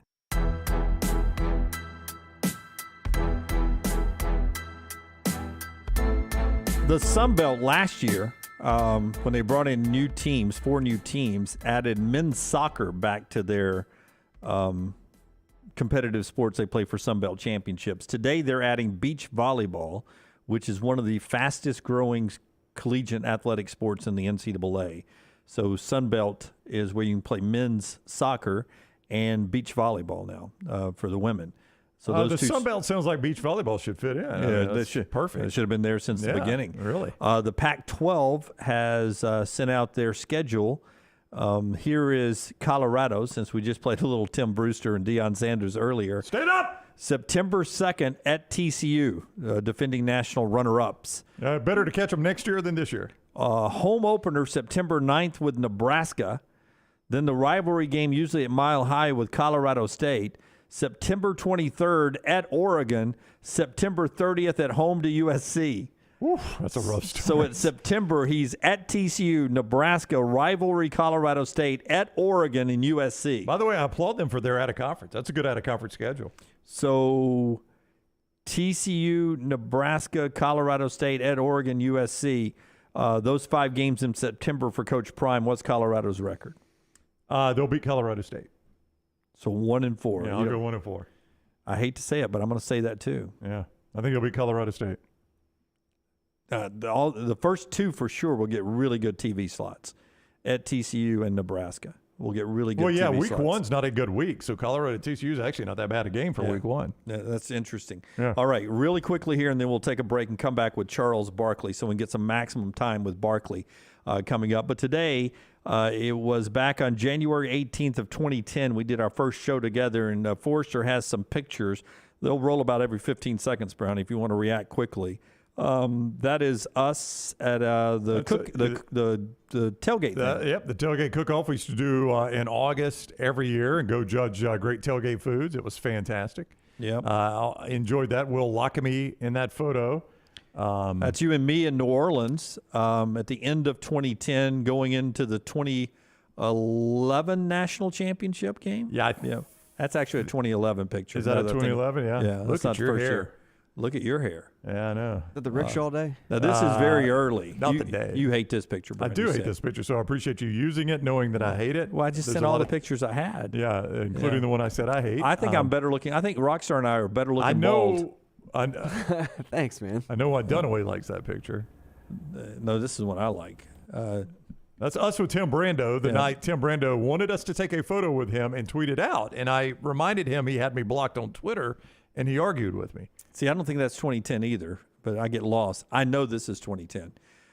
This is early on. That was that tailgate thing. Yep, again. that was another. There we are judging food again. Yeah, but yes. that was at before they moved it to Homewood. That was Yep. actually the year it was out at Sloss Furnace. Uh-huh. I know this is 2010 too. That's us at Petrocelli's. That is the old Petrocelli's. We Yeah. said we were going to do it every month in that booth, and it was going to be our booth. We did it Told once. Lance to wake up and smile. We did Lance, it once. wake up. That's Yep. John Saber, by the way, in the photo with us. That's the great Charles Barkley coming up next. Yep. I don't think I had to point that out.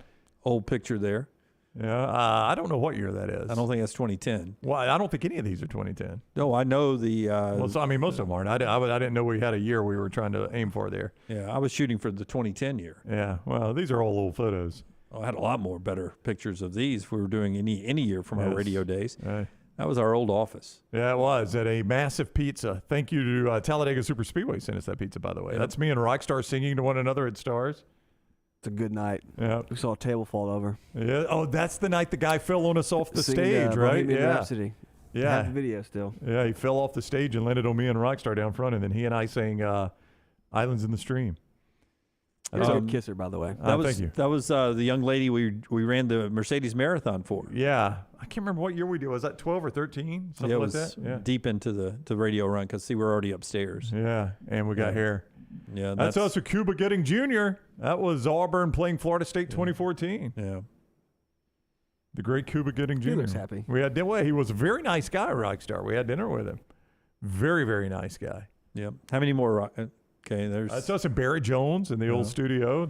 I remember that was right before an 8A game. Right after he graduated, he came back for the 8A game. That would be 2013. Yeah, 2013. Hung out in studio with us.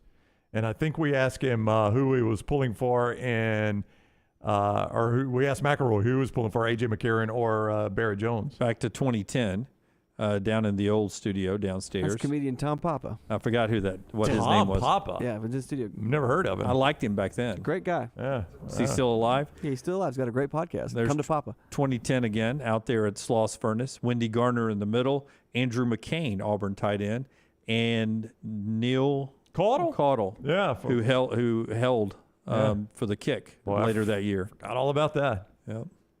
That's the That's NASCAR Joey driver. Logano. Yep. Yeah, Joey Logano with us in studio. I did not know what to do with my arms in that picture. Very awkward pose by me in that one. Yep. So that's some of the pictures from back in 2010 and then in 2013, 14, and 15 as well. Yeah, the part Brown screwed up. Of the years. Our anniversary today, though. So we start 14 years together. Charles Barkley coming up. Well, when we come back, part of the show being brought to you by our friends at Redmond Vodka, Redmond Distilling. Great folks there, Brownie. They are Charles Barkley's coming. company, Yeah. and don't forget Vulcan Gin. Listen, their aim is for perfection. So when it is Redmond, you're drinking vodka perfection there with Redmond Vodka. Great local company. Charles Barkley, one of the faces of the company. They got Vulcan Gin, gluten-free, 8 times distilled. Just like the Redmond Vodka is 8 times distilled. Fastest growing distillery in Alabama. It is now available in Georgia, Mississippi, and soon to be nationwide. Redmond Vodka. The great Charles Barkley is next on the next round. Follow LT on Twitter at @TheLanceTaylor. Let's face it, a home is one of the most powerful assets you can have, and our friends at Mortgage Right want to help you build wealth through home ownership. Mortgage Right is all about providing competitive rates, a variety of loan products, and a multitude of resources for a seamless home buying experience. They treat their borrowers like family and are always looking to bring more happy homeowners under their roof. See more by visiting mortgageright.com/TNR today and start living. That's mortgageright.com/TNR. NMLS 2239, equal housing lender. Man, I love a good meal. I'm Jim Dunaway. A good meal is what you get with my friend Sterling at Champy's Chicken on Highway 119 in Alabaster. We're talking great southern fried chicken, wonderful sides, hand-cut chicken fingers, po' boys, and those Mississippi Delta recipe tamales. You got a perfect menu for everybody. Champy's Chicken is perfect for watching the big game, or taking a meal to the lake house, down to the coast, or stay in the restaurant and dine in a great atmosphere. It's all made fresh to order right there on 119 in Alabaster, Champy's Chicken. Hey, Lance Taylor from the next round to tell you about my friends at Michelson Laser Vision, located conveniently UAB Highlands. Almost 20 years ago, I went in for the procedure. Only took 12 minutes for both eyes. When I went in, I had 2200 vision. I was legally blind. Now I have 20/15 vision, still 19 years later. Make the call today. Schedule a hassle-free consultation. 969-8100. Dr. Mark Michelson, Dr. Jen Michelson, Michelson Laser Vision. Make sure you tell them the next round sent you. 969-8100 or MichelsonLaserVision.com. Hey, Lance Taylor from the next round to tell you about our friends at Gutter Cap. Gutter Cap's that patented aluminum cover system that fits over most existing gutters to keep out debris and eliminate that gutter cleaning. It's backed with a lifetime warranty, almost 20-year service record right here in Birmingham. Stay off that dangerous ladder forever. 45% off the retail price now if you call GutterCapBirmingham.com. Call my good friend Chris Stewart now, 205-823-2212. Cap it, don't snap it. It's Gutter Cap. Don't let a roof problem disrupt your football Saturday or Sunday. Call Greg from Pell City and Storm Restoration Roofing. Locally owned at 205-542-3531. Greg wants to give you a free no-cost inspection. Free, no cost, no obligation. 205-542-3531. He can also pressure wash your metal roofing. It's easy to see why his company's so successful. A-plus rated with the Better Business Bureau, and insurance companies trust him. You should too. 205-542-3531 or just look him up on Facebook, Greg from Pell City. Start your day on our website, nextroundlive.com. The morning rounds give you the top links to the stories you need to see before going to lunch with your buddies. At nextroundlive.com, you can also watch and listen to the show live, or download our top podcast and shop in the Next Round store. New arrivals, new downloads, new shows, new contests, all on one website, nextroundlive.com. Make it your homepage, nextroundlive.com.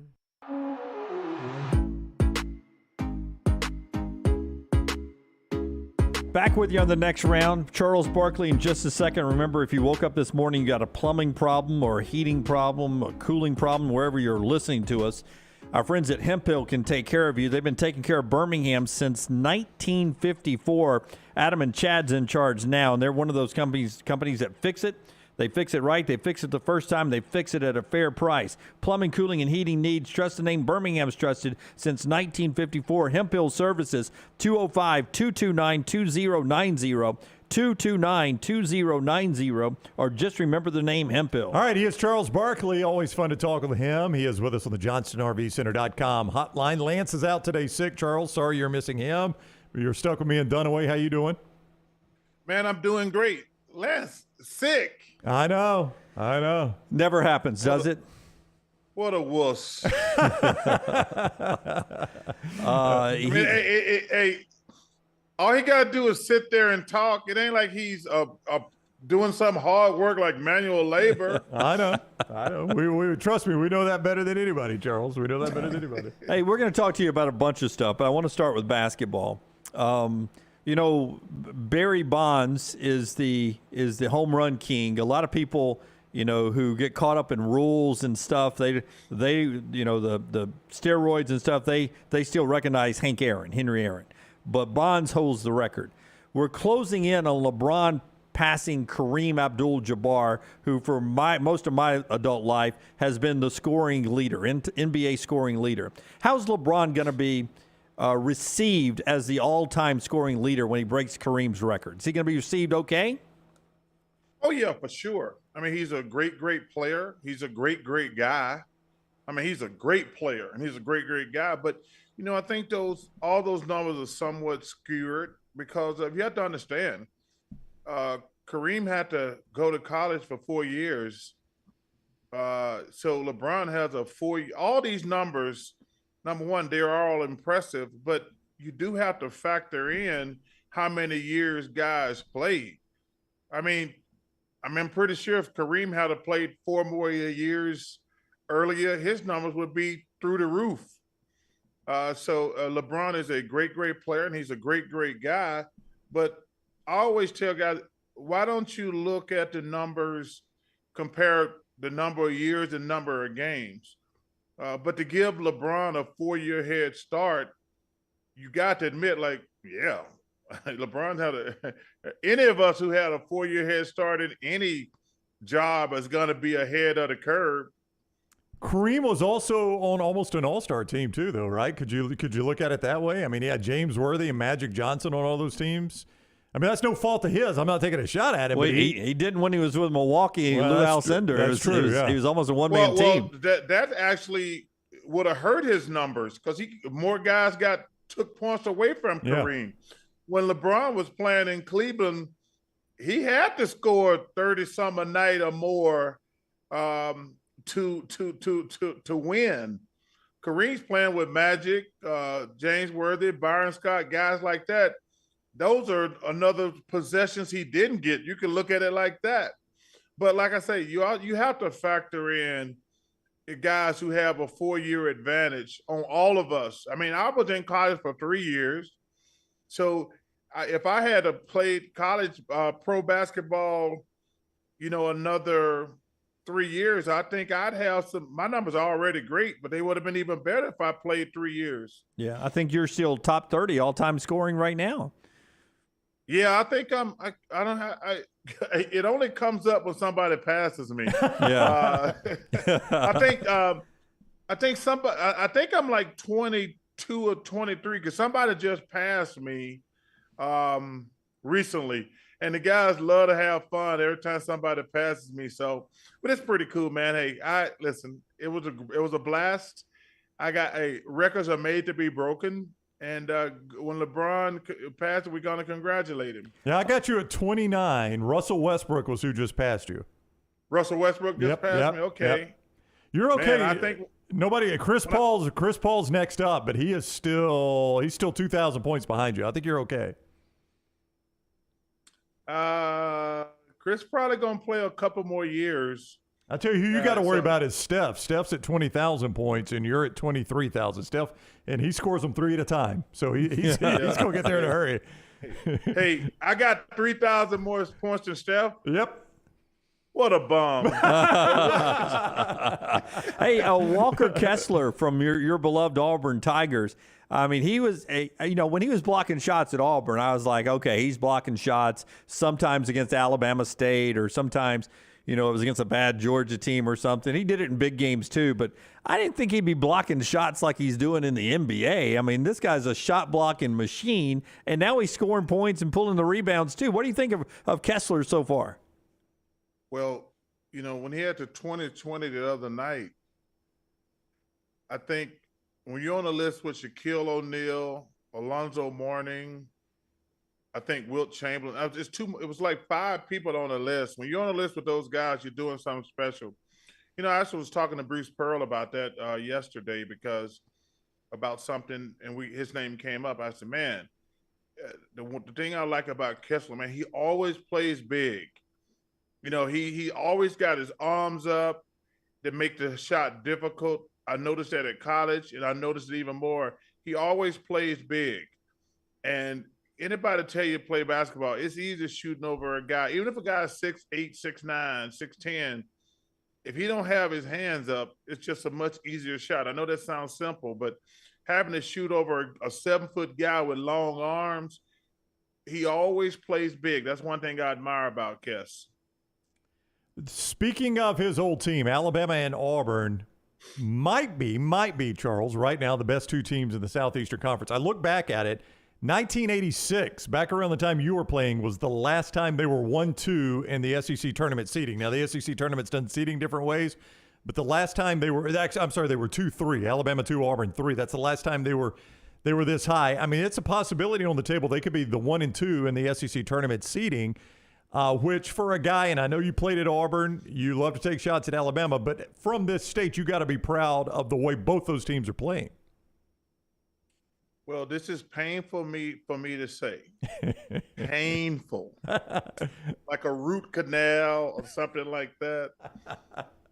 So I've been looking at I always start January. So I'm watching about 3 college games a day.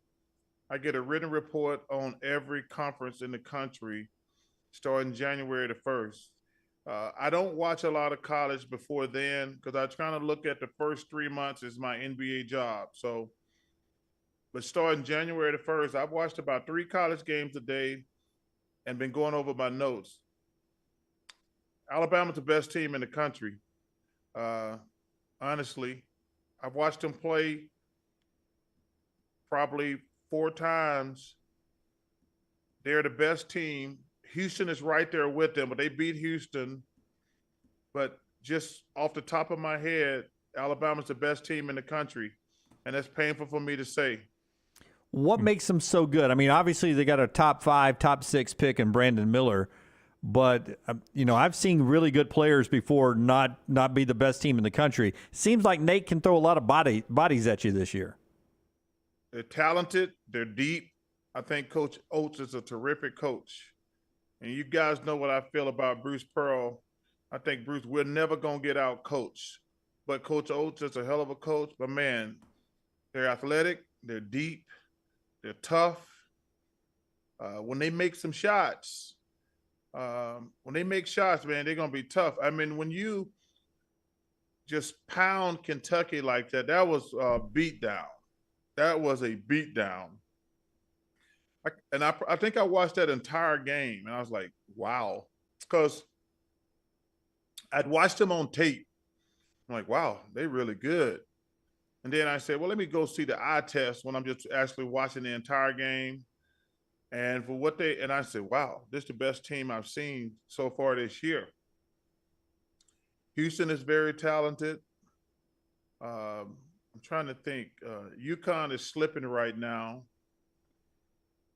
But Purdue is not bad. They're tall, but I don't know if they're athletic enough to compete with Bama and Houston.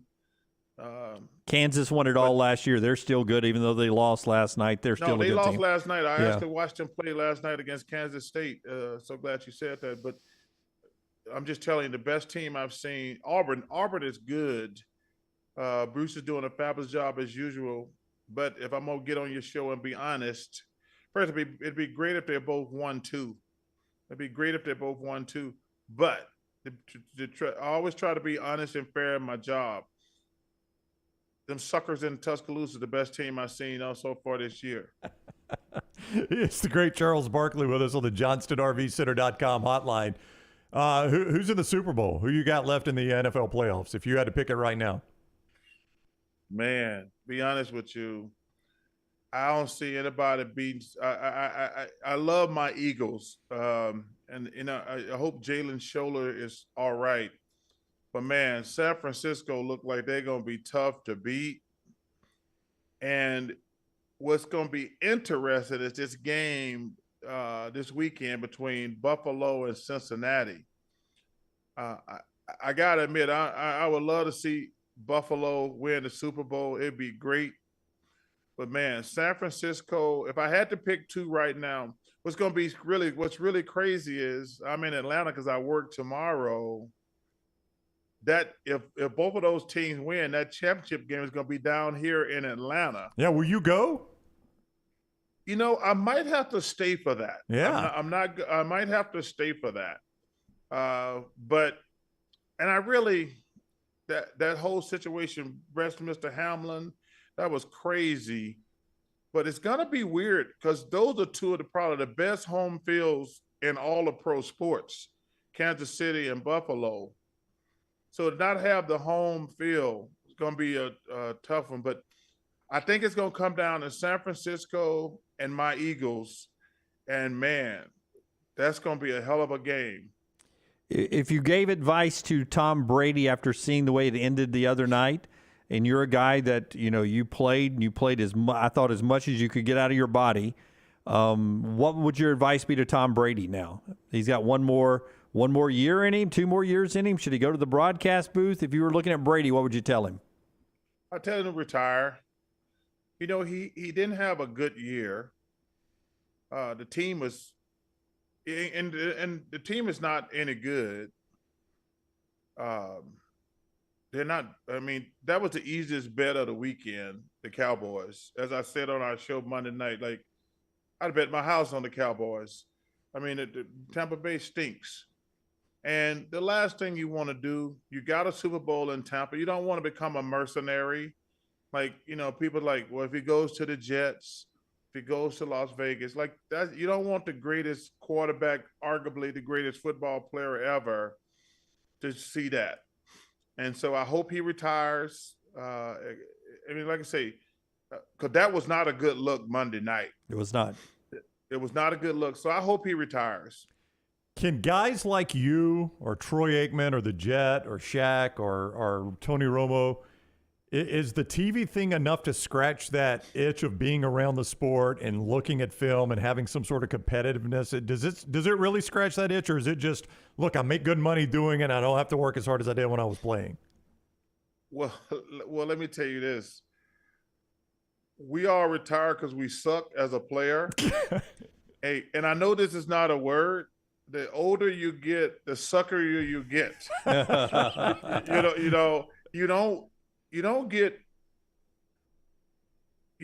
There's no way you get better. I mean, he pushed the envelope as far as you can. What he should have done, in my opinion, is retired after they won that Super Bowl. Mm-hmm. That would have been one of the greatest walk-offs ever. But now this notion that it's going to get easier or whatever, no. He really struggled. I mean, not just in that game Monday. He struggled all year. So I hope he retires. Hey, we're the lucky. He's one of the lucky ones. You know, 99.9% of us are screwed when you retire. You don't have a job. You don't have a great education. And you kind of walking around like, what the hell am I going to do? Because he is probably the oldest guy ever. Like most guys have to retire in their early 30s or mid 30s. Yeah. He got an extra 10, 15 years out of it. And he's got a soft landing spot. But it's really difficult when you retire. And I'm one of the really, really lucky ones. But most guys are really in bad shape because you don't have a job. And it is really difficult because, like I say, most guys don't have a college degree. And even if you got a college degree, you haven't been in the workforce forever. And it's like, it ain't like you're going to walk in. What exactly are you going to do with that degree? They're not going to bring you into the company and say, hey, you're the boss now. You got to start back at the bottom of the food chain. But Tom is so blessed and lucky. Like, he's going to walk in making I think it said $37 million. Wow. Yeah. That's live money. That's live golf money. Yeah. Hey, I've watched a lot of basketball. I'm going to win your bracket this year. I know that bracket you and Redmond did last year. I've been preparing. I got my perfect bracket ready to go. I'm gonna be good this year. I'm telling you, man. March Madness is so much fun because you never know. I think I got out about X amount of years. I think I've only got the champion right like 3 times. Mm-hmm. And one time was easy because when Kentucky had Anthony Davis and all those guys, they were just the best team. They asked me who can beat them. I said the Toronto Raptors or the Orlando Magic. And everybody went crazy. I said, man, ain't nobody going to beat this team. And they just cruised through the tournament. And I think a couple other times I got it right. But, man, it's such an exciting time of the year. I mean, there's not a single person in this world picked St. Peter's to beat Kentucky last year. Not a single person in the entire world. Anybody told you St. Peter's was going to beat Kentucky last year, they're just full of it. And then I think the next game they beat did they beat Michigan State after Kentucky? I think St. Peter's lost the next one, but no, they won 2? Yeah, they won 2. No, they won 2. Yeah. Wow. Yeah, they won 2 games. Wait, they might have won 3 games. I think they did, Charles. They did. I think they won 3 games. Yeah. Are y'all getting confused with Loyola Chicago? No. St. Peter's No, look at. Hey, find it. I'm guaranteed. They won 3 games in the tournament last year. I'm pretty damn sure. Yeah, they did. I'm getting a thumbs up from our research in the back. 3 games. You're exactly right. God, you have a good memory for a guy as old as you. Yeah, so they beat Murray State. That's right. They beat Murray State the next round, 70-60. Then they beat Purdue, of course, because Purdue always goes out earlier than they should. 67-64. They lost to North Carolina finally. That's who finally beat them. Was North Carolina, went to the Final Four off that. Yeah. Yes. I was like, but so that's the beauty of March Madness. You never have any, like, listen, the guys at Auburn was giving me a hard time because I had Auburn going to the Sweet 16 the year they made it to the Final Four. And I remember we interviewed Bryce and Bruce, and Bryce said to me, Charles, you didn't have us going to the Final Four. I said, I didn't know if y'all could beat Duke and North Carolina. I had y'all going to the Sweet 16. That was a great accomplishment. But I'm like, okay, that's a great year for Auburn. And then they beat North Carolina and Kansas. And I'm like, that's amazing. I listen, as much as I love Auburn, I never thought they'd make it to the Final Four. That's one of the greatest, that's the greatest accomplishment in Auburn basketball history. All right, he is the great Charles Barkley. Always fun to talk to. Thank you very much for the time, Charles. We greatly appreciate it. Well, the good thing about it is, when I was sitting here waiting to go on the show, man, I know if I need any plumbing done, any heating done, any roofing done, anytime I need that going forward, I'm going to call you guys because I always need some roofing, some plumbing, or some remodeling done. So thank you. I don't know if you know this. Lance is a pretty good salesman. You've been on the other end of that at some point. Please tell my little baby I hope he feels better. I will. His throat was sore today. That's so right, sore throat. Yeah. Thank you, Charles. Take care, buddy. All right, guys. Thanks for having me. War Damn Eagle. All right, thank you, Charles, with us on the JohnstonRVCenter.com hotline. All right, when we come back, 4 downs and 2 big stories in college football to end the show with. Stay with us on the next round. Follow Brownie on Twitter and Instagram at Ryan Brown Live. Everyone makes New Year's resolutions. This year, make the best resolution ever. If you are buying a new home in 2023, use Holly Mack Wilson and get started right away. Let an experienced professional help you get your home ready to sell before the spring buying season. Holly Mack Wilson can help you with all your home buying and selling needs anytime, anywhere in Alabama. Make the best resolution ever and call today 205-901-9446 or online at hollymachomes.com. Holly Mack Wilson, an anywhere in Alabama Keller Williams agent. It is the season of speed event at Alfa Romeo of Birmingham, and there is no better time to buy or lease a 2022 Alfa Romeo Giulia TI or Veloce model. Now through the end of the year, get 0% financing for 48 months or 1.9% financing for 72 months. Go by and see the great selection and take advantage of the low interest rates while you still can. It's the season of speed event. 48 months, 0% financing. Get into the best car I've ever driven at Alfa Romeo of Birmingham. Hey, Lance Taylor from the next round to tell you about my friends at Michelson Laser Vision, located conveniently UAB Highlands. Almost 20 years ago, I went in for the procedure. Only took 12 minutes for both eyes. When I went in, I had 20/200 vision. I was legally blind. Now I have 20/15 vision, still 19 years later. Make the call today. Schedule a hassle-free consultation, 969-8100. Dr. Mark Michelson, Dr. Jen Michelson, Michelson Laser Vision. Make sure you tell them the next round sent you, 969-8100 or MichelsonLaserVision.com. Hey, Lance Taylor from the next round. You've heard me for years talk about our friends at Bromberg's Jewelers, and we welcome you to stop by and see that great customer service at the Mountain Brook and Summit locations, but we'd also love for you to check out their new online shop. They've got plenty to choose from. Great gifts, big and small. Available online, they've got David Yurman, Tudor watches, select diamond and gemstone jewelry, William Henry, seasonal and favorite giftware items and baby gifts as well. They've even got an online sale section. For more information, Brombergs.com. Start your day online with our website, nextroundlive.com. The latest videos, podcasts, and college football stories. It's also a great way to stream the show or shop in the Next Round store. Stay connected by visiting nextroundlive.com. That's nextroundlive.com. The Next Round is so much more than the show you get from 9 to 1 each day. So make sure to head to our official YouTube channel at Next Round Live and subscribe to get all of our latest content. We, of course, have plenty of specialty content and shorts based all around the sports in the heart of the SEC. But we also talk pro sports, gambling, lifestyle and entertainment, and so much more. It's the Next Round YouTube channel where you never know what you're going to find next. Subscribe now to see the latest content and get notifications when we go live. That's at Next Round Live on YouTube.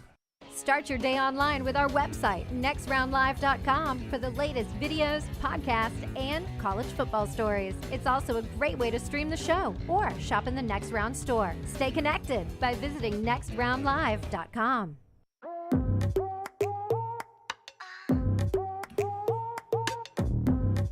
A lot of stuff breaking here before we do four downs, brought to you by Vulcan Tires. The AHSAA, the governing body of high school athletics in Alabama, the Central Board, denies the appeal of the Hoover baseball coach Adam Mosley. That was the betting favorite, by the way. Who coached Team USA, and one of his players was on Team USA, not AAU travel ball, not club baseball, no real competitive advantage. One player, one coach, same team, violating a rule that's put in there about AAU and travel ball. So they're equating playing for Team USA and representing your country to AAU ball or travel ball. You know, Nick's prison team can roll out and play whatever, but we're not going to represent Team USA here. They're denying him. So the player, instead of him having to sit out, the coach is going to sit out. Admirable there. Mistake by AHSAA, whatever they are. Kendall Briles is going to TCU. He's leaving Arkansas.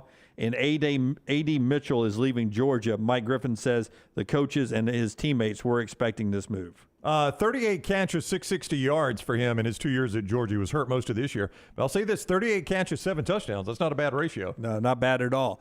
Four downs brought to you by our friends at Vulcan Tires. Tell us about Vulcan Tires. Well, it's bumper to bumper. I've trusted my family's cars with them. You can as well. 5 great locations. You can see more VulcanTireandAuto.com. That is VulcanTireandAuto.com. First down. More starts anywhere next year. Walker Howard, new Ole Miss signee from LSU, or Jackson Dart? I will go Jackson Dart. I'm going to bet on Spencer Sanders actually coming in and getting the Ole Miss starts and Howard waiting one more year, and Dart will start somewhere else. Now, I don't know where else he can go is the problem with this. I'll go Jackson Dart too, but I don't know why. I'll take Jackson Dart. Second down. Jaden Rashada as he leaves Florida. Another SEC school or not? I will say not. I think Ole Miss was the other one in on him. It looks like they are focusing elsewhere. And I just think a lot of conference schools will look at this, and as much as they would love to get a guy that Florida wanted that badly, they'll also look at the situation that happened to Florida and be fearful it will happen to them as well. So I'm going to say elsewhere. And with Jay Garcia leaving, you wonder if Rashada does end up back committed to Miami. Third down. Of all the quarterbacks playing this weekend in the NFL, which one throws the most interceptions? You're baiting me in to say Trevor Lawrence or Josh Allen, because Lawrence threw a ton of them. Allen threw 2 bad ones Sunday. I could be, getting you to say Daniel Jones or Brock Purdy. Yeah, I'm going to go Brock Purdy. I'm going to say Dan Quinn coaches them up. Now, they are, to Furman's point, they're going to run the ball a ton. I'll go Brock Purdy. All right. Fourth down. Which quarterback this weekend has the most passing touchdowns? You can't run them in. You got to throw them in. Danny Dimes. Daniel Jones. Daniel Jones, really? Off the board right there. You didn't expect me to say that one, did you? No. Even throwing, I'm going to say it's Patrick Mahomes. I'll go Daniel Jones. I like them beating Jacksonville by a lot. That's four downs, brought to you by Vulcan Tires. 5 great locations, bumper to bumper, VulcanTireandAuto.com. You know, it's a jam-packed show when we end up doing four downs in the final segment. New live show starts on Thursday at 9 a.m. Central Time. We appreciate Charles Barkley being with us. A couple of takeaways from them. He thinks Alabama has the best basketball team in America. You'll see that all over our social media platforms throughout the rest of the day. I'll bet on it. Todd Furman and Neal McCready as well. Until next time, God bless you and God bless America.